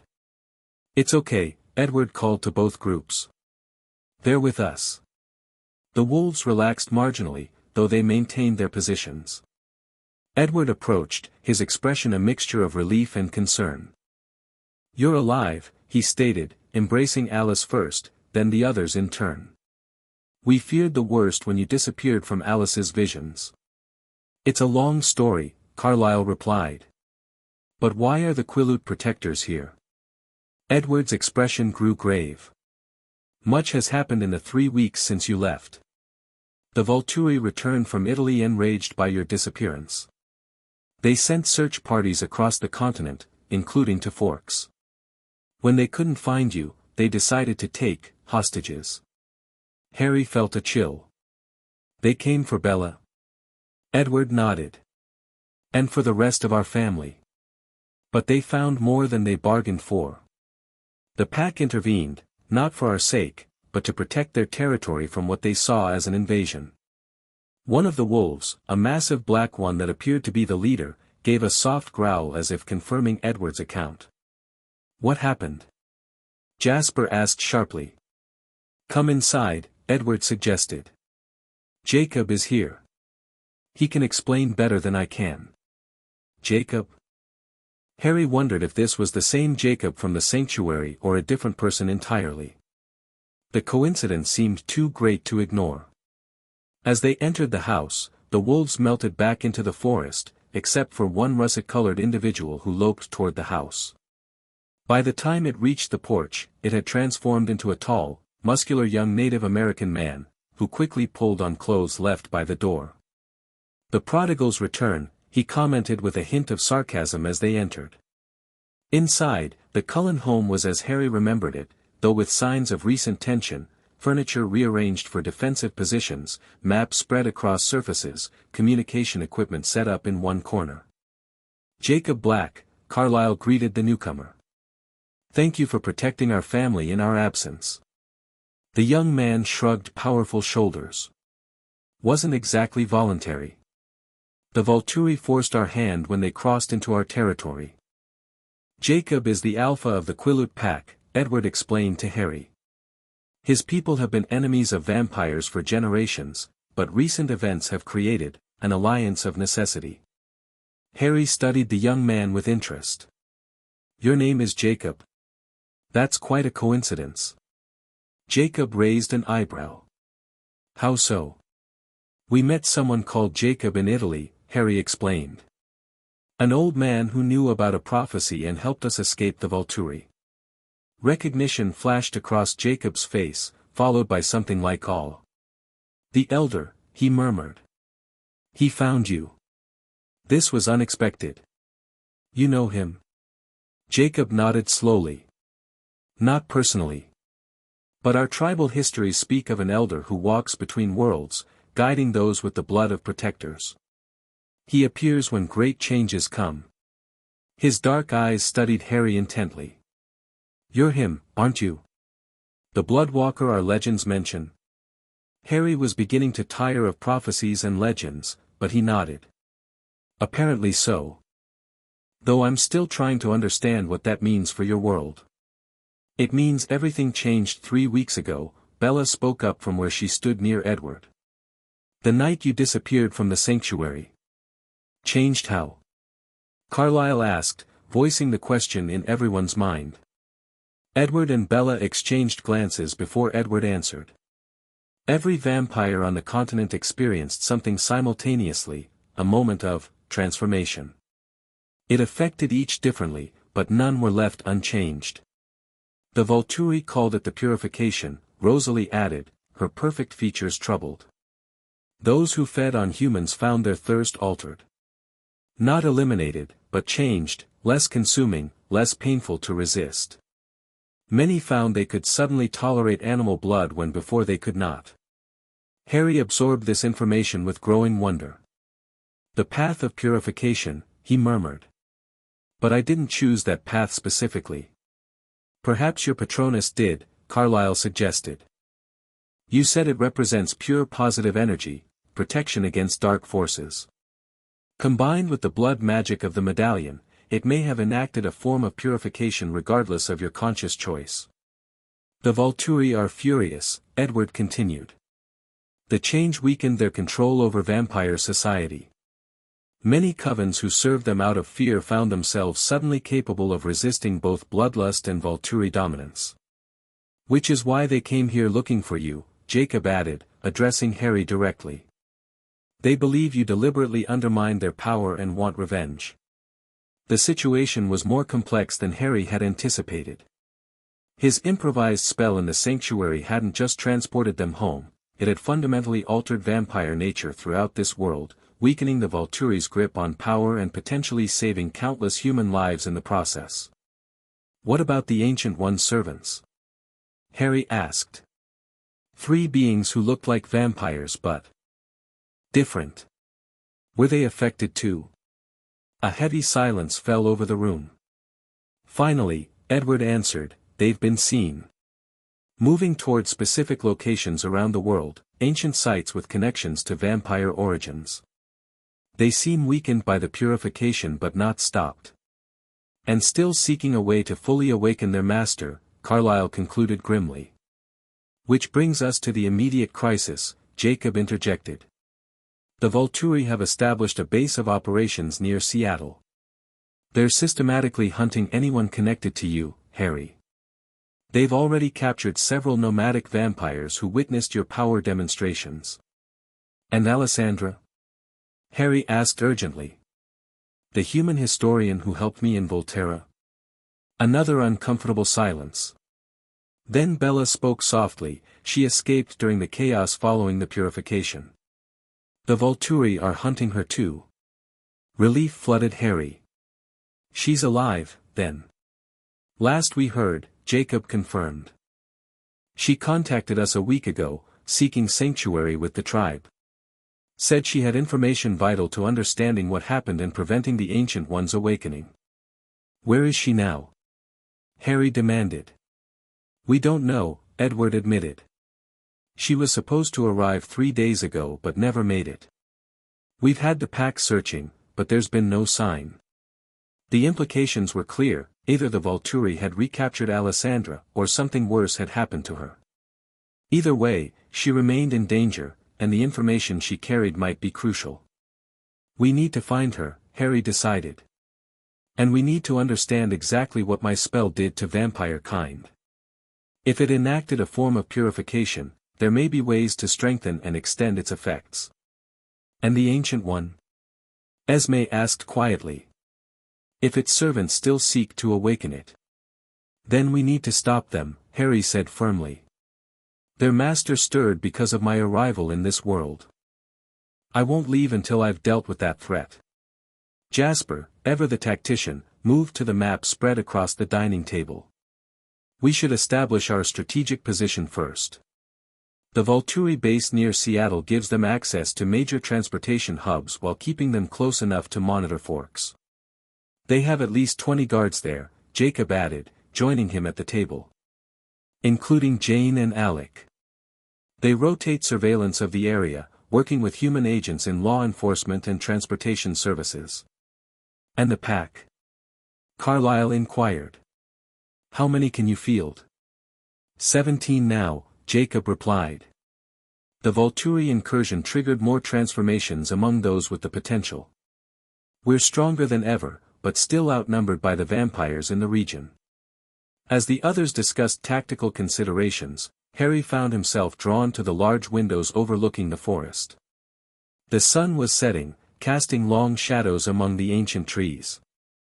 Somewhere out there, Alessandra was either hiding or captured, carrying information that might be crucial to preventing the Ancient One's awakening. And throughout the vampire world, a transformation was underway, one he had inadvertently triggered. The purification hadn't been his conscious choice, yet his magic had somehow enacted it anyway, altering the fundamental nature of vampire kind. "Harry?" Bella's voice broke into his thoughts as she joined him at the window. "Are you all right?" He smiled wryly. "Just processing. When I arrived in your world, I only wanted to find a way home. Now I've apparently revolutionized vampire society and made some powerful enemies in the process." "You've also made powerful friends," she reminded him. "The pack would never have allied with the Cullens if not for you.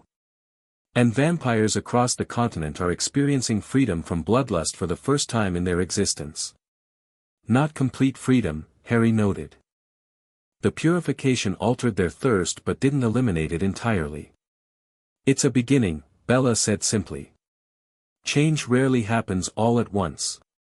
Her perspective was refreshingly grounded. While immortal beings played complex political games around them, this human girl maintained a clarity that Harry appreciated. "Thank you," he said sincerely. Their moment of quiet reflection was interrupted by a commotion outside, wolves howling in the distance, conveying some urgent message. Jacob immediately tensed, moving to the door. "Intruders on the northern perimeter," he reported, already stripping off his shirt in preparation for transformation. "Multiple vampires approaching fast." "Volturi?" Carlyle asked, the family immediately shifting to defensive postures. Jacob shook his head. "Not according to Quill. These smell different. Older. The Ancient One's servants." Harry's hand moved to his wand. "How many?" "At least 6, Jacob replied grimly. "More than we've seen together before." This was unexpected. The servants had been operating individually, according to Edward's earlier report. For 6 to approach together suggested a coordinated effort, and a specific target. "They're coming for me," Harry realized. "They must have sensed my return somehow. Then they'll have to go through all of us," Emmett declared, cracking his knuckles with anticipation. Jasper was already coordinating defense, positioning family members strategically throughout the house and surroundings. Outside, more wolves emerged from the forest, taking up guard positions around the property. "Harry, you should stay inside," Carlyle suggested. "We don't know exactly what these servants want from you." "I'm not hiding while others fight my battles," Harry replied firmly. "Besides, my magic may be the most effective weapon against them." Carlyle clearly wanted to argue but recognized the determination in Harry's eyes. "At least stay with Edward and Bella. His mind reading will give advance warning of their intentions." Harry nodded agreement, and they moved to a position on the upper floor with good visibility of the surrounding forest.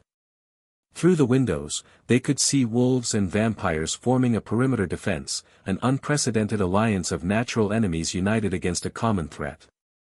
"They're close," Edward murmured, his eyes unfocused as he monitored thoughts beyond human hearing. "Their minds are strange. Older than any vampire I've encountered, with memories stretching back millennia. They're searching for the Bloodwalker. For you.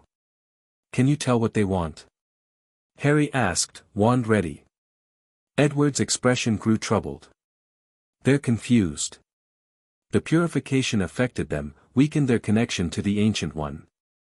They seek to understand how, and whether it can be reversed." His head snapped up suddenly. "They're here." They emerged from the forest with unnatural grace, 6 figures similar to the 3 Harry had seen in the sanctuary beneath Florence Cathedral. Their translucent skin revealed shadowy movements beneath, and their eyes glowed with iridescent purple light. Unlike normal vampires, who could pass for beautiful humans, these beings were unmistakably other, their movements too fluid, their features too perfect, their presence too alien. The wolves growled as the servants approached, fur bristling along their massive spines. The Cullens stood their ground, forming a line between the newcomers and the house. For a moment, the two groups faced each other in tense silence. Then the servants spoke, their voices overlapping in that unsettling harmonic chorus, "We seek the Bloodwalker." The one who enacted the purification. Carlyle stepped forward as spokesman. Why do you seek him? To understand, the servants replied in unison. The change was not foretold. The Ancient One stirs in confusion. The blood calls, yet the corruption recedes. Harry made his decision. Despite Edward's restraining hand, he moved to the window and opened it, calling down to the assembled groups, I'm here. The Bloodwalker you seek.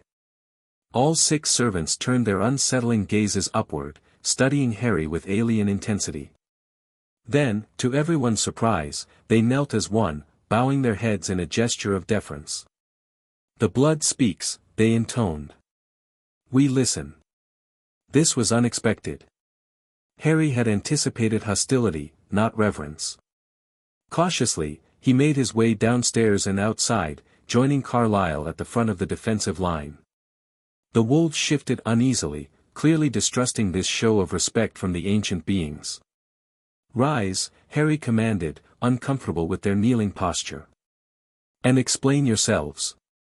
Why do you seek me? The servants stood with liquid grace, their movements synchronized as if they shared a single mind. One stepped forward, apparently designated as speaker. The purification altered the essence the Ancient One placed in our kind, it explained, its individual voice musical yet discordant. For millennia, we have served, awaiting the awakening. Now, that purpose is unclear. The thirst that drove us diminishes. The connection to our Creator wavers. You're experiencing free will, Harry realized. Perhaps for the first time since your creation. The servant tilted its head, the movement unnervingly fluid. An imprecise term, but not inaccurate. We find ourselves, questioning. This is unprecedented. And the Ancient One? Carlyle inquired. Does it still stir toward awakening? It dreams fitfully, the servant replied. The purification has affected even its slumber. It calls for the Bloodwalker, but not with the same hunger. It seeks understanding rather than dominion. This was a significant development. Harry's spell hadn't just affected existing vampires, it had reached the Ancient One itself, altering its intentions or at least confusing them. What do you want from me? Harry asked directly. The 6 servants exchanged glances, a silent communication passing between them. Finally, the designated speaker answered, guidance. The paths diverge where once there was only one. Some of our kind embrace the purification and the freedom it brings.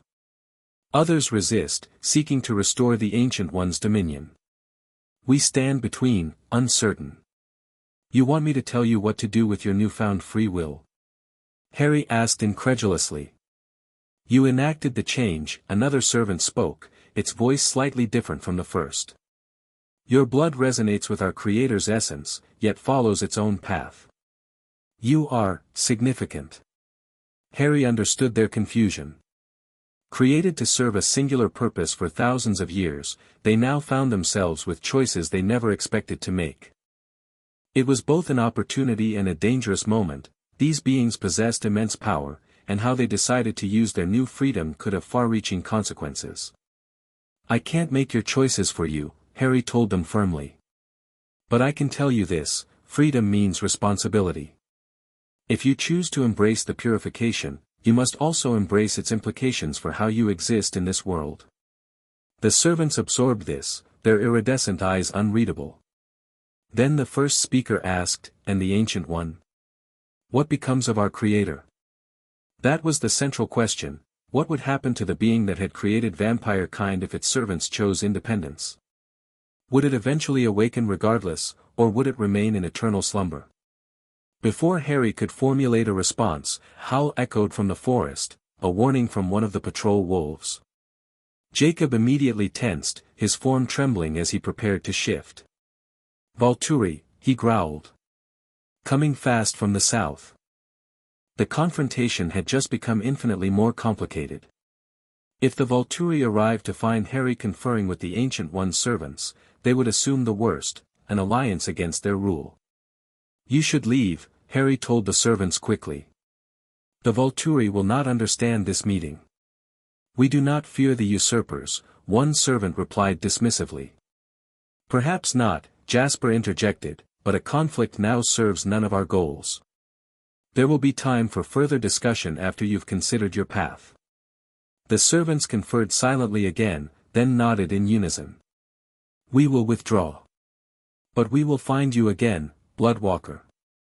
The choice approaches for all our kind. With preternatural speed, they disappeared into the forest, moving in a direction away from the approaching Volturi. Barely 30 seconds later, dark-cloaked figures emerged from the opposite tree line, Jane and Alec at the front, flanked by 8 Volturi guards.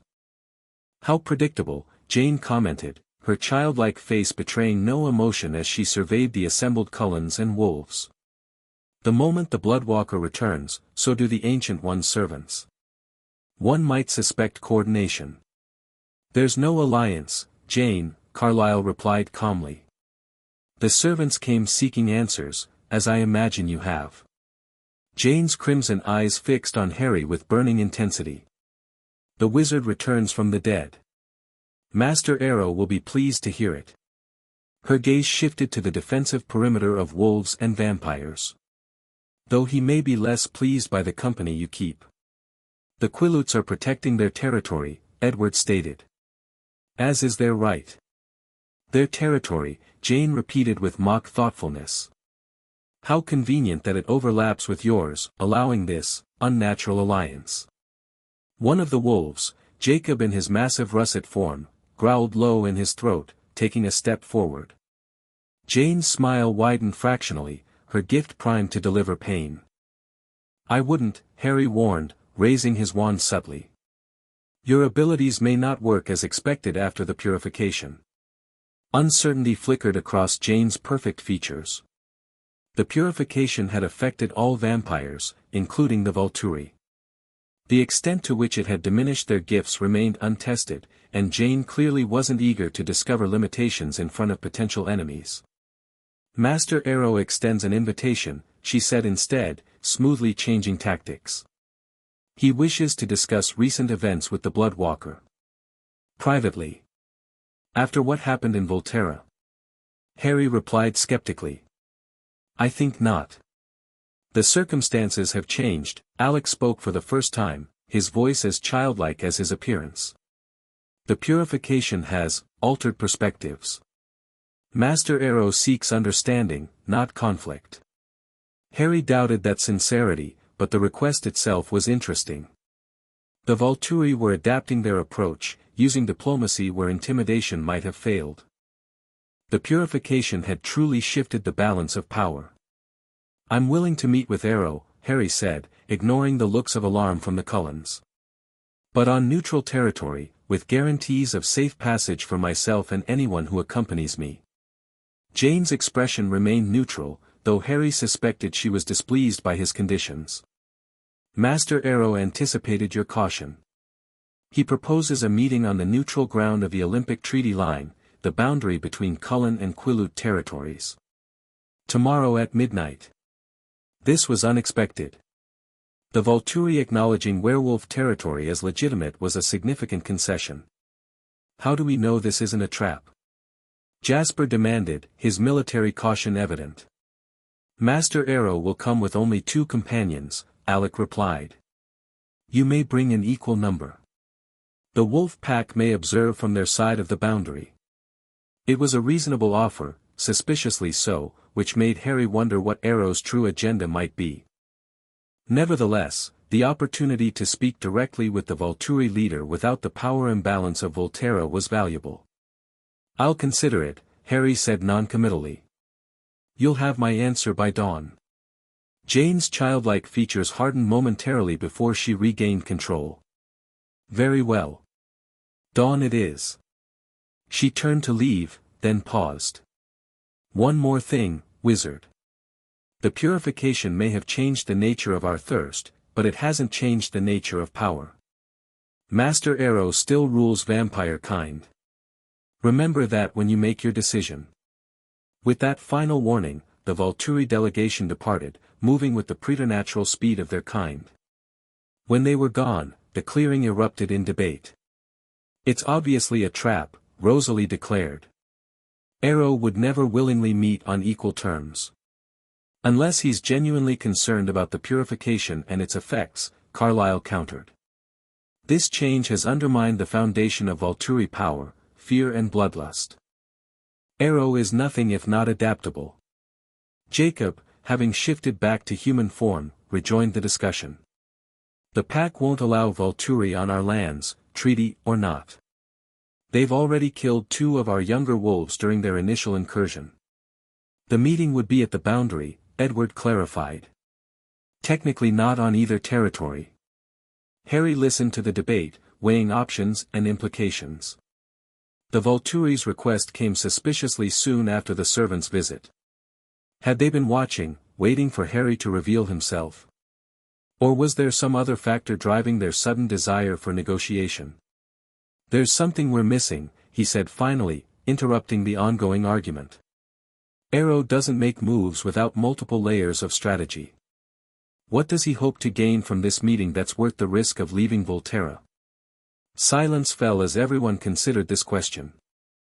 Finally, Alice spoke, her expression troubled. "I've been trying to see the outcome of this meeting, but it's clouded, likely because of the wolves' involvement. But I do see fragments. Arrow is seeking something specific from you, Harry. Something he believes only you can provide." "My blood," Harry guessed. "He wants to understand the purification and whether it can be reversed." "Perhaps," Carlyle agreed. "But there may be more. Arrows existed for millennia by staying ahead of threats to his power. The purification represents the first successful challenge to Volturi dominance in their entire history. So he either wants to eliminate me as a threat," Harry reasoned, "or secure me as an ally against something he considers an even greater threat. The Ancient One," Jasper concluded. "If it's stirring, even in confusion, Arrow would see that as the ultimate challenge to Volturi rule."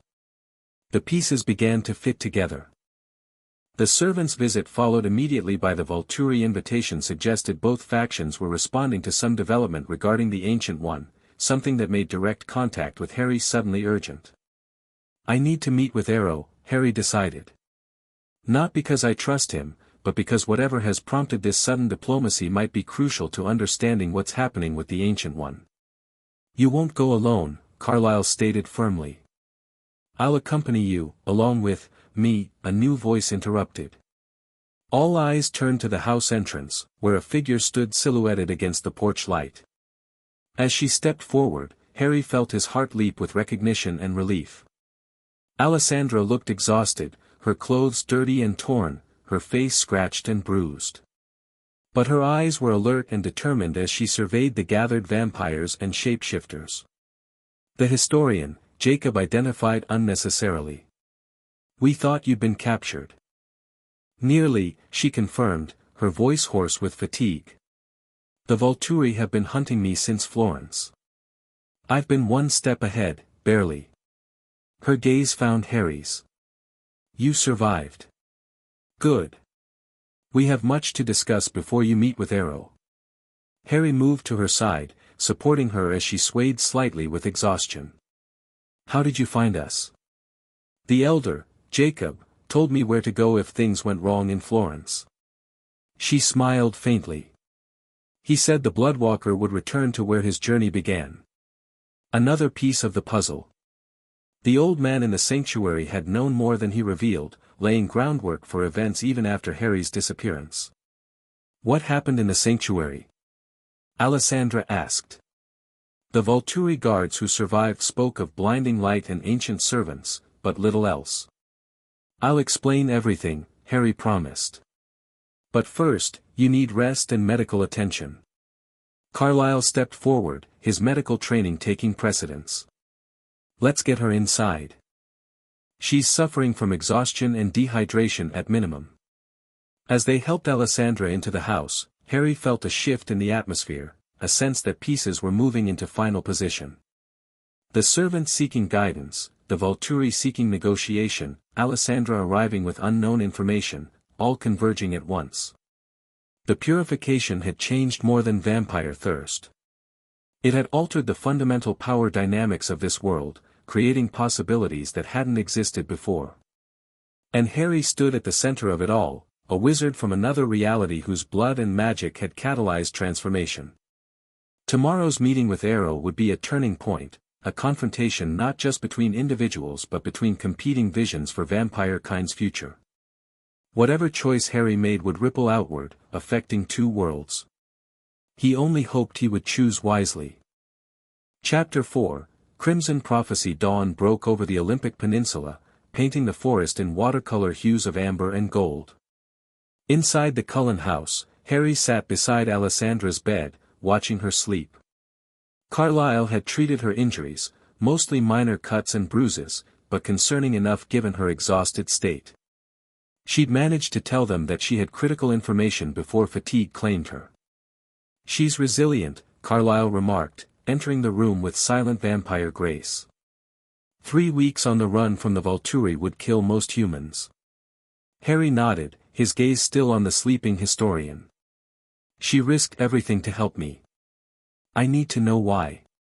"Some people recognize the right side of history when they see it," Carlyle replied with gentle wisdom. "Even when that recognition comes at great personal cost." Outside the door, Harry could hear the muffled sounds of preparation, Jasper coordinating security with the wolf pack, Alice describing her frustratingly fragmented visions, Emmett's occasional booming laugh cutting through the tension. The household was preparing for tonight's meeting with Arrow.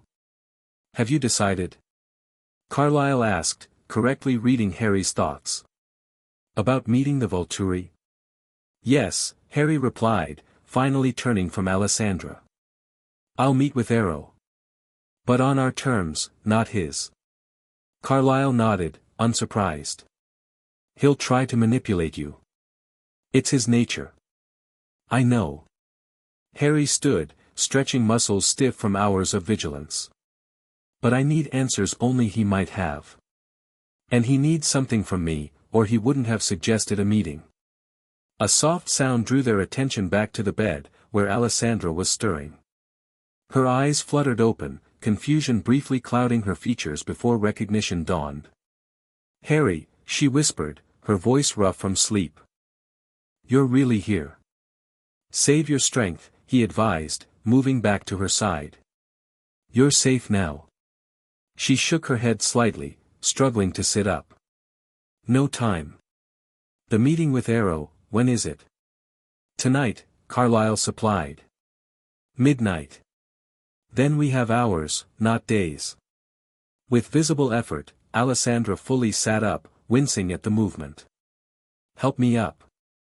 There are things you need to know before you face him." Harry exchanged concerned glances with Carlyle, but both recognized the determination in her eyes. They helped her from the bed and down to the dining room, where the family had set up their operational headquarters. The Cullens gathered as Alessandra took a seat, gratefully accepting a mug of tea from Esme. Jacob had arrived as well, representing the wolf pack in his human form. The alliance between natural enemies remained uneasy but functional. "You should be resting," Harry said, taking the seat beside her. Alessandra smiled weakly. "I've rested enough. Death's the only rest the Volturi offer those who betray them." She took a steadying breath. "After you disappeared from the sanctuary, everything changed. Every vampire, everywhere, experienced the purification simultaneously. It was chaotic. We've heard some reports," Carlyle noted. "But first-hand accounts have been limited." "Because the Volturi immediately began damage control," Alessandra explained. "When it first happened, this wave of energy washing over their kind, the entire guard was incapacitated. Some for minutes, others for hours. When they recovered, they found their thirst altered, diminished." "And Arrow?" Edward asked. Terrified. Alessandra's expression was grim. For the first time in 3,000 years, his absolute control was threatened. Not just by the reduced bloodlust, but by what it represented, the fulfillment of the ancient blood prophecy. She reached into her jacket and withdrew a small leather notebook, handling it with reverence. "When the chaos began, I seized my opportunity. I took this from the inner sanctum archive before escaping. Harry leaned forward as she placed it on the table. What is it? The complete prophecy of Sang Antico, Alessandra replied. Not fragments or translations, but the original text as transcribed by the first seer. A reverent hush fell over the room. Even Jacob looked impressed, though he couldn't have fully understood the document's significance to vampire history. The Volturi have hidden the complete prophecy for millennia, Carlyle murmured. Even during my time in Volterra, I only heard rumors of its existence. For good reason, Alessandra said, opening the notebook carefully. It predicts the end of their reign. With measured tones, she began to read, translating the ancient text into English. When the 3000th moon rises over the blood throne, a walker between worlds shall come. Not by choice but by ancient design, for blood calls to blood across all boundaries. The blood walker carries within his veins the echo of the first one's power, pure and uncorrupted, a mirror to what was and what might be again. This blood shall awaken what sleeps and reveal what is hidden.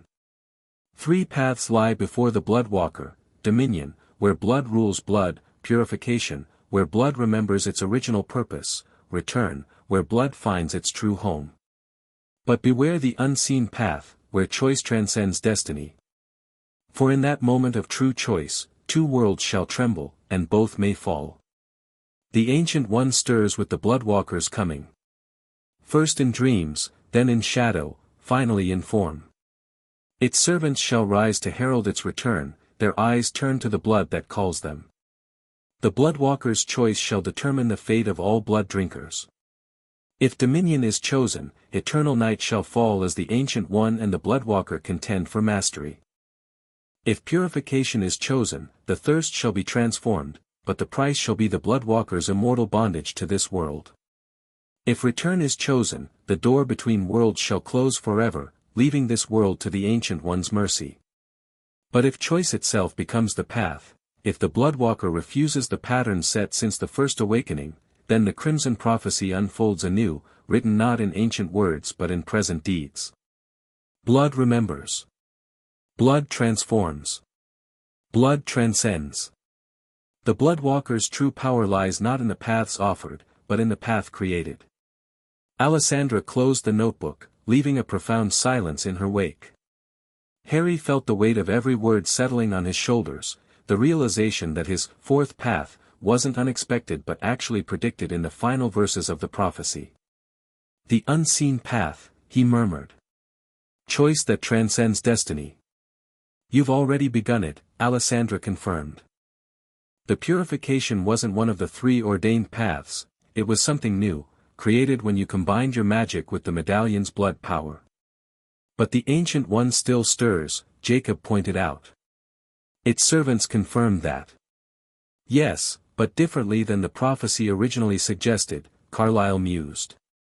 They spoke of confusion rather than conquest. The Ancient One's awakening has been altered by Harry's choice. Harry processed this, the implications unfurling. This is why Arrow wants to meet. He's known the full prophecy all along, he knows that I've changed the predetermined outcomes. Exactly, Alessandra confirmed. The Volturi have based their entire reign on the assumption that the 3 paths were the only possible outcomes. They've prepared for millennia to guide events toward the outcome most favorable to them, likely return, sending you home and maintaining their power. But I created an alternative, Harry concluded. And now Arrow doesn't know what happens next, because the prophecy itself acknowledges the possibility of something unwritten. The Crimson Prophecy unfolding anew, Alice quoted softly. Written in present deeds, not ancient words. Her eyes glazed slightly, that familiar look of accessing her visions. That explains why I can't see clear outcomes anymore. You're literally creating the future as you go, Harry. The responsibility was staggering. Harry stood and moved to the window, needing space to think. Outside, members of the wolf pack patrolled the perimeter in their massive, supernatural forms while rain began to fall in gentle curtains through the forest canopy. What does Arrow want from me now? He asked finally, turning back to the room. Control, Jasper answered immediately, his military mind cutting to the strategic heart. If the future is being written through your actions rather than predetermined paths, he'll want to influence those actions. Guide them toward preserving Volturi power. And the Ancient One? Harry pressed. What's at stake in this new prophecy? Freedom, I imagine, Carlyle suggested. The servant spoke of its confusion, its altered purpose. Your purification has affected even the original vampire creator. It may be reassessing its own intentions. Which makes you incredibly valuable to both sides, Edward added. The Volturi want to maintain control over vampire society. The Ancient One likely wants to understand how you've altered its very nature. Harry absorbed this, thinking of the servants kneeling before him, seeking guidance for their newfound free will. They had called him significant, a dramatic understatement if the full prophecy was accurate. And what about the part concerning two worlds trembling? Esme asked quietly. Could Harry's actions here affect his original world? An uncomfortable silence fell. Harry had been so focused on his impact on the Twilight universe that he'd given little thought to potential consequences for the wizarding world. The ritual that brought me here involved blood magic, he said slowly. If blood truly calls across all boundaries, then there could be ripple effects back home. All the more reason to proceed carefully with Arrow, Carlyle concluded. If your actions are truly writing a new prophecy, then tonight's meeting could be a crucial chapter. Alessandra nodded wearily. Arrow will try to bind you to the Volturi cause. He'll offer alliances, knowledge, power, whatever he thinks will sway you. Then I need to know exactly what I want from him, Harry decided. And what I'm willing to give in return. The group dispersed to continue preparations, leaving Harry alone with Alessandra. She looked exhausted again, the effort of relaying the prophecy draining her limited reserves. You should rest more, Harry told her gently. You've done enough for now. She smiled faintly. Not yet. There's one more thing you should know, something not in the prophecy but perhaps equally important. Harry sat beside her, concerned by the shadows under her eyes. What is it? The medallion you activated, she said softly. It wasn't just a key or a guide. It contained the last viable blood of the Ancient One, blood with the power to fully awaken it if used in certain rituals. And I destroyed it, Harry realized. When I combined it with my Patronus. She nodded. Which means the Ancient One cannot be fully awakened through the traditional means. Its servants must be seeking an alternative, perhaps through you directly. The implications were troubling. My blood as a substitute for the medallion's power. Precisely. Alessandra's expression was grave. Be careful what you offer tonight, Harry. Even a drop of your blood could have consequences none of us can predict. As midnight approached, tension mounted at the Cullen house. Jasper and Jacob had coordinated a security plan that positioned Wolf Pack members in concealed locations around the treaty line meeting point. The Cullens who wouldn't be directly attending, Rosalie, Emmett, Esme, and Alice, would form a secondary perimeter.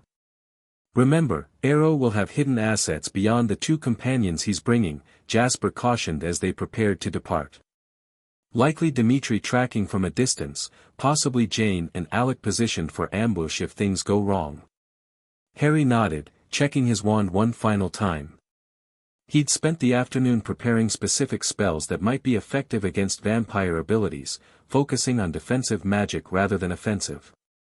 If tonight devolved into combat, they'd already lost the larger strategic game. I've asked Edward to monitor Arrow's thoughts, Harry told the group. Carlyle will handle direct negotiation since he knows Arrow's methods. Jacob will observe from the wolves' side of the treaty line.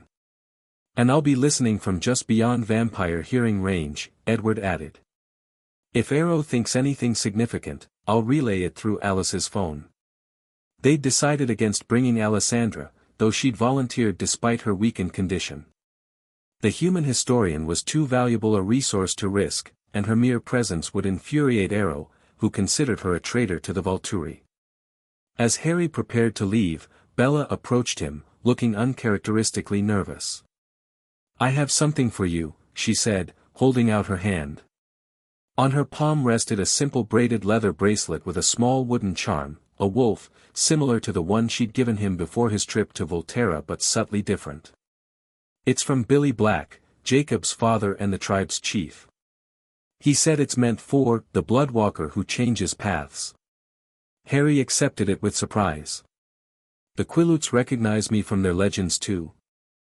"Apparently," Bella replied with a half-smile. "According to Jacob, their histories speak of blood that walks between worlds and brings change to the cold ones. The charm is supposed to help you see the true path when darkness surrounds." Harry slipped the bracelet onto his wrist alongside the first one she'd given him. "Thank you. I'll take all the help I can get tonight." She hesitated, then added, "Just, come back, okay?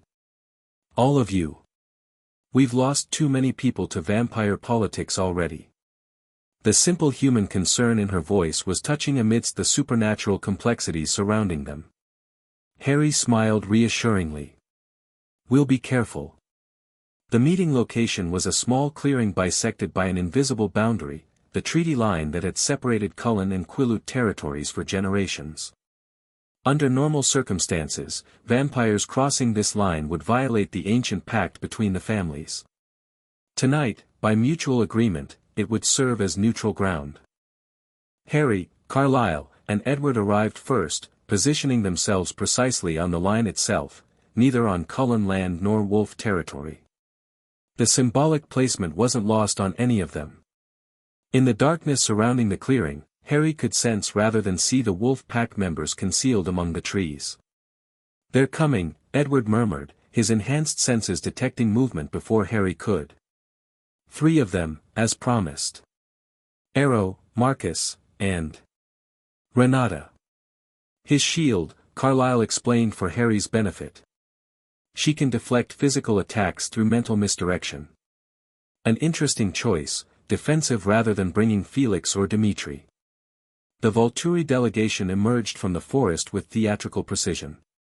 Arrow glided forward, his papery skin luminous in the moonlight, flanked by the perpetually disinterested Marcus and a petite female vampire who stayed unnaturally close to Arrow, Renata, Harry presumed. "Carlisle, my old friend," Arrow greeted with false warmth. "How delightful to speak under civilized circumstances again." His crimson gaze shifted to Harry. "And the remarkable wizard who has so transformed our world. You are resilient, Mr. Potter." "A quality we seem to share," Harry replied evenly. "Considering the purification's effects on your kind." Arrow's smile remained fixed, though a flash of something, annoyance or perhaps respect, crossed his ancient features. "Indeed. Adaptation is the true immortality. Even the oldest among us must evolve or perish." "Is that why you requested this meeting?" Carlisle inquired. "To discuss evolution?" "In a manner of speaking." Arrow clasped his hands before him, the gesture both theatrical and calculated. "The purification has created opportunities for reconsideration. Old assumptions challenged, new possibilities revealed. Meaning your control over vampire society has been weakened," Edward stated bluntly. Arrow's smile tightened imperceptibly. "Meaning the landscape has changed, and wisdom dictates reassessment." He turned his attention fully to Harry. "You've accomplished something unprecedented, Mr. Potter. Something not even we, with 3 millennia of existence, believed possible." "I didn't do it intentionally," Harry responded honestly. "I was merely trying to find a way home." "And yet," Arrow mused, "you created something entirely new. The unseen path, as the prophecy calls it." He smiled at Harry's flicker of surprise. "Oh yes, I'm familiar with the complete text. I've had 3,000 years to study its implications." "Then you know your reign was predicted to end," Harry observed. "One possible outcome among many," Arrow dismissed with a casual wave. "Prophecies are troublesome things, always subject to interpretation, always conditional." Marcus, silent until now, suddenly spoke. The bonds have changed, he said, his voice crackling with disuse. All bonds, everywhere. The connections between our kind. Altered at their foundation. Harry glanced at Carlyle, who explained quietly, Marcus sees relationships, the invisible bonds between individuals. It's his gift. Yes, brother, the bonds have changed, Arrow acknowledged. Which brings us to the purpose of this meeting. He fixed his gaze on Harry. We face a common threat, Mr. Potter. One that grows more urgent with each passing day. The Ancient One, Harry surmised. Indeed. Arrow's expression grew grave. Its servants have been increasingly active since the purification. Gathering at sites of historical significance to our kind, performing rituals we don't fully understand, searching for something. Or someone, Carlyle added pointedly. Precisely. Arrow nodded. You, Mr. Potter. They seek the Bloodwalker whose power altered their very nature. Some to understand, others to reverse the change. This aligned with what the servants who visited the Cullen house had suggested, division among their ranks, some embracing the newfound freedom from their master's control, others resisting. What exactly do you propose? Harry asked directly. An alliance, Arrow replied without hesitation. Temporary but binding. The Volturi possess resources, knowledge, and influence accumulated over millennia. You possess unique capabilities that have proven effective against ancient powers. What would this alliance entail? Carlyle inquired, his tone neutral but his posture cautious. Information sharing, primarily, Arrow explained. We've been monitoring the servants' activities worldwide. Strange gatherings at forgotten temples, excavations at sites connected to vampire origin myths, recruitment of certain, specialized talents among our kind. Recruitment? Edward asked sharply. They're building their own guard. Of a sort, Arrow confirmed. Those resistant to the purification, those who wish to restore the old ways, the servants offer them purpose in the Ancient One's eventual return. Harry considered this information carefully. And what would you expect from me in this alliance? Arrow's smile returned, calculating yet somehow genuine in its hunger. Your expertise regarding the purification, how it was created, how it functions, whether it can be strengthened or adjusted. And perhaps, when the immediate threat is addressed, assistance with certain, unintended consequences. You want me to help you regain control, Harry translated. To modify the purification to better serve Volturi interests. I prefer to frame it as stabilizing a period of turbulent transition, Arrow replied smoothly. Change may be inevitable, Mr. Potter, but chaos is not. The Volturi have maintained order among our kind for 3 millennia. Without some form of governance, what follows may be worse than what preceded your arrival. It was a compelling argument, despite Harry's skepticism about Arrow's motivations. Vampire society without any governing structure could indeed prove more dangerous to humans, not less. And if I refuse? Harry asked. Then we each face the Ancient One's servants separately, with divided resources and information. Arrow spread his hands in a gesture of regretful inevitability. Less optimal for all concerned, particularly the humans caught between supernatural forces. A masterful manipulation, appealing to Harry's protective instincts while simultaneously threatening consequences without explicitly making threats. 3,000 years of political maneuvering had honed Arrow's persuasive skills to razor sharpness. Harry glanced at Edward, who gave a nearly imperceptible nod. Whatever Arrow was thinking apparently aligned with his words, at least partially. I need something concrete, Harry decided. Not just vague offers of cooperation. Of course, Arrow agreed readily. Perhaps a gesture of good faith. Information for information. He turned to Marcus, who withdrew an ancient scroll from within his cloak and handed it to Arrow. This is one of the oldest texts in our possession, a map created by the first seer, showing locations connected to the Ancient One's original rituals. He extended the scroll toward Harry, who hesitated before accepting it. The parchment felt oddly warm, almost alive beneath his fingers. These locations align with sites where the servants have been gathering, Arrow continued. Including one particularly significant convergence point in the mountains north of here. Our intelligence suggests they plan something substantial at the full moon, 3 nights from now. Harry unrolled the scroll carefully. The map was drawn in what appeared to be dried blood, the lines still vibrant despite what must be thousands of years of age. It depicted coastlines and mountain ranges in stylized form, with 7 points marked by symbols that resembled those on the now-destroyed medallion. One point, in what Harry recognized as the Cascade Mountains, was circled in fresher ink. "Why give me this?" Harry asked, suspicious of Arrow's generosity. "Because neither of us can address this threat alone," Arrow replied with what seemed like genuine concern. "The servants are fragmented but powerful. Those seeking the Ancient One's return have abilities we barely understand, remnants of the original transformation, powers that predate even our eldest members." Harry rolled the scroll closed, making his decision. "I'll consider your alliance offer, but I need time to consult with others." "Of course," Arrow agreed smoothly. "Though time is not abundant. The full moon approaches, and with it, whatever ritual the servants have planned."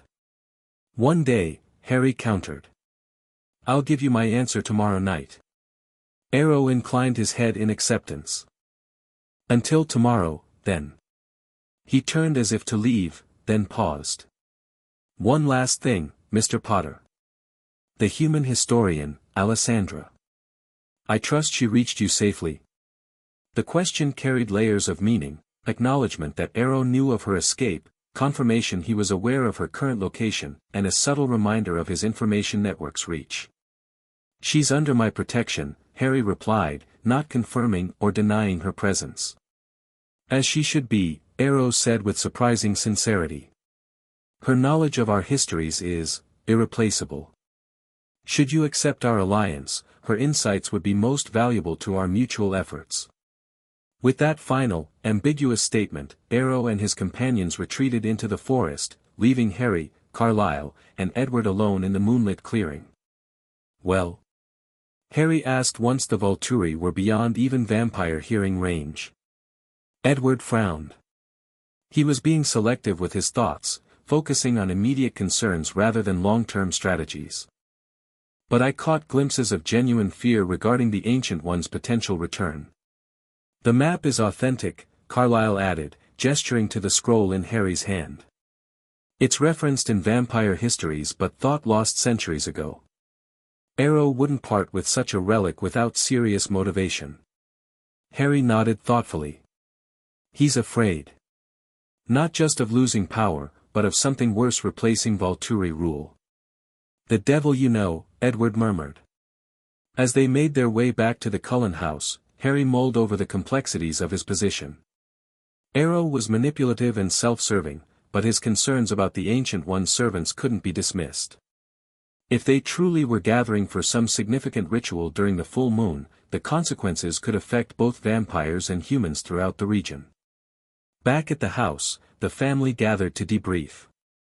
Alessandra examined the map with reverent care, her historian's training evident in her methodical approach. "This is extraordinary," she breathed, studying the blood-inscribed parchment. "The symbology predates any known vampire writing system. These 7 locations, they must be the original transformation sites, where the Ancient One first created vampire kind. And the servants are gathering at one of them," Jacob noted, pointing to the circled location in the Cascades. "Why that site specifically?" Alessandra traced the symbol with a careful finger. "This mark represents blood and stone combined, likely a ritual altar of some kind. According to fragmentary accounts I studied in Volterra, the Ancient One performed different aspects of the original transformation at each site. This one." She frowned in concentration. "This one was connected to bloodlust itself, the hunger that drives vampire feeding. The perfect location to attempt reversing the purification," Carlyle concluded grimly. "If they could restore the original, unmitigated thirst. Vampire society would plunge into chaos," Jasper finished. Newly controlled urges suddenly unleashed without warning. The death toll would be catastrophic. Harry studied the map with growing concern. Then we need to stop them, regardless of whether we ally with the Volturi. The question is how, Edward said. These servants are unlike any vampires we've encountered, older, stronger, with abilities we don't fully understand. And we don't know how many have aligned against the purification, Carlyle added. The ones who visited us seemed divided, but Arrow spoke of recruitment efforts. They could have dozens of followers by now. Harry's mind raced through options, weighing risks and potential strategies. We need more information before deciding on Arrow's alliance offer. The site itself might provide clues about what the servants are planning. A reconnaissance mission, Jasper nodded approvingly. Small team, minimal exposure, gather intelligence on their numbers and activities. I should go, Harry decided. My magic gives me advantages if things go wrong. Not alone, Alice interjected firmly. My visions may be fragmented, but I might still see immediate dangers. And Jasper's combat experience would be invaluable. After further discussion, they settled on a plan. Harry, Alice, and Jasper would depart at dawn to investigate the mountain location, while the others continued researching the prophecy and preparing defenses. Jacob would coordinate with the wolf pack to establish a perimeter around Forks in case the servants or Volturi made aggressive moves during their absence. As the meeting broke up, Harry found himself drawn once again to the windows overlooking the forest. The weight of responsibility pressed down on him, not just for this world, but potentially for his own as well. The prophecy's warning about two worlds trembling haunted him. Troubled thoughts. Alessandra asked softly, joining him at the window. Just wondering how I went from trying to get home to potentially reshaping vampire society, Harry replied with a wry smile. She studied him with those perceptive historian's eyes. The prophecy didn't choose you by accident, Harry. Blood calls to blood across all boundaries, remember? Something in you, in your very essence, resonated with this world's deepest magic. That's not exactly comforting, he admitted. I never asked to be anyone's prophesied savior. I had enough of that in my own world. Alessandra smiled faintly. The truly worthy never ask for such burdens. They simply bear them when they must. She hesitated, then added, for what it's worth, I believe you've already changed this world for the better. The purification has given vampires something they've never had before, choice about their nature. Her words reminded Harry of his conversations with the servants, their confusion over newfound free will, their uncertainty about paths forward. He had given them options they never expected to have, for better or worse. Get some rest, Alessandra advised gently. Dawn comes quickly, and the mountains are unforgiving even to wizards. The sun was just cresting the eastern horizon when Harry, Alice, and Jasper departed, taking Emmett's jeep for the first leg of their journey before continuing on foot into the more rugged terrain. The coordinates on Arrow's map led deep into the Cascade Range, to a location unmarked on modern maps. The topography has likely changed over millennia, Jasper observed as they studied satellite imagery on Alice's phone. Erosion, earthquakes, forest growth, the landscape the Ancient One knew would be significantly altered. The ritual site would be protected somehow, Harry reasoned. Magical locations in my world persist despite physical changes around them. There might be spells or vampire equivalents preserving the original altar. They drove for 3 hours, following logging roads as far as possible before abandoning the vehicle and continuing on foot. For Harry, the pace was challenging, vampire speed being what it was, but manageable in short bursts with the aid of a few enhancement charms on his boots and clothing. By midday, they had penetrated deep into the mountain wilderness, following game trails through ancient forest until they reached a narrow valley between towering peaks. A stream cut through its center, carving a path through massive boulders and fallen trees. This feels right, Alice murmured, her supernatural senses alert to subtleties beyond human perception. The air tastes different here. Older. Jasper nodded in agreement, his military training evident in the way he systematically scanned their surroundings. No recent vampire traces, but...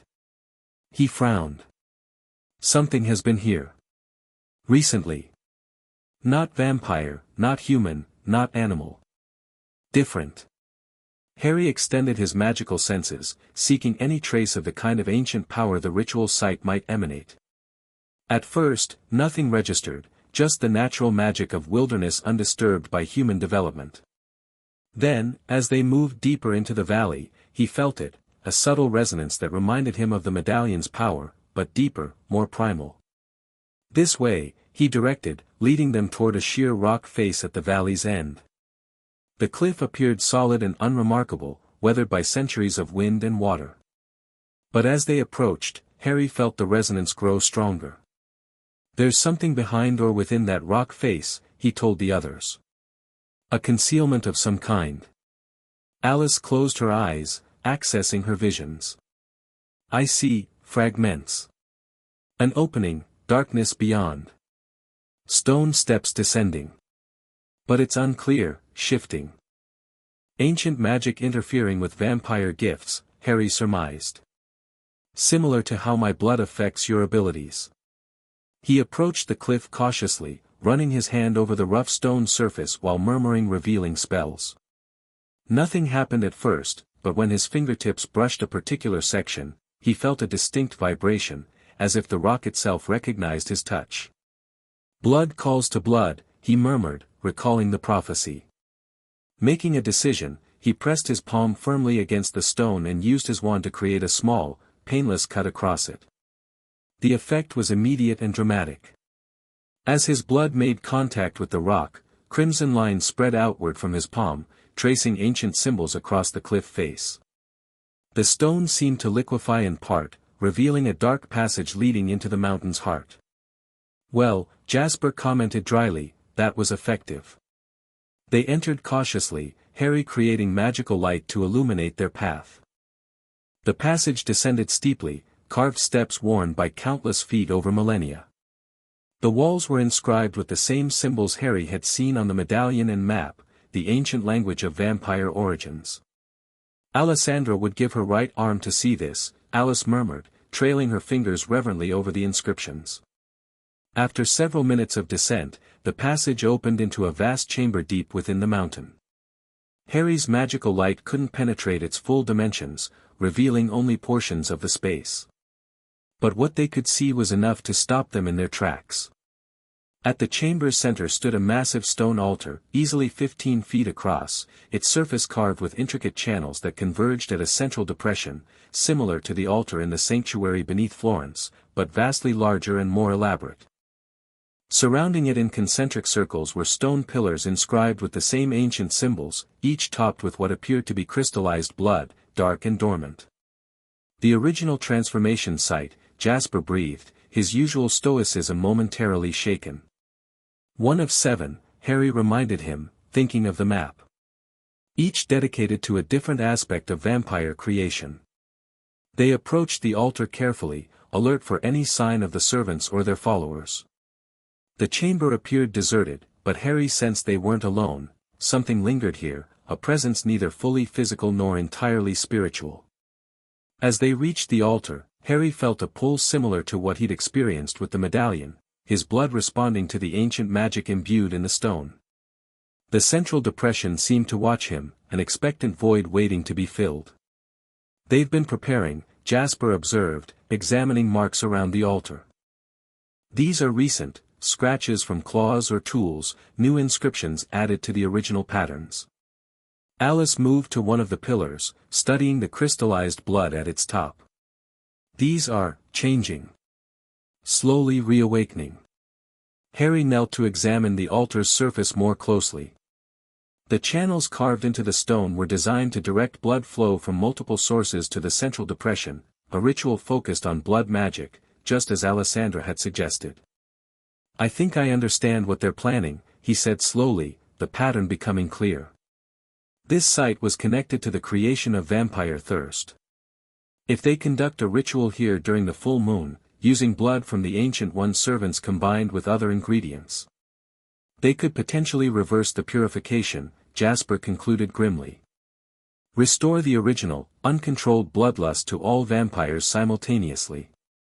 The death toll would be catastrophic, Alice whispered. Even those of us who abstain from human blood would be overwhelmed by the sudden intensity. Newborns would be uncontrollable. Entire regions could be decimated before any semblance of control returned. Harry stood, his decision crystallizing. We have to stop them. Regardless of Arrow's alliance offer, this ritual cannot proceed. A soft sound echoed through the chamber, something between laughter and sigh, neither fully physical nor merely imagined. The crystallized blood atop the pillars pulsed in unison, a subtle glow emanating from within. We're not alone, Jasper warned, moving into a defensive position. From the shadows beyond their light's reach, a figure emerged, one of the Ancient One's servants, its translucent skin and iridescent purple eyes unmistakable. Unlike the servants who had visited the Cullen house, this one moved with aggressive purpose, its expression cold and determined. Bloodwalker, it hissed, the sound echoing unnaturally. You should not have come here. This place is not for you, yet. Harry raised his wand, but before he could cast, the servant moved with blinding speed, faster than any vampire he'd encountered. It struck Jasper first, sending him crashing into one of the stone pillars with enough force to crack the ancient monolith. Alice blurred into motion, engaging the servant with preternatural grace, but even her precognitive abilities seemed hampered in this ancient place. The servant anticipated her movements, countering with fluid precision. Incarcerus. Harry cast, sending magical ropes to bind the servant. The spell connected, but the ropes seemed to phase through the being's semi-translucent form before tightening. The servant snarled, momentarily restrained but already breaking free. Stupefy. Harry followed up, the red bolt striking the servant directly.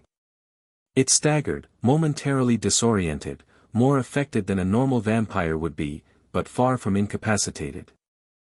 Jasper recovered and rejoined the fight, centuries of combat experience evident in his calculated movements. Together with Alice, they managed to contain the servant temporarily, forcing it away from Harry. We need to leave, Jasper called, dodging a lightning-fast strike. Others will be coming. This was just a sentry. Harry knew he was right, but hesitated to abandon the information this chamber might provide. Making a split-second decision, he pointed his wand at the altar and cast, Geminio. A perfect copy of the stone surface appeared, floating momentarily before shrinking to portable size. Harry pocketed the miniature replica, which would retain all the inscriptions and patterns for later study. Go, he shouted to the others. I'll cover our retreat. As Alice and Jasper disengaged and moved toward the passage, Harry cast a powerful Bombarda Maxima at the chamber's ceiling. Rock crashed down, not enough to collapse the entire space but sufficient to create confusion and obstruction. The servant howled in rage, its voice multiplying as if others joined from deeper within the chamber. Harry didn't wait to confirm, turning and sprinting after his companions up the stone steps. They emerged into daylight, the passage sealing itself behind them as Harry withdrew his bleeding hand from the rock face. Without pausing, they continued moving, putting distance between themselves and the mountain entrance. Only when they had reached a ridge nearly 2 miles away did they stop to assess. That was informative, Jasper commented with characteristic understatement. And nearly fatal, Alice added, examining a crack in her granite skin where the servant had connected with supernatural force. They're stronger in that place. Connected to its power somehow. Harry nodded, catching his breath. But we confirmed what they're planning, a ritual to reverse the purification. And now we have this. He withdrew the miniaturized altar copy. Every detail of their ritual space, preserved for study. We should return to Forks immediately, Jasper decided. Share what we've found and prepare countermeasures. As they made their way back toward the jeep, Harry's mind raced with implications. The servant's presence confirmed Arrow's intelligence about the upcoming ritual. The ancient site's power was palpable, and the preparations already underway suggested the servants were well organized. What did it mean? Alice asked suddenly. When it said the place wasn't for you, yet? Harry had been wondering the same thing. I'm not sure. But combined with the way the entrance responded to my blood. They're preparing the site for you specifically, Jasper concluded. Not just for the ritual, but for your eventual arrival. The thought was troubling. Harry's blood had unlocked the entrance, suggesting it was keyed to him in some fundamental way. The prophecy spoke of blood calling to blood across boundaries. Was this mountain sanctuary somehow connected to the ritual that had brought him to this world in the first place? By the time they reached Emmett's jeep and began the drive back to Forks, Harry had made his decision regarding Arrow's alliance offer. The threat posed by the servants was too significant to address alone, regardless of his misgivings about Volturi motivations. Sometimes, Harry reflected grimly, you had to ally with one devil to defeat another. Night had fallen by the time they returned to the Cullen house.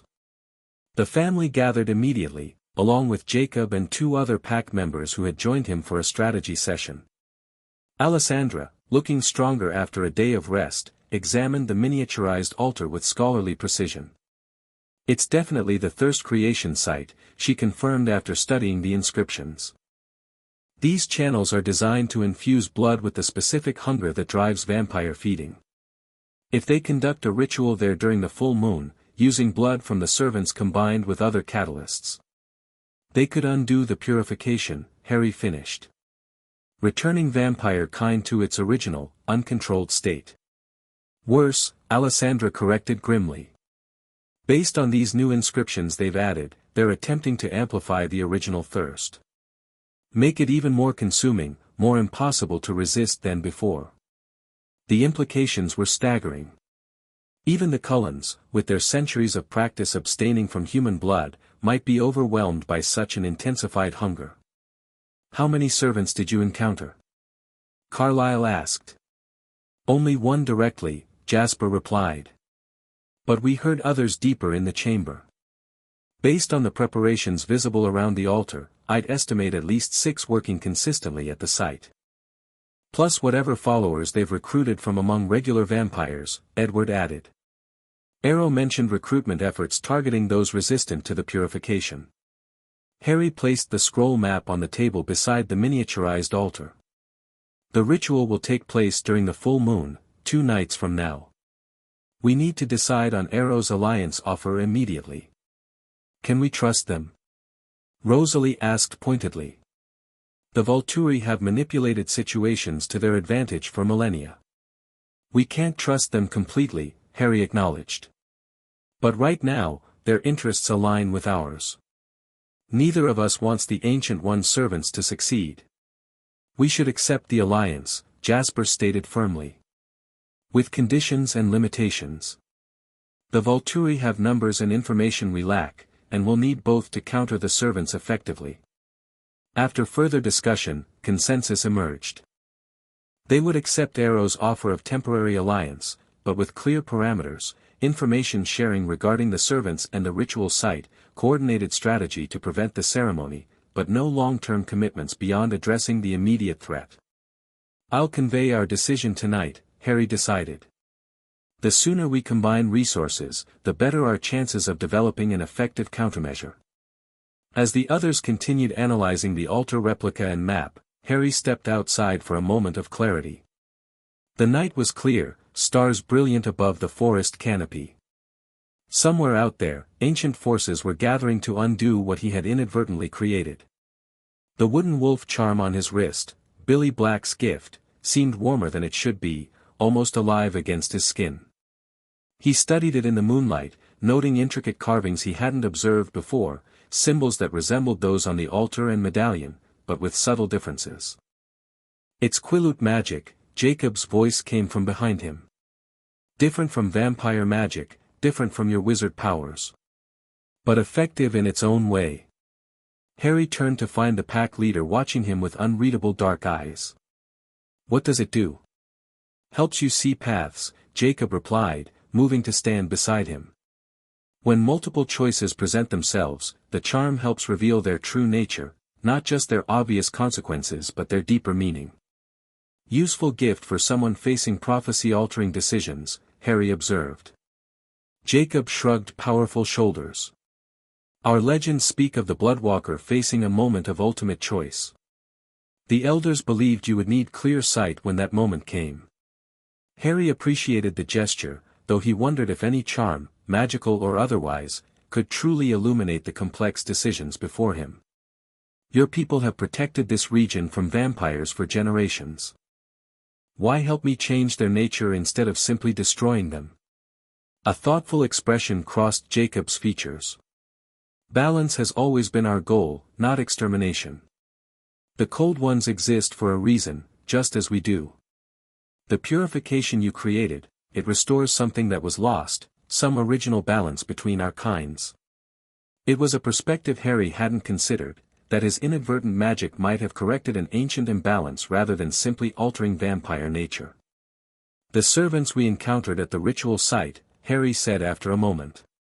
They were different from the ones who came here seeking guidance. More aggressive, more certain of their path. The division grows, Jacob agreed. Those embracing change versus those resisting it. An old story, played out among immortals instead of humans. He studied the night sky briefly before adding, when you meet Arrow tonight, be careful. He seeks balance too, but only the kind that keeps him at the top.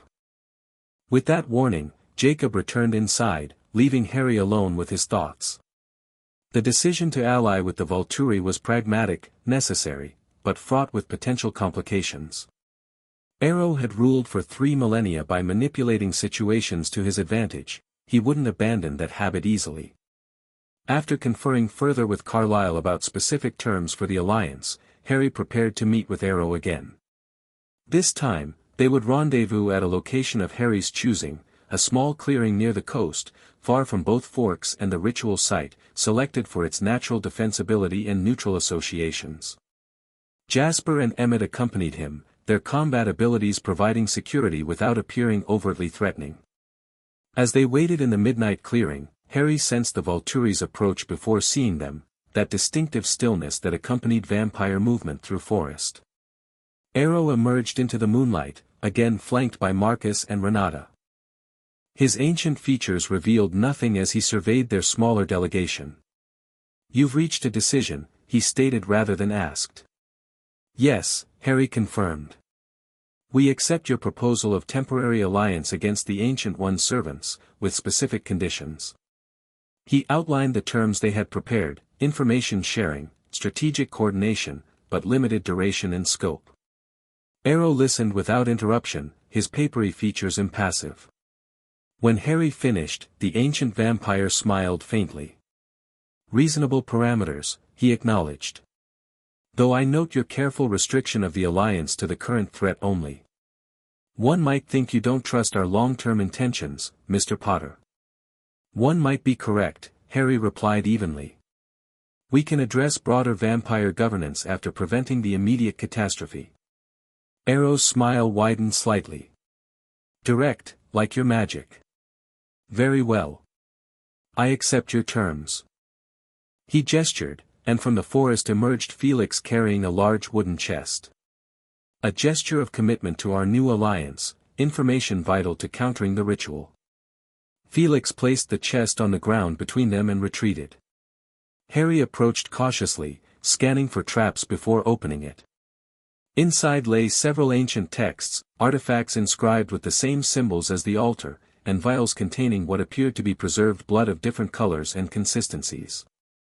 These documents detail previous attempts to modify vampire nature through the ritual sites, Arrow explained. The artifacts are tools used in those ceremonies. The blood samples. He hesitated fractionally. Those are from various significant sources, including one of the original servants who chose to end his existence rather than continue serving the Ancient One.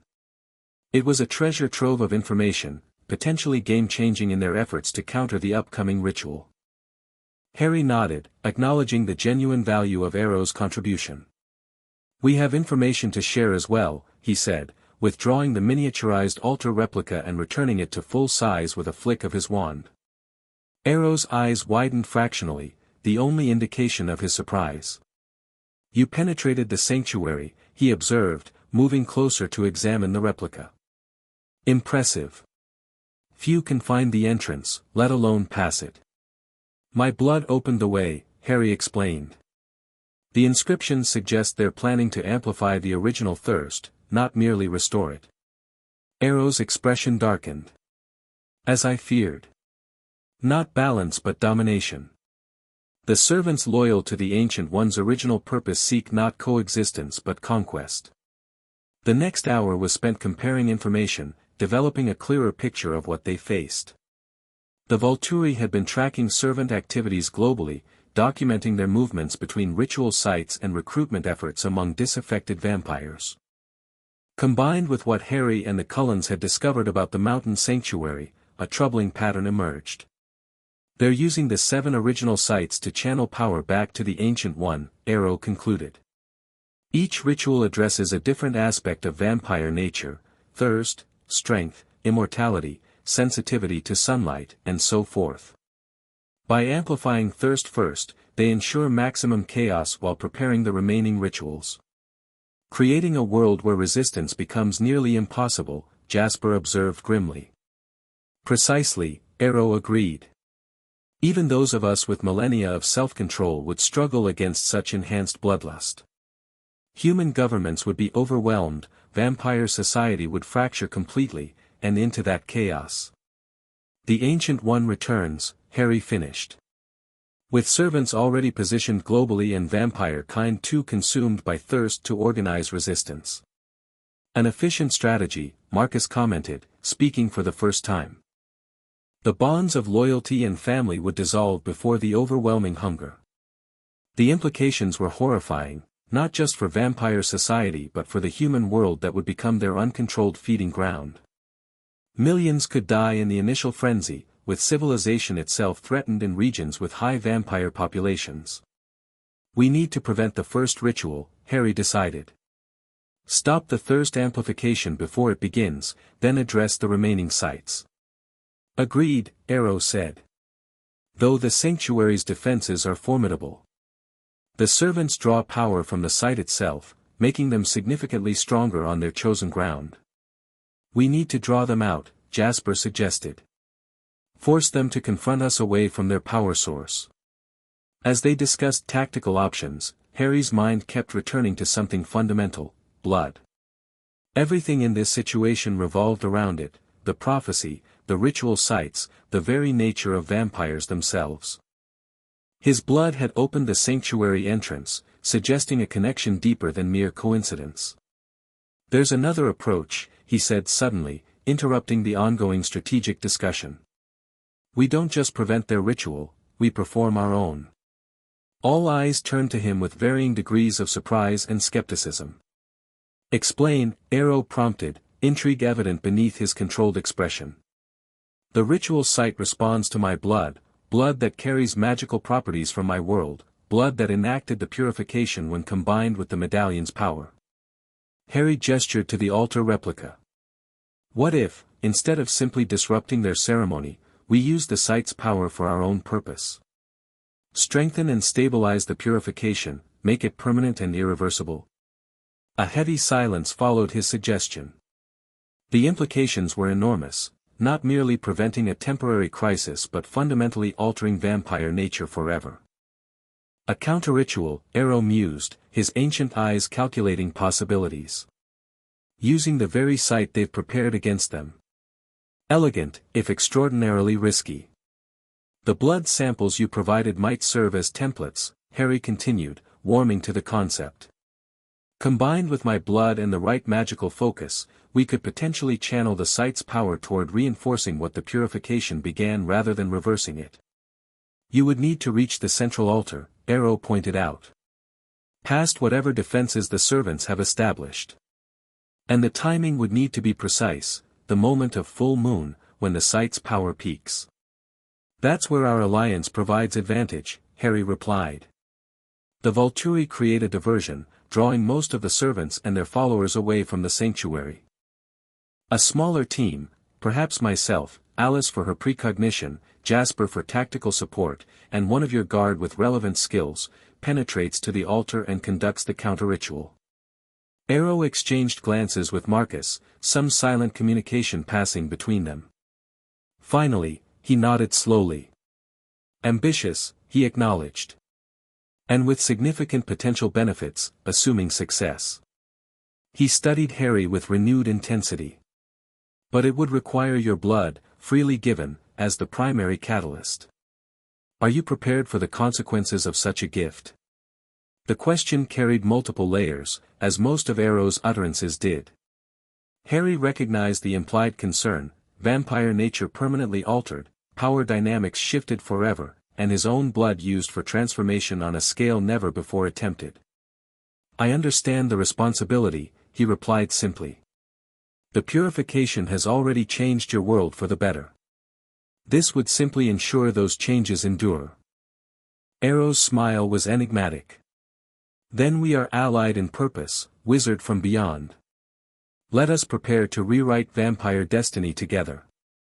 As they finalized details of their coordinated strategy, Harry couldn't shake the feeling that despite their alignment on this specific goal, Arrow still maneuvered toward some advantage only he fully envisioned. The ancient vampire had survived 3 millennia by turning threats into opportunities. He would certainly attempt the same with the current situation. The question was whether Harry could maintain enough control over the counter-ritual to ensure its effects aligned with his intentions rather than serving Volturi ambitions. By the time they parted, a comprehensive plan had taken shape. The Volturi would mobilize their guard to create multiple diversions around the ritual site, drawing out the servants and their followers. A specialized team including Harry would penetrate to the central altar at the precise moment of the full moon's zenith, conducting the counter-ritual using a combination of Harry's blood, Arrow's artifacts, and wizard magic. Until tomorrow night, then, Arrow concluded as they prepared to depart. When vampire fate hangs in the balance once again. One last thing, Harry said. Alessandra remains under my protection, regardless of the outcome. Her knowledge was instrumental in understanding the prophecy and ritual site. Arrow inclined his head slightly. The historian has earned her place in these events. Her deviation from Volturi service is forgiven in light of the greater crisis we face. It wasn't exactly a promise of permanent safety, but it was the best Harry could secure for now. As the Volturi delegation disappeared into the forest, he turned to Jasper and Emmett. He's still planning something beyond what he's revealed, Emmett stated flatly. Of course he is, Harry agreed. The question is whether we can accomplish our goal regardless of his hidden agenda. Back at the Cullen house, they shared the alliance details and counter-ritual plan. The family's reactions ranged from cautious approval to outright skepticism. You're betting everything on a ritual you're creating on the fly, Rosalie pointed out. Using ancient vampire magic you barely understand, at a site literally designed to enhance bloodthirst. It's a calculated risk, Harry acknowledged. But stopping the servants' ritual isn't enough, they would simply try again elsewhere, perhaps at a site we haven't identified. This approach addresses the fundamental issue permanently.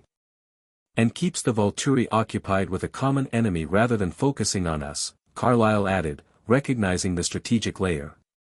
Clever. Alessandra had been examining the artifacts and texts Arrow had provided, her historian's expertise finding patterns the others missed. These records suggest the counter-ritual could work, she confirmed. The original sites were designed to be adaptable, the ancient one apparently experimented with different variations before settling on the final transformation process. What about the ancient one itself? Edward asked. If its servants fail, how might it respond? It was a crucial question that had been troubling Harry as well. According to the prophecy, it's still stirring, not fully awakened. Without the servants completing the rituals, it may remain in that state, aware but unable to fully manifest in this world. Unless it finds another conduit, Alessandra cautioned. Your blood connected with its essence when you arrived in this world.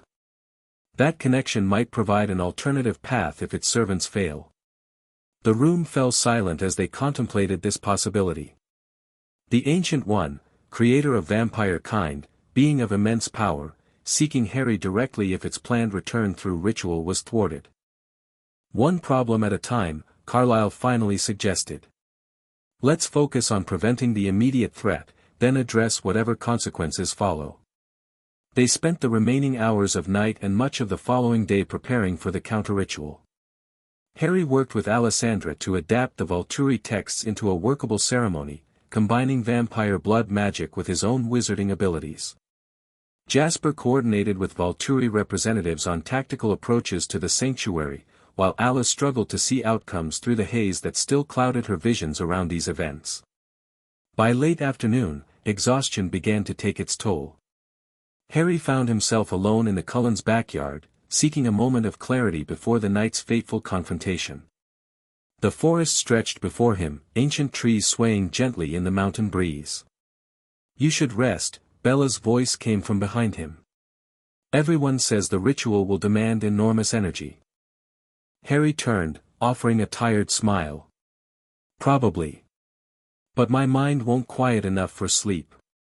She joined him, her human warmth a contrast to the vampire coolness he'd grown accustomed to. "Edward says you're worried about something beyond the ritual itself." Perceptive of her, or perhaps Edward had glimpsed his concerns despite his occlumency shields. "I'm wondering about home," Harry admitted. "The prophecy mentioned two worlds trembling. What if my actions here affect the wizarding world somehow? What if people I care about are facing consequences I can't see?" Bella considered this, her brown eyes thoughtful. "Would knowing change what you have to do here?" It was a simple question that cut to the heart of his dilemma. No, he realized. The servants must be stopped regardless. But it would change how I feel about my path afterward. "The path of return," she murmured. "Versus staying here and continuing what you've started." Harry nodded, surprised by her insight. "Exactly. The prophecy said the path of return would close the door between worlds forever. But what if that's not the only way home? What if there's another option, one created by choice rather than following predetermined paths?" Bella smiled slightly. "You've already created one new path with the purification. Why not another?" It was a refreshingly straightforward perspective. Harry found himself appreciating her human clarity, uncomplicated by centuries of vampire existence or the weight of prophecy. "Thank you," he said sincerely. "Sometimes the obvious needs stating." She shrugged. "It's what humans bring to the equation. Vampires overthink, side effect of endless time, Edward says." Her expression grew more serious. "Just, be careful tonight. I've seen what vampire politics does to people caught between factions. It's never kind to those in the middle." As she returned to the house, Harry remained in the yard, contemplating her words. The wolf charm on his wrist felt warm again, almost pulsing in rhythm with his heartbeat. He studied it in the fading daylight, noticing how the carved symbols seemed to shift subtly when viewed from different angles, revealing different patterns, different meanings. Helping him see paths, Jacob had said. When the moment of choice came. Harry had a growing suspicion that moment would arrive sooner than anyone anticipated. Dusk fell across the mountains, painting the snow-capped peaks in shades of fire before surrendering to encroaching darkness. The full moon would rise within hours, signaling the time for both ritual and counter-ritual. The combined forces gathered at the Cullen house represented an unprecedented alliance, vampires from traditionally opposed covens, shapeshifters who had hunted vampires for generations, a human historian whose knowledge bridged ancient and modern understandings, and a wizard from another reality whose blood had catalyzed transformation. Arrow arrived with a select contingent of his guard, including Jane, Alec, Felix, and Dimitri. The nominal leader of the vampire world appeared calm, his ancient features betraying nothing of whatever thoughts or schemes might lie beneath. "The remaining guard units are already in position," he informed the gathered group. 36 of our finest, placed strategically around the sanctuary approaches. They await only the signal to begin the diversion." Jasper nodded, military precision evident in his posture. "The wolf pack has established a secondary perimeter. If any servants or followers attempt to flee, they'll intercept. Harry surveyed the unusual gathering, aware of the tenuous nature of their alliance. Centuries of enmity temporarily set aside for a common purpose, but old habits and suspicions remain just beneath the surface. Jane watched the Cullens with barely disguised contempt, while Jacob's pack members maintained careful distance from all vampires, Cullen and Volturi alike. The counter-ritual is prepared, Harry announced, drawing their attention. Alessandra and I have adapted elements from the text's Arrow provided, combining them with magical focusing techniques from my world. Will it work? Alec asked bluntly, his childlike face betraying no emotion. Theoretically, Harry replied honestly. The principles are sound, but this specific combination has never been attempted. Such is the nature of innovation, Arrow commented, seemingly untroubled by the uncertainty. Our kind has existed for millennia through adaptation to changing circumstances. The final preparations were swift and efficient. Harry would lead the core team, himself for the blood magic, Alice for her fragmentary but useful visions, Jasper for tactical expertise, and at Arrow's insistence, Alec, whose ability to cut off sensory perception might prove vital against the servants' heightened abilities within the sanctuary. As moonrise approached, they departed in separate groups, Volturi guard units taking position for the diversionary attacks, wolf pack members establishing their interception perimeter, and the core ritual team approaching from the direction least likely to be heavily defended. The forest was unnaturally silent as Harry, Alice, Jasper, and Alec made their way toward the mountain sanctuary. No animals called, no insects chirped, as if all natural life sensed the ancient powers stirring beneath the stone. They've increased security since our last visit, Alice whispered as they neared the valley approach. I can see at least 8 followers patrolling, plus something darker near the entrance. One of the true servants. Harry nodded, withdrawing from his pack the materials they would need for the counter-ritual, vials of prepared solutions, focusing crystals, and the ceremonial dagger he would use to draw his own blood. The wolf charm on his wrist pulsed warm against his skin, its carved symbols seeming to shift and change in the moonlight. In the distance, the first sounds of conflict erupted, the Volturi diversion beginning right on schedule. Inhuman snarls and the distinctive crack of vampire bodies colliding carried across the valley, drawing the attention of the sanctuary's outer guards. Now, Jasper murmured, and they moved with coordinated precision. Alec took the lead, extending his sensory deprivation ability toward the remaining guards. The misty tendrils of his power enveloped 2 vampires before they could raise an alarm, rendering them helpless as Jasper and Alice neutralized them with swift, silent efficiency. They reached the cliff face that concealed the sanctuary entrance without further incident. Harry pressed his palm against the stone, repeating the blood offering that had opened the way previously. Again, crimson lines spread across the rock surface, ancient symbols illuminating before the stone parted to reveal the passage within. Stay alert, Harry cautioned as they entered. The servant we encountered before was significantly stronger inside the sanctuary. They descended the worn steps cautiously, Harry's magically created light revealing the ancient inscriptions lining the walls. The symbols seemed more vibrant than during their previous visit, pulsing with subtle energy that increased as they approached the main chamber. The vast ritual space appeared deserted when they entered, the massive stone altar at its center illuminated by an ethereal light that seemed to emanate from the crystallized blood atop the surrounding pillars. But Harry sensed they weren't alone, presences lingered just beyond perception, watching and waiting. We need to reach the center, he whispered, indicating the altar. The counter-ritual must be performed at the exact spot they've prepared for their own ceremony. They moved forward cautiously, senses hyper-alert for any sign of ambush. The crystallized blood atop the pillars pulsed in rhythm with their steps, tracking their progress across the chamber. Halfway to the altar, the attack came, not from hiding places within the chamber but from the very stone beneath their feet. The floor rippled like liquid, then erupted upward, forming humanoid figures composed of living rock infused with what appeared to be crystallized blood. Guardians, Alec identified, his mist-like power already extending toward the nearest stone figure. The servants created them from the sanctuary itself. The stone guardians proved immune to Alec's sensory deprivation, advancing with ponderous but unstoppable determination.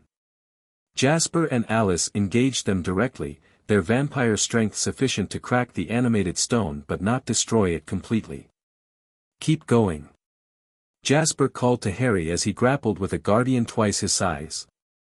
"We'll hold them here." Harry hesitated only briefly before continuing toward the altar, Alec beside him. The young-looking vampire's abilities might be useless against the stone guardians, but could prove essential against any servants they encountered. They had nearly reached the altar when a familiar figure emerged from behind it, the servant they had encountered during their previous visit, its translucent skin and iridescent purple eyes unmistakable. Unlike before, it now wore ceremonial attire adorned with symbols matching those on the altar and surrounding pillars. "Bloodwalker," it greeted, its voice carrying that unsettling harmonic quality. "You return at the appointed time, as we knew you would. But your purpose opposes ours. Your ritual would devastate both vampire and human societies," Harry replied, wand ready. "I can't allow that."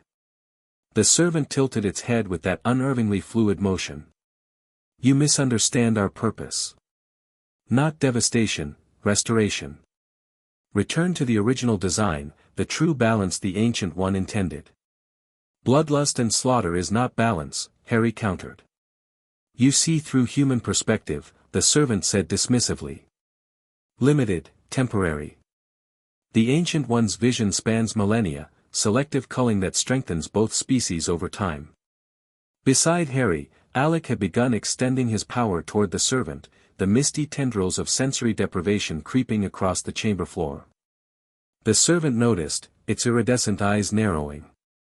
"Volturi lapdog," it hissed, gesturing sharply.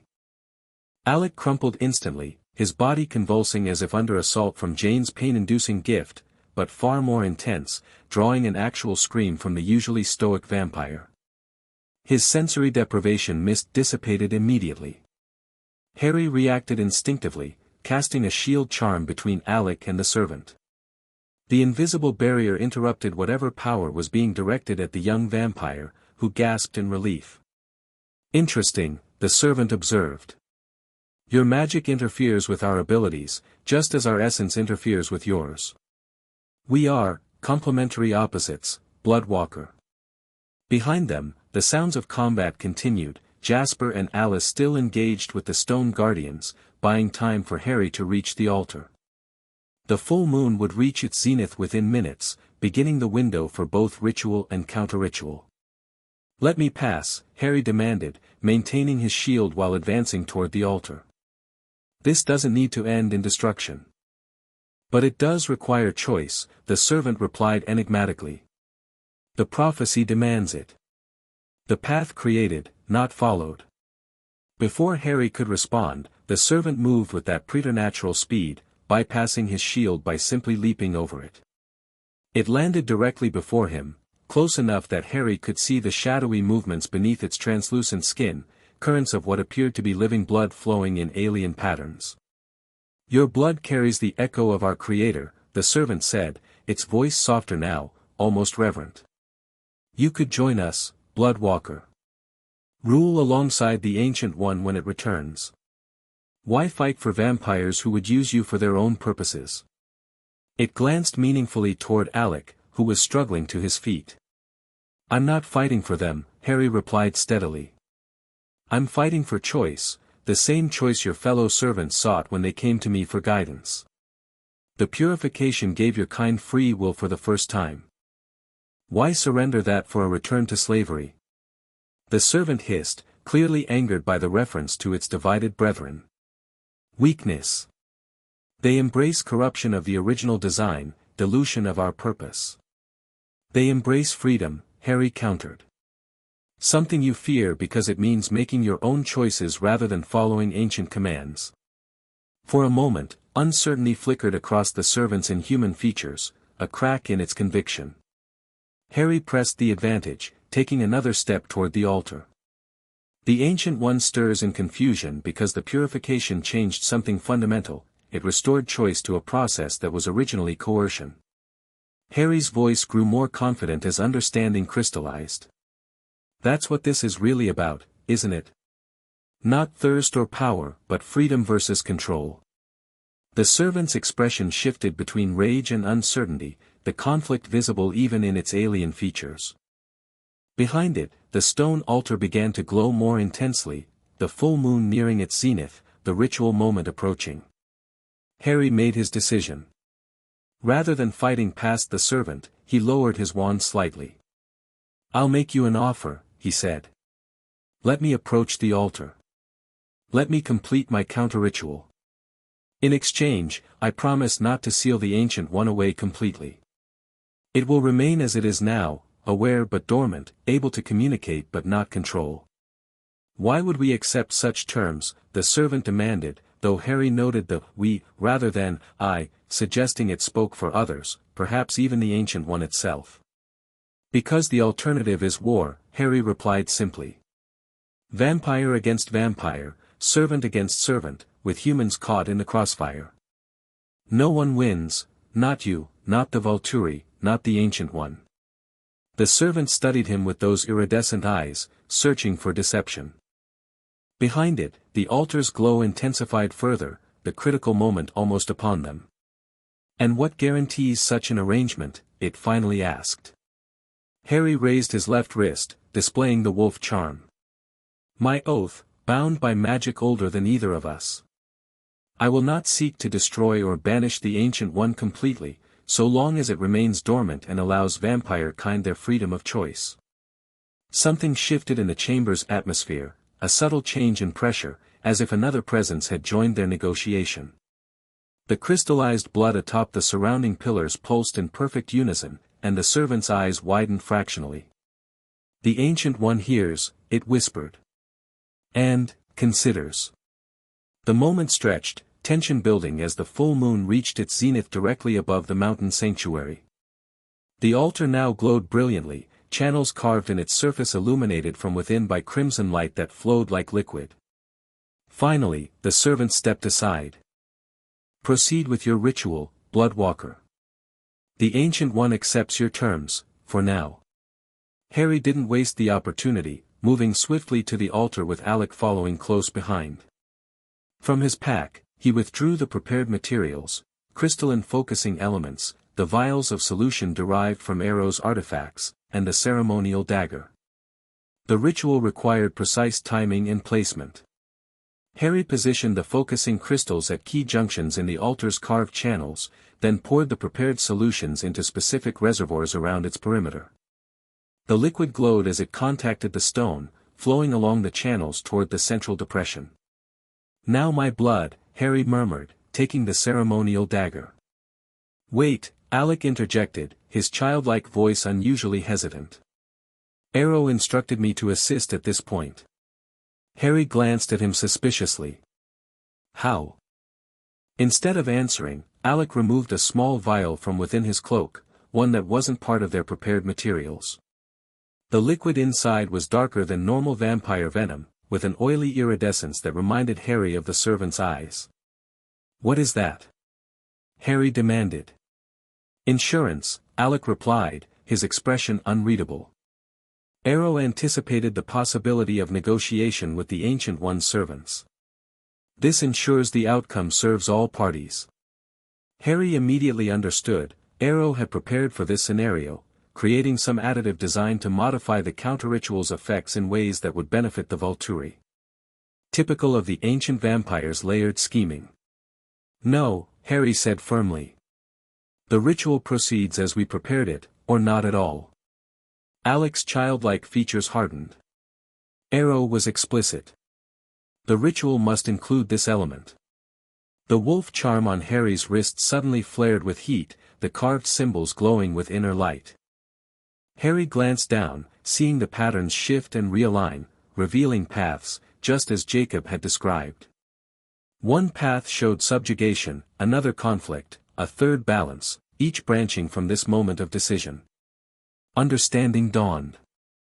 This was the choice the prophecy had foretold, not the grand selection between predetermined paths, but this specific moment of determining how the counter-ritual would proceed. The Crimson Prophecy unfolds anew, Harry murmured, written not in ancient words but in present deeds. He looked up at Alec, decision made. I won't use Arrow's addition.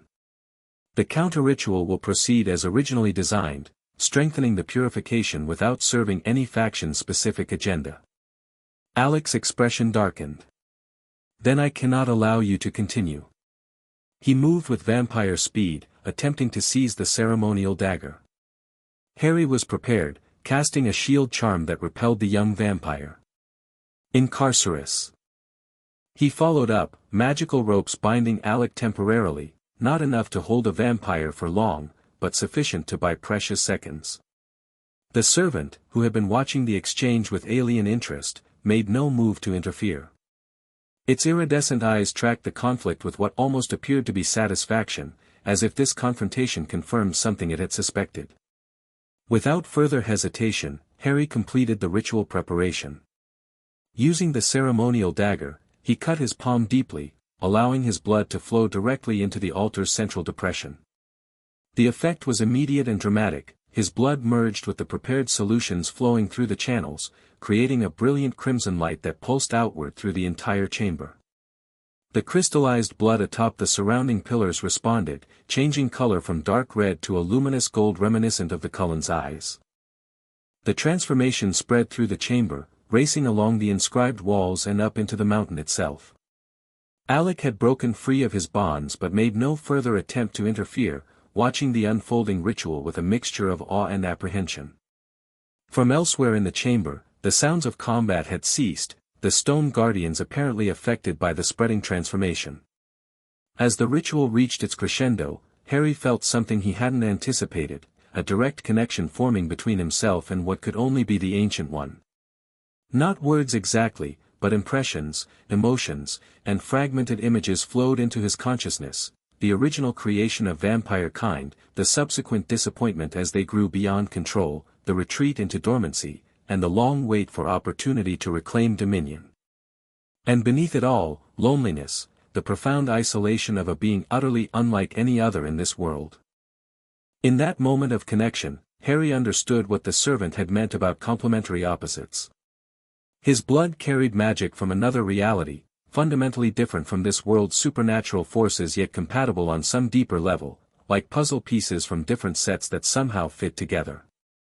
Acting on instinct rather than calculation, Harry sent his own thoughts back along the connection, images of the purification's effects, vampires embracing choice rather than submission to bloodlust, the potential for balance between supernatural beings and humans. The Ancient One's response came as a wave of conflicted emotion, resistance, consideration, grudging acknowledgement.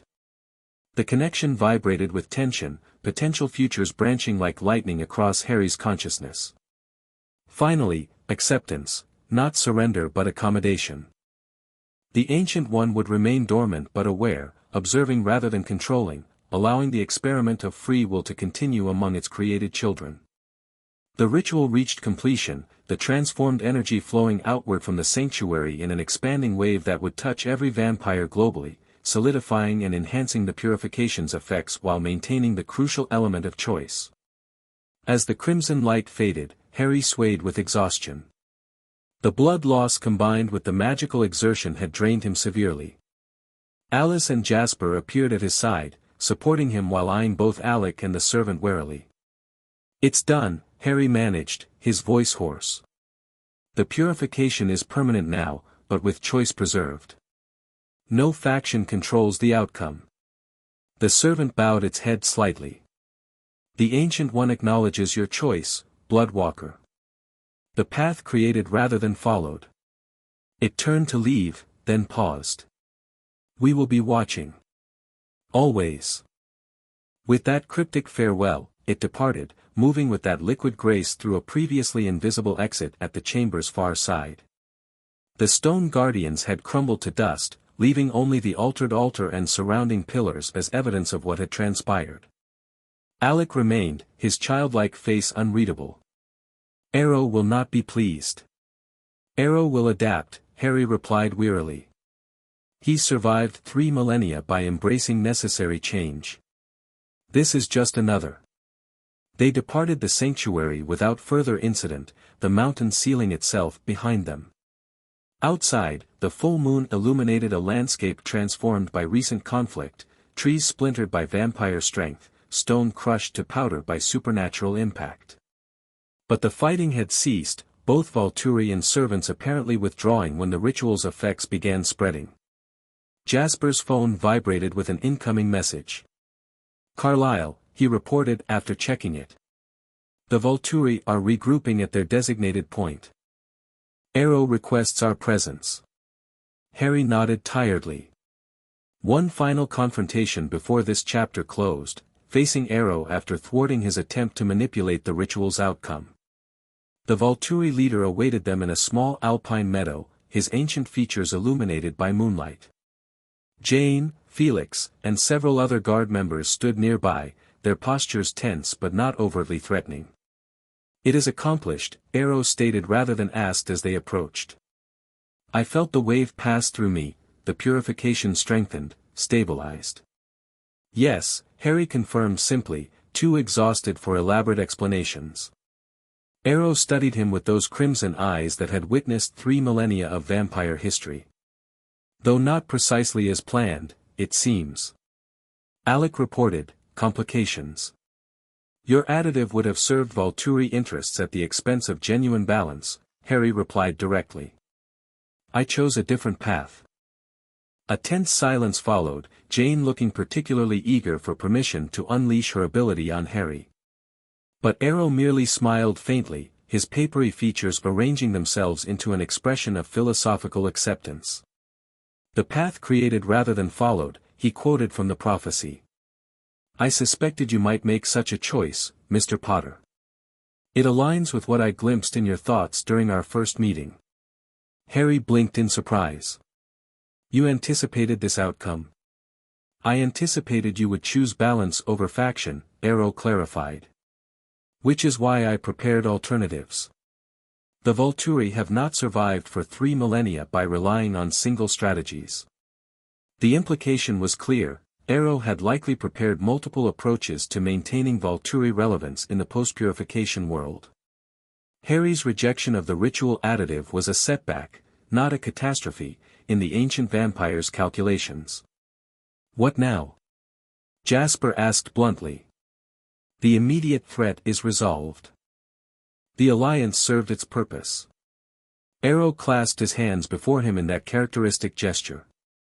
"Now we adapt, as vampire kind has always done. The purification has permanently altered our nature, but not our need for governance and order." He smiled thinly. "The Volturi will evolve to meet the moment." It wasn't quite a threat, but neither was it a promise of peaceful coexistence. Arrow would regroup, reassess, and formulate new strategies for maintaining Volturi dominance in a changed world. The game would continue, albeit with different rules. "And our arrangement?" Carlyle inquired, having joined them during the exchange. "The Cullens and those who share our lifestyle?" "Remains as before," Arrow confirmed. "Your unusual dietary choices are your own affair, so long as secrecy is maintained." He turned his gaze back to Harry. "As for the Bloodwalker, his status is unprecedented. Neither human nor vampire, yet significant to both. Perhaps a special designation within our structure." "I won't be staying," Harry interrupted quietly. "Now that the immediate crisis is resolved, I need to find my way home." Something flickered across Arrow's ancient features, disappointment, perhaps, or calculation interrupted. The path of return after all. How conventional, given your penchant for creating alternatives. "Not exactly," Harry replied, his exhaustion momentarily forgotten as clarity emerged. "Another path created rather than followed.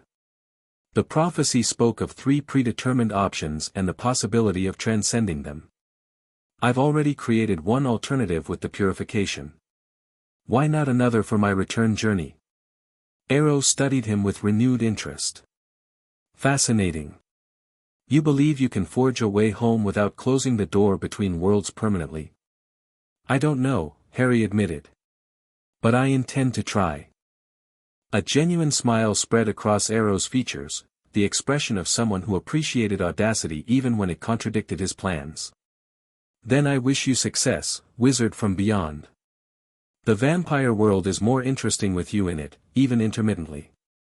With that ambiguous blessing, Arrow and his contingent departed, vanishing into the forest with supernatural speed. The Cullens exchanged glances, relief mixing with lingering wariness. "It's never truly over with the Volturi," Carlyle observed. "But we've bought time and space to strengthen our position." Harry nodded tiredly, the adrenaline of confrontation fading and leaving bone-deep weariness in its wake. "Let's go home. There's much to discuss about what happens next." As they made their way back toward Forks, Harry felt the wolf charm on his wrist gradually cool, the carved symbols returning to their dormant state. The moment of critical choice had passed, at least for now. The path forward remained uncertain, but clearer than before. The Crimson Prophecy had indeed unfolded anew, written not in ancient words but in present deeds, his deeds, freely chosen rather than predetermined. And somewhere between the worlds, a way home waited to be discovered. Chapter 5, Divine Right. Dawn painted the Olympic Peninsula in shades of pearl and gold, sunlight filtering through lingering mist that clung to the ancient forest. In the Cullen house, Harry sat at the dining table they'd repurposed as a research center, surrounded by texts, maps, and artifacts from multiple supernatural traditions. 3 weeks had passed since the ritual that permanently established the purification, and he was no closer to finding his way home. "You should rest," Alessandra advised, setting a cup of coffee beside the ancient scroll he was studying. The historian had fully recovered from her ordeal, her sharp mind proving invaluable in their research. "Even wizards need sleep." Harry offered a tired smile. "Later. I think I'm onto something with this passage about blood thresholds." The text before him, one of several Carlyle had acquired through his extensive network, described boundaries between realities as veils of essence that could be traversed through certain blood rituals. It wasn't identical to the magic that had brought Harry to the Twilight universe, but the principles seemed similar enough to pursue. Alessandra studied the scroll over his shoulder. "The translation is imprecise. This symbol here," she pointed to an intricate glyph, "doesn't mean threshold exactly. It's more like resonance point. A place where realities harmonize enough for passage." Harry rubbed his eyes. "So I need to find a location where the boundaries between worlds are naturally thinner, then use blood magic to create a doorway." "Essentially," Alessandra agreed. "Though the ritual would be complex, and the ingredients." She trailed off, frowning at a list of components. "Let me guess," Harry said dryly. "Rare, dangerous, possibly extinct." She smiled sympathetically. "Some, yes. But others are surprisingly accessible. The blood of one who walks between worlds, that's you. Essence of the native reality, easily obtained from any natural source. The challenging part is the catalyst that harmonizes them." Before Harry could respond, Alice appeared in the doorway, her usually graceful movements charged with unusual urgency. "They're here," she announced simply. Harry and Alessandra exchanged glances before following Alice to the living room, where the Cullen family had gathered. Through the glass wall, they could see a small delegation emerging from the forest, 3 figures with the unmistakable translucent skin and fluid movements of the Ancient One's servants. "They're not hostile," Edward reported, reading their approach thoughts. "They're seeking audience with the Bloodwalker specifically." Since the mountain ritual, the servants had been notably absent, withdrawing to unknown locations to process the changes wrought by the purification's permanence. Their return now, without warning or apparent aggression, suggested significant developments. Harry stepped onto the porch as they approached, the Cullens forming a protective semicircle behind him. He recognized the lead servant as the one who had permitted his counter-ritual in the sanctuary, its iridescent purple eyes unmistakable even at a distance. "Bloodwalker," it greeted, stopping at a respectful distance. "We come bearing the Ancient One's message." "I'm listening," Harry replied cautiously. The servant's head tilted in that unnervingly fluid motion. The Ancient One has observed your efforts to return to your world. It offers assistance. Murmurs of surprise rippled through the Cullens. The Ancient One, creator of vampire kind, being of immense power, offering to help Harry find his way home? The proposal warranted skepticism at minimum. Why would it help me? Harry asked directly. Balance, the servant replied. Your presence in this world creates instability. A constant reminder of altered fate. Your blood continues to call across boundaries, drawing attention from beyond. That was concerning. What kind of attention? The servant's expression remained alien and unreadable. Powers from your world sense the disruption. They seek to investigate, perhaps to reclaim what was lost. The boundary between realities thins where you walk. Harry processed this, exchanging glances with Carlyle. If magical entities from the wizarding world were indeed sensing his presence across dimensions, the implications were significant. The Ministry might be investigating his disappearance, potentially risking further cross-reality contamination. What exactly does the Ancient One offer? Carlyle inquired, stepping forward to join Harry. The second servant spoke, its voice carrying different harmonic qualities than the first. Knowledge. The Ancient One traversed realities before settling in this one. It understands the paths between worlds, the anchors that bind and the keys that release. And in exchange? Harry pressed, knowing such offers rarely came without cost. The third servant answered, completing their strange conversational triangle. Assurance. Your oath that once returned, you will seal the breach from your side, preventing further bleed-through between realities. It was a reasonable request, assuming it was genuine. The continued thinning of boundaries between worlds posed risks to both realities, magical instability, unpredictable interactions between different magical systems, potentially even more accidental travelers. I'll need details, Harry said. Specific knowledge, not vague promises. The first servant extended its hand, offering a small crystalline object that resembled a shard of the blood crystals from the sanctuary pillars. The Ancient One's memories of its own passage between worlds. Touch this, and understanding will flow. Harry hesitated, glancing back at Edward for confirmation of the servant's thoughts. They're being truthful as far as I can tell, Edward murmured. Their minds are alien, but I sense no deception regarding the offer itself. Decision made, Harry reached for the crystal. The moment his fingers closed around it, visions flooded his mind, not merely images or concepts but complete experiential memory. He saw/felt/understood how the Ancient One had traversed realities millennia ago, seeking escape from a dying world. The principles were complex but remarkably similar to certain blood magic practices from his own reality. When the transfer completed, Harry gasped, staggering slightly as the intensity of the experience faded.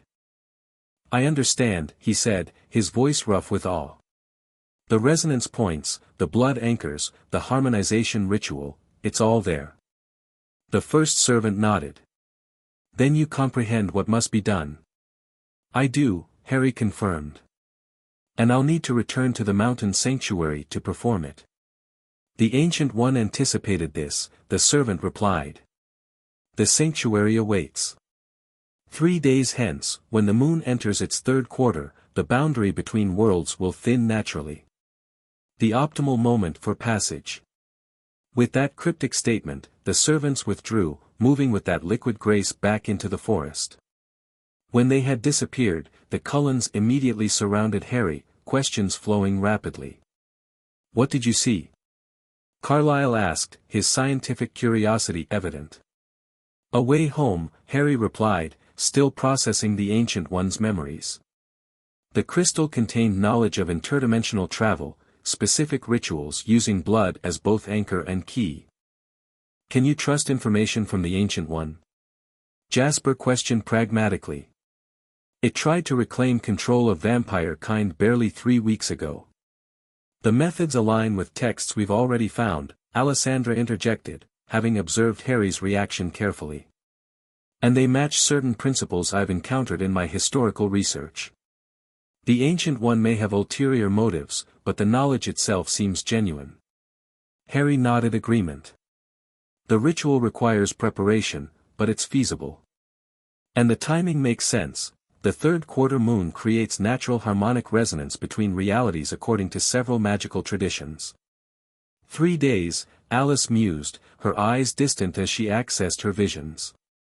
The future splits at that point. I see you succeeding, but also, complications. Shadow figures watching from beyond. The visions aren't clear. That aligned with the servant's warning about entities from the wizarding world sensing the disturbance. Harry suspected the Department of Mysteries might be investigating his disappearance, perhaps even attempting to establish their own cross-dimensional contact. I need to try, Harry said decisively. Not just for my sake, but for both worlds. If the boundaries continue to thin without control, the consequences could be unpredictable. Then we have 3 days to prepare, Carlyle concluded. What do you need? Harry outlined the ritual requirements, certain herbs and minerals, astronomical calculations, and most importantly, blood samples from this world that would serve as anchors allowing future connection without permanent merging. You're not just creating a one-way ticket home, Edward observed, reading between the lines. You're establishing a controlled passage between worlds. Exactly, Harry confirmed. The predetermined path of return would have permanently sealed the boundary. This approach creates stability while maintaining the possibility of future contact, my own path, not one dictated by prophecy. Classic Harry Potter, Emmett grinned. Making up the rules as you go. Despite the levity, the gravity of the situation wasn't lost on anyone. Creating a stable pathway between realities carried significant responsibility, one that would extend beyond Harry's departure. The Cullens would become guardians of one terminus, ensuring no unintended crossings occurred without proper preparation and purpose. As the family dispersed to gather the necessary materials, Harry stepped outside, needing air and space to process the Ancient One's memories still settling in his mind. The forest stretched before him, mist curling around ancient trunks in the morning light. Heavy thoughts. Jacob's voice came from behind him. The Quileute Alpha had arrived silently, as was his habit. Just processing next steps, Harry replied, turning to face him. I'm going home. Jacob nodded, unsurprised. The elders felt the shift when the servants visited. They say the Bloodwalker's journey nears completion. Your tribe's legends have been remarkably accurate so far, Harry observed. Does this one have an ending? A small smile crossed Jacob's features. The stories say the Bloodwalker creates a bridge between worlds, not a doorway that closes, but a path that remains for those worthy to cross in times of great need. That aligned perfectly with Harry's intentions. Your ancestors saw clearly. They understood balance, Jacob replied simply. Something you seem to grasp instinctively. He extended his hand, offering a small leather pouch. The elders sent this. For the journey between worlds. Harry accepted it curiously, opening the pouch to find a small carved stone bearing symbols similar to those on his wolf bracelet. What is it? A guide stone, Jacob explained. It helps travelers find their true path when crossing spiritual boundaries. Our shamans use them when walking the dreamlands. Thank you, Harry said sincerely, touched by the gesture. Will your pack be there? When I attempt the crossing? Jacob nodded. We'll maintain the outer perimeter. The servants may not be the only ones interested in your departure. The Volturi have been suspiciously quiet these past weeks. That was a valid concern. While Arrow had seemingly accepted the purification's permanence, the ancient vampire leader rarely abandoned potentially valuable assets without attempting to extract final advantage. Harry's departure represented both opportunity and threat from the Volturi perspective. I appreciate the support, Harry told him. Your pack has been more than allies throughout this journey. The spirits chose well when they connected our paths, Jacob replied with unusual solemnity. He extended his hand, which Harry clasped firmly. Until the crossing, Bloodwalker. As Jacob departed, Bella emerged from the house, approaching Harry with that direct human straightforwardness he'd come to appreciate. "So you're really going," she said, not a question but an acknowledgement. Harry nodded. "I need to get back. People there will be worried, searching for me. And according to the servants, the longer I stay, the more unstable the boundary between worlds becomes." "Makes sense," Bella agreed. "Though things will be less interesting without wizards dropping in from alternate realities." Her wry smile softened the observation. "I'm leaving behind a controlled passage," Harry explained. "Not for casual travel, but for communication and emergency contact if needed." Bella's eyes widened slightly. "So you could come back? Or we could visit your world?" "Theoretically, yes, though with significant limitations and preparations." Harry gestured toward the house, where the Cullens were gathering ritual materials. "Your family will become guardians of this side of the passage. Responsible for ensuring it's used wisely and sparingly." "They'll be good at that," Bella said confidently. "Carlisle especially understands the importance of boundaries." She hesitated, then added, "What about the Volturi? Won't they try to use this passage once you're gone?" It was a perceptive question that had been concerning Harry as well. "That's why the ritual will bind the passage specifically to those present at its creation. Only the Cullens, you, and whoever else attends will be able to activate it.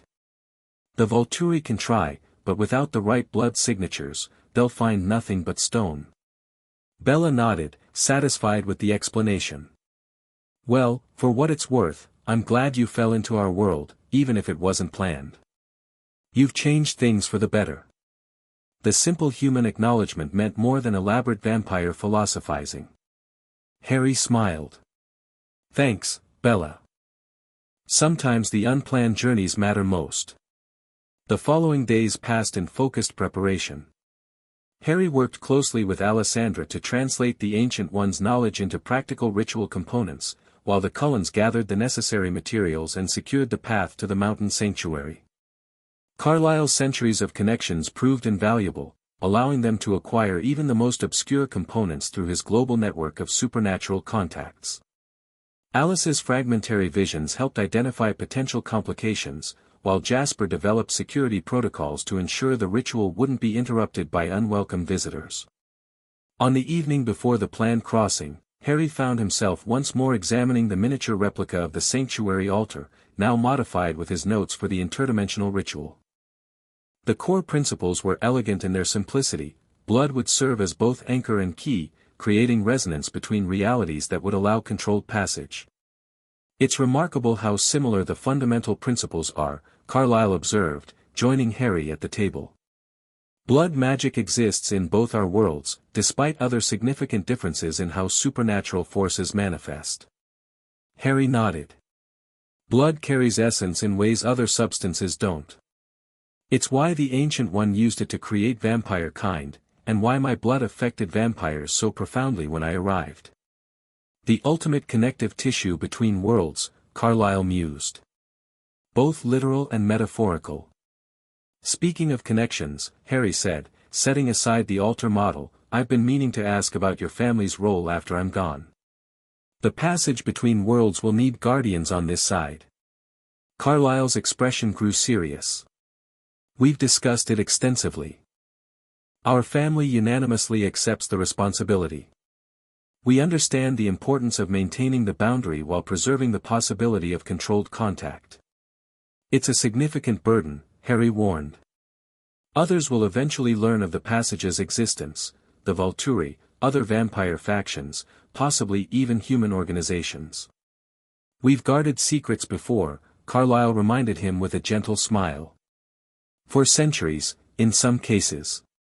And we're not without resources or allies." That was certainly true. The Cullen family had not only their own considerable abilities but connections throughout the supernatural world. The Wolf Pack's continued alliance provided additional security, and even the Volturi would hesitate to directly challenge a coven with demonstrated connection to powerful interdimensional magic. There's one more thing, Harry said, withdrawing a small wooden box from his pocket. A failsafe, if something goes wrong. Inside the box lay 7 small crystals, each glowing with subtle inner light. Blood-bound message stones, Harry explained. I've infused them with my magical signature and blood essence. If genuine need arises to contact me across the boundary, breaking one will send a signal I can detect from my side. Carlyle accepted the box with appropriate solemnity. Let's hope they're never needed, but thank you for the precaution. Keep them separated, Harry advised. Different family members, different locations. Insurance against any single point of failure. Their conversation was interrupted by Alice's arrival, her expression troubled. Volturi movement, she reported without preamble. Jane and 4 guard members have entered the Olympic Peninsula. They're being careful to avoid wolf territory, but they're definitely heading in this direction. Harry exchanged concerned glances with Carlyle. Arrow making his final play? Likely, Carlyle agreed. He wouldn't miss the opportunity to observe your departure, at minimum. At worst, he might attempt to extract additional advantage before you leave. The ritual timing is critical, Harry reminded them. We can't postpone because of Volturi interference. We won't need to, Jasper stated confidently, joining the discussion. Between our family and the wolf pack, we can maintain a secure perimeter around the sanctuary. The Volturi won't risk open conflict, not after the changes the purification brought to vampire society. Harry wasn't entirely convinced of that assessment, but options were limited. The third quarter moon would reach optimal position tomorrow night, delaying would mean waiting another month, during which the boundary between worlds would continue to thin unpredictably. We proceed as planned, he decided. But with enhanced security protocols. I want everyone prepared for potential Volturi intervention without being distracted from the ritual requirements. As the family discussed specific tactical adjustments, Harry stepped outside for a moment of clarity. The night was clear, stars brilliant above the forest canopy. Tomorrow, if all went well, he would be back in his own world, London skies, wizard magic, Ron and Hermione and the life he'd built there. Yet part of him would remain connected to this reality, not just through the passage he would create, but through the changes his presence had wrought. Vampire nature permanently altered, ancient prophecy fulfilled but transformed, new alliances forged between traditionally opposed groups. His unplanned journey had left an indelible mark on this world. Second thoughts. Edward's voice came from behind him. Harry turned, smiling wryly. Just appreciating the view one last time. Your world has beautiful skies. Edward joined him, following his gaze upward. Vampire vision makes the stars quite spectacular. We see colors and patterns invisible to human eyes. Wizard perception is somewhere in between, Harry noted. We sense magic in the starlight, currents and tides that affect certain spells and potions. They stood in companionable silence for a moment, 2 supernatural beings from different realities appreciating the universe from their unique perspectives. Thank you, Edward said finally. For what you did for our kind. The purification gave us something we never thought possible, reduced thirst, greater control, more genuine choice about our nature. I didn't do it intentionally, Harry reminded him. Perhaps that's why it worked, Edward suggested. Intentional attempts to change vampire nature have been made before, always failing, usually catastrophically. Your approach came from outside our system entirely, unbound by its traditional limitations. It was an insightful observation that aligned with Harry's experiences in his own world. Sometimes the most significant changes came not from deliberate grand designs but from unexpected interventions that bypassed established patterns entirely. Will you be all right? Harry asked, changing subjects. You and Bella, the family, after all this settles? Edward's expression softened. We will. The purification has actually made our future more certain in some ways. Bella's eventual transformation won't carry the same moral burden it once did. The uncontrollable newborn phase has been significantly moderated. That was a positive development Harry hadn't fully considered. The purification would make vampire conversion less traumatic and dangerous for both the transformed individual and those around them. Ethical considerations wouldn't disappear entirely, but the balance had shifted toward greater autonomy and reduced suffering. "I'm glad," Harry said sincerely. "Your family deserves happiness after everything you've done." Edward smiled, a rare expression of genuine warmth from the usually reserved vampire. "As do you, Harry Potter. Safe journey home." Dawn broke misty and cool over the Olympic Peninsula. The Cullen house buzzed with final preparations for the evening's ritual, equipment packed, routes confirmed, security measures coordinated with the wolf pack. The atmosphere carried both anticipation and tension, everyone aware of the historic significance of what they were attempting. Harry spent the morning reviewing the ritual steps with Alessandra, ensuring every detail was correctly translated from the Ancient One's memories.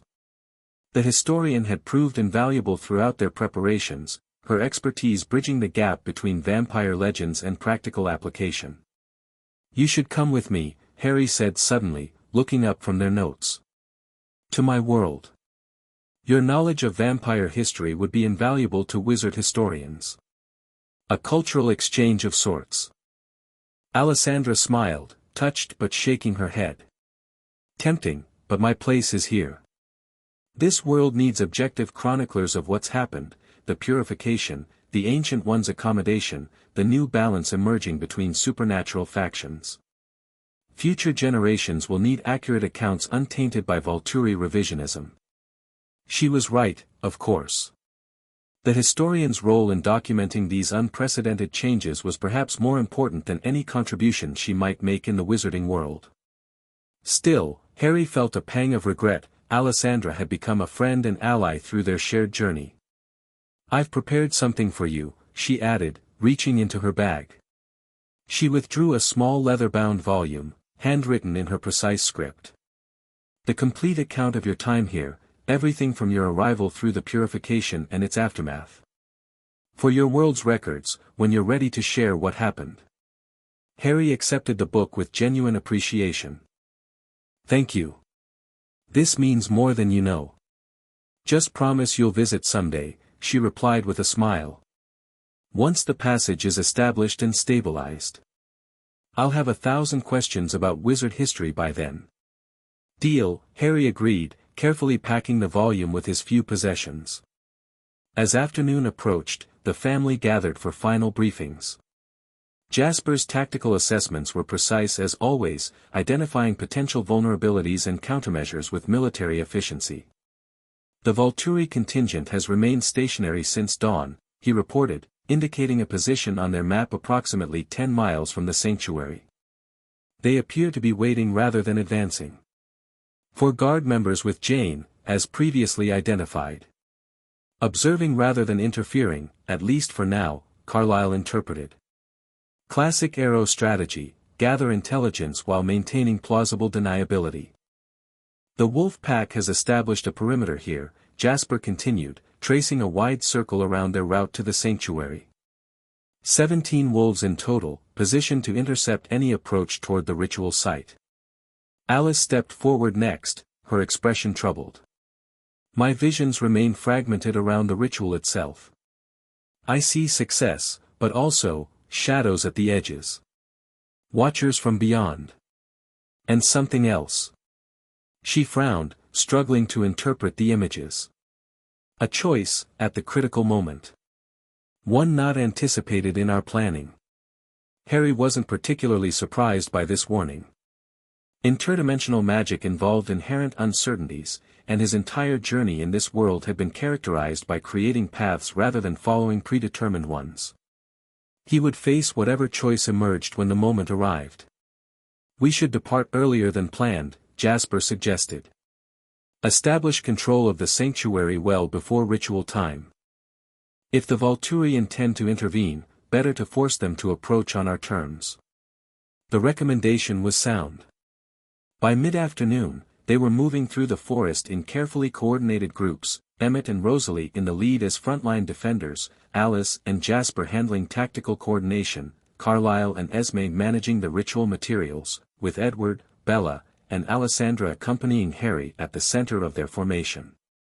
The journey to the mountain sanctuary proceeded without incident, though everyone remained hyper-alert for signs of Volturi movement. Periodically, massive wolves would appear briefly alongside their path, Jacob's pack maintaining parallel progress through the forest, unseen guardians ensuring their safe passage. They reached the valley approach by late afternoon, the mountain looming before them with its concealed entrance. No obvious signs indicated the sanctuary had been disturbed since their last visit, but Harry sensed a subtle difference in the atmosphere, an expectant quality, as if the ancient site itself anticipated what was to come. "The perimeter is secure," Jasper reported after consulting with the wolf pack. "No vampire signatures detected beyond our own and the pack's awareness." Harry approached the cliff face that concealed the entrance, pressing his palm against the stone as he had before. Once again, his blood activated the ancient security measures, crimson lines spreading across the rock surface to reveal the hidden passage. Inside, the sanctuary appeared unchanged, the massive altar at the center, stone pillars arranged in concentric circles, ancient symbols inscribed on every surface. Yet something felt different. The crystallized blood atop the pillars pulsed with a subtly altered rhythm, and the very air seemed charged with anticipation. "It's been prepared," Harry observed, sensing the Ancient One's influence. "The resonance patterns have already been established." That was unexpected but welcome. It would simplify certain aspects of the ritual preparation.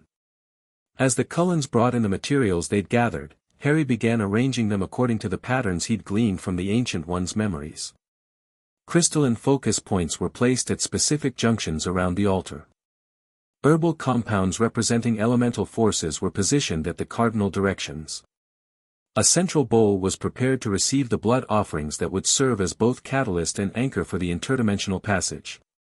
"The moon reaches optimal position in 90 minutes, Carlisle noted, checking astronomical calculations against his watch. "We should begin the preliminary invocations soon." Harry nodded agreement, taking a moment to center himself before proceeding. This ritual would be unlike any magic he performed before, combining elements from his own wizarding tradition with principles from this world's supernatural systems and knowledge drawn directly from the Ancient One's memories. As he prepared to begin, a familiar harmonic voice echoed through the chamber. "Bloodwalker." Everyone tensed, turning toward the sound. From a shadowed recess emerged one of the Ancient One's servants, the same individual who had permitted Harry's counter-ritual during their previous encounter. "You've come to observe?" Harry asked, wand ready but not raised aggressively. The servant inclined its head, that unsettlingly fluid motion now familiar. "To witness and to assist, if required. The Ancient One has invested considerable energy in preparing this site for your passage." "Why?" Jasper questioned bluntly, his posture protective. "What does your master gain from helping him leave?" The servant's iridescent eyes shifted to the vampire. "Stability. Balance. The Bloodwalker's continued presence creates unpredictable resonances between realities. The Ancient One desires order, not chaos." That aligned with Harry's understanding of the situation. Whatever its original intentions had been, the Ancient One now sought equilibrium in the new reality created by the purification, a controlled passage between worlds rather than unpredictable thinning of boundaries. "Your assistance is welcome," Harry decided, "as long as it doesn't alter the ritual's core purpose." The servant nodded acknowledgement before moving to observe from a respectful distance, its translucent form almost blending with the sanctuary's shadows. The Cullens remained wary but refocused on their preparations, each taking assigned positions around the chamber. Harry began the ritual's preliminary phase, using his wand to activate the crystalline focus points. They responded immediately, glowing with inner light that spread along channels carved in the altar's surface, similar to the purification ritual but with distinctly different patterns. As he worked, Harry became increasingly aware of subtle energies gathering in the chamber, not just from the ritual components but from the sanctuary itself. The Ancient One's preparation was evident in how readily each element aligned, how smoothly the energies flowed through established pathways. Something's happening outside, Edward reported suddenly, his head tilting as he accessed thoughts beyond the sanctuary walls. The wolves have intercepted Volturi movement. Jane and her guard are approaching the entrance. Harry exchanged glances with Carlyle. The timing was too precise to be coincidence. Arrow had calculated exactly when to make his move, waiting until the ritual was underway but not yet at its critical phase. The wolves will delay them, Jasper assessed confidently. We should continue without interruption. Harry nodded agreement, proceeding to the next phase. He carefully added the herbal compounds to small braziers positioned around the altar, each igniting with differently colored flames, blue, green, amber, and white, representing elemental forces that would stabilize the passage between worlds. The servant observed with evident interest, its iridescent eyes tracking each step of the ritual. The Ancient One approves your adaptations, it commented. Creative yet harmonious with underlying principles. Outside, they could hear distant sounds of confrontation, not full combat but tense standoff. The wolf pack had apparently formed a blockade, preventing Jane's contingent from reaching the sanctuary entrance directly. Jane demands passage, Edward reported, monitoring the thoughts of those involved. She claims Arrow sent her to observe and document this historic moment. The pack is refusing access without our explicit permission. Classic misdirection, Jasper noted. The demand to observe is cover for whatever their actual purpose might be. Harry continued the ritual without pausing, though part of his attention remained on the potential threat. The next phase required precise timing. As the moon reached a specific position, he would need to activate the central bowl with blood offerings from those who would serve as anchors in this reality. It's almost time, he announced. I need the blood samples now. The Cullens moved forward in sequence, each contributing a small amount of venom, the vampire equivalent of blood, to the central bowl. Bella contributed human blood, carefully drawn earlier and preserved for the ritual. Jacob had provided a wolf pack sample as well, ensuring all supernatural factions would be represented in the anchoring matrix. As Harry added these essences to the bowl, the sanctuary's energies intensified noticeably. The crystallized blood atop the surrounding pillars pulsed in accelerating rhythm, while the air itself seemed to thicken with potential. The final component, Harry said, drawing his ceremonial dagger. My blood, to complete the connection. Before he could proceed, the chamber's entrance erupted with activity. Jane stood there, flanked by Felix and another guard member, her childlike face set in cold determination. How predictable, she observed, surveying the ritual in progress. Creating a passage without Volturi oversight. Arrow will be disappointed. The Cullens immediately shifted to defensive positions, forming a protective circle around the altar. Edward, reading Jane's thoughts, looked particularly concerned. She's not here to observe, he warned. She has something from Arrow, a final addition he insists must be included in the ritual. Jane smiled that deceptive angelic smile. Merely a contribution to ensure proper balance between our worlds. A gesture of goodwill from the Volturi to wizard kind. She held out a small silver vial, its contents glowing with faint crimson light. Arrow's blood freely given, as anchor and covenant. The oldest vampire essence in existence, after the Ancient One itself. Harry immediately understood Arrow's strategy. By including his blood in the anchoring matrix, the ancient vampire would establish a direct connection to the passage between worlds. Not control necessarily, but influence, information flow, perhaps even eventual access under specific conditions. The ritual is already calibrated, Harry replied evenly. Additional components at this stage would destabilize the entire process. Arrow anticipated your reluctance, Jane countered smoothly. Which is why I'm instructed to inform you that Felix is currently holding position directly above a second team outside Forks.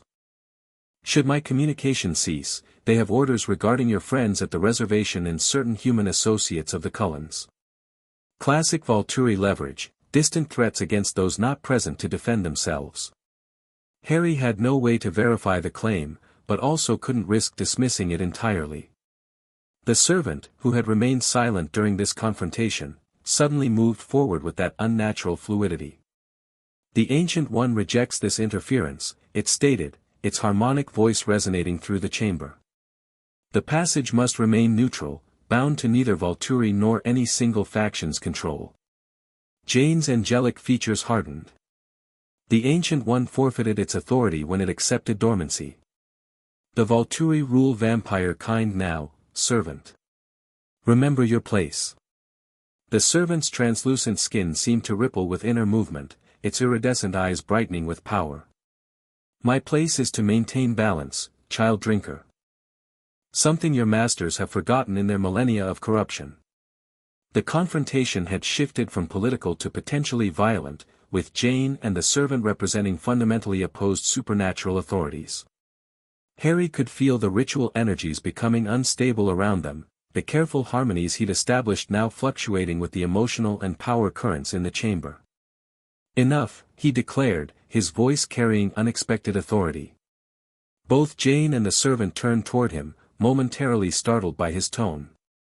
Harry understood suddenly that this was the choice Alice had foreseen, not simply whether to accept Arrow's blood contribution, but a more fundamental decision about the nature of the passage he was creating. The paths before him crystallized with remarkable clarity: accommodate the Volturi to prevent immediate conflict, reject them entirely and risk their retribution, or find a third option that transcended the apparent dichotomy. The wolf charm on his wrist pulsed warmly, Billy Black's gift activating in this moment of critical choice. The carved symbols glowed subtly, revealing patterns of connection and consequence extending from this decision point, not controlling his choice, but illuminating its implications. The passage will include Volturi essence, Harry announced, causing exclamations of surprise from the Cullens and a victorious smile from Jane. But not as Arrow intends. Before anyone could react, Harry flicked his wand in a precise movement. The silver vial flew from Jane's hand to his own, a simple summoning charm executed with perfect timing. In the same fluid motion, Harry uncorked the vial and poured a single drop of Arrow's blood into the central bowl. One drop as witness, not controller, he clarified. The Volturi will know of the passage but cannot influence or access it directly. Their essence is acknowledged but not empowered. It was a masterful compromise, recognizing Volturi authority in vampire affairs without granting them control over the interdimensional passage. Arrow would be simultaneously flattered by the inclusion and frustrated by its limitations. Jane's expression flickered between anger and calculation as she processed this development. Master Arrow expected his contribution to be more substantial. Master Arrow receives exactly what balance requires, Harry replied firmly. Nothing more, nothing less. The servant inclined its head, approval evident even in its alien features. The Ancient One accepts this resolution. Witness without dominion preserves equilibrium. With the immediate conflict diffused, Harry returned his attention to the ritual.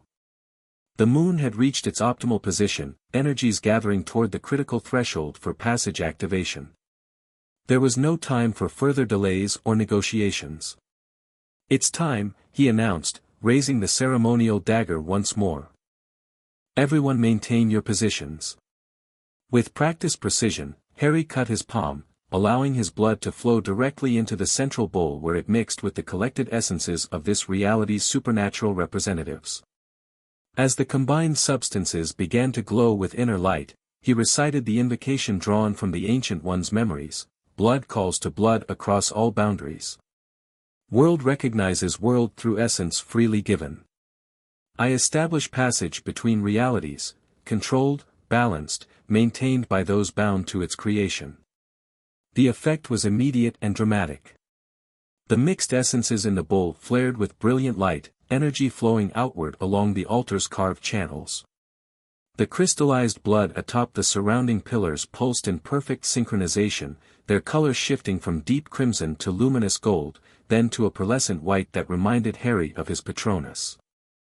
At the chamber's center, directly above the altar, the air itself began to ripple and fold, reality bending inward to create what appeared to be a tunnel of pure light.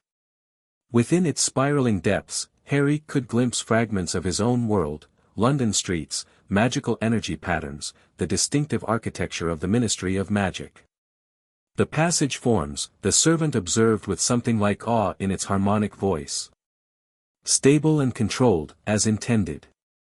Harry felt the connection to his home reality strengthen, an almost magnetic pull drawing him toward the spiraling portal. But work remained before he could step through. The anchoring matrix needed to be solidified, the passage parameters defined and secured. Raising his wand, Harry traced specific patterns in the air while continuing the incantation. I bind this passage to those present, blood sworn and essence given. None may activate or traverse without their knowledge and consent. The way remains hidden except to those who share in its creation. The swirling energy responded, tendrils extending outward to touch each person in the chamber, Cullens, Bella, even Jane and her guards, as well as the servant. Each contact left a subtle mark, visible only in the ritual light, a sign of connection to the passage being established. The anchor is set, Harry confirmed as the energy stabilized. The passage will remain dormant until activated by the specific blood essence combinations we've established. He turned to Carlyle, handing him a small crystal vial containing Harry's blood mixed with prepared catalysts. This will activate the passage from this side, when combined with at least 3 essences from those present today. Use it only when genuine need arises. Carlyle accepted the vial with appropriate solemnity. We'll guard it carefully. And the terminus on your side? Will be similarly secured, Harry assured him.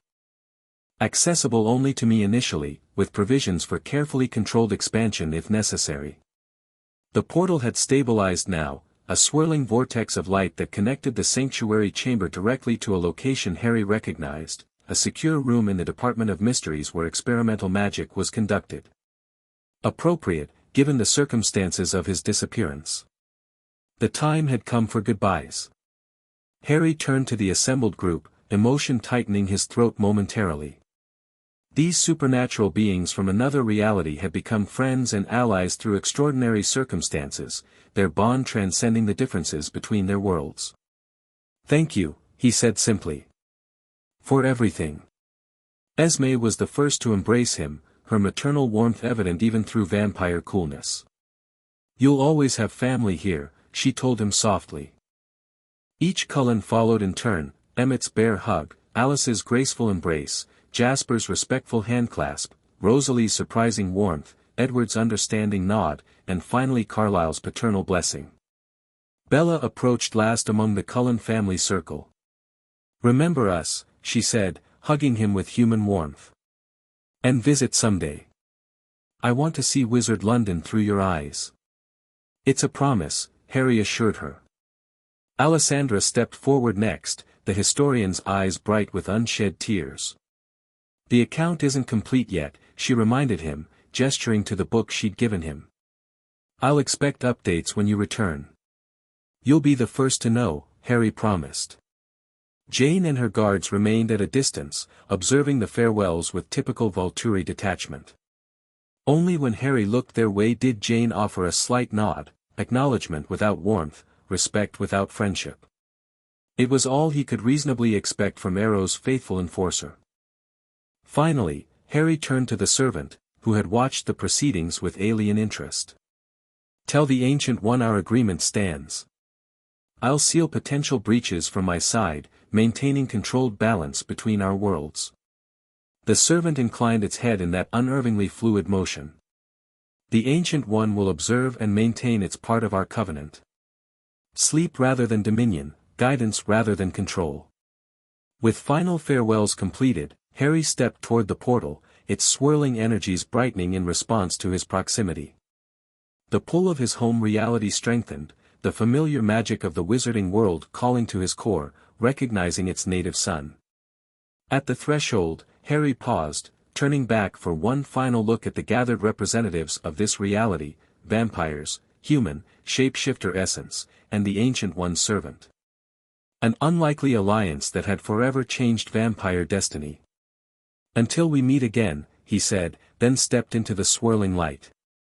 The sensation was unlike any magical transportation he'd experienced before, neither the compression of apparition nor the hooking pull of port keys, but a fluid transition between fundamental realities.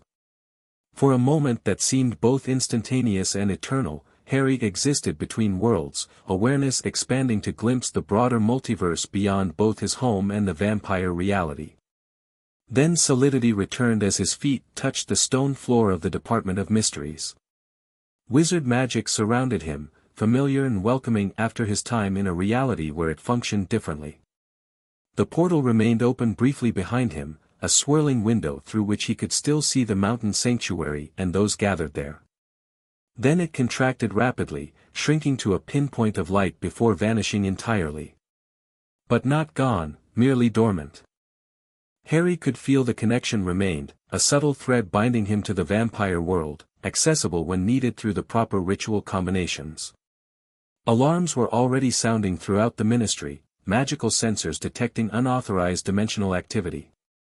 Within moments, the room filled with unspeakables in their characteristic grey robes, wands drawn but expressions showing recognition rather than hostility. "Potter," one exclaimed, lowering his wand. "Merlin's beard, it's actually you." In the flesh, Harry confirmed, swaying slightly from the interdimensional transition. "How long have I been gone?"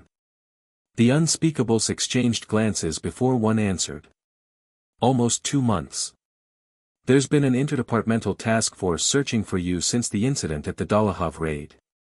2 months, the time differential was less severe than it might have been. Harry had spent approximately the same amount of time in the vampire world, suggesting the realities maintained relatively synchronized temporal flows despite other fundamental differences. "I have quite a report to file," Harry told them with significant understatement.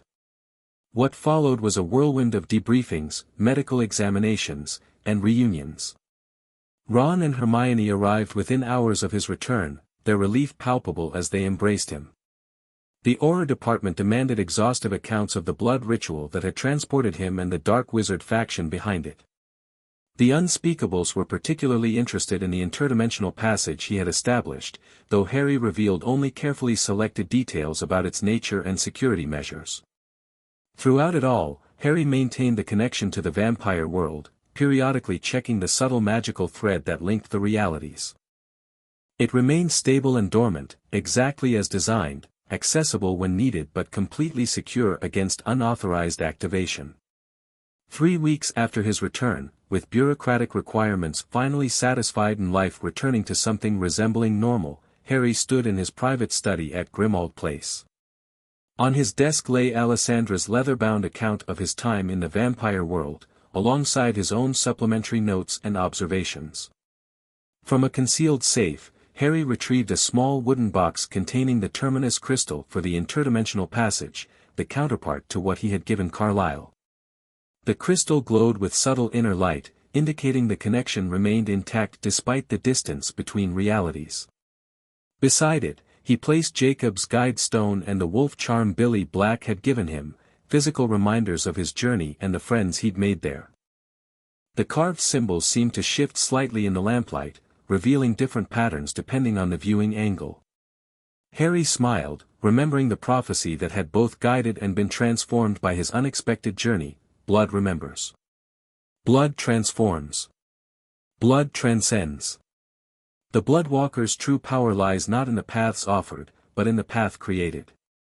He had indeed created his own path, not dominion, not purification, not return as traditionally understood, but something new. A balanced connection between worlds, control without domination, freedom with responsibility. The crystal pulsed briefly, drawing his attention. Not an emergency signal, but a simple acknowledgement, someone on the other side testing the connection, confirming its stability. Carlyle, most likely, maintaining their agreed communication protocol. Harry touched the crystal briefly, sending a responding pulse across the dimensions. All well. Connection stable. Balance maintained. Between worlds, the Bloodwalker had found his true path, not one predetermined by ancient prophecy, but one created through choice and covenant. The vampire world continued its evolution toward greater balance between supernatural factions, while the wizarding world gained valuable knowledge about parallel realities and interdimensional magic. And if future need arose, if either world faced threats requiring alliance with the other, the path remained open, guarded by those who understood its significance and responsibility. Blood remembered. Blood transformed. Blood transcended. And the story, like all true stories, had no final ending, only new chapters waiting to be written. The end. Thank you for watching this video. Please be sure to subscribe to our channel and like this video.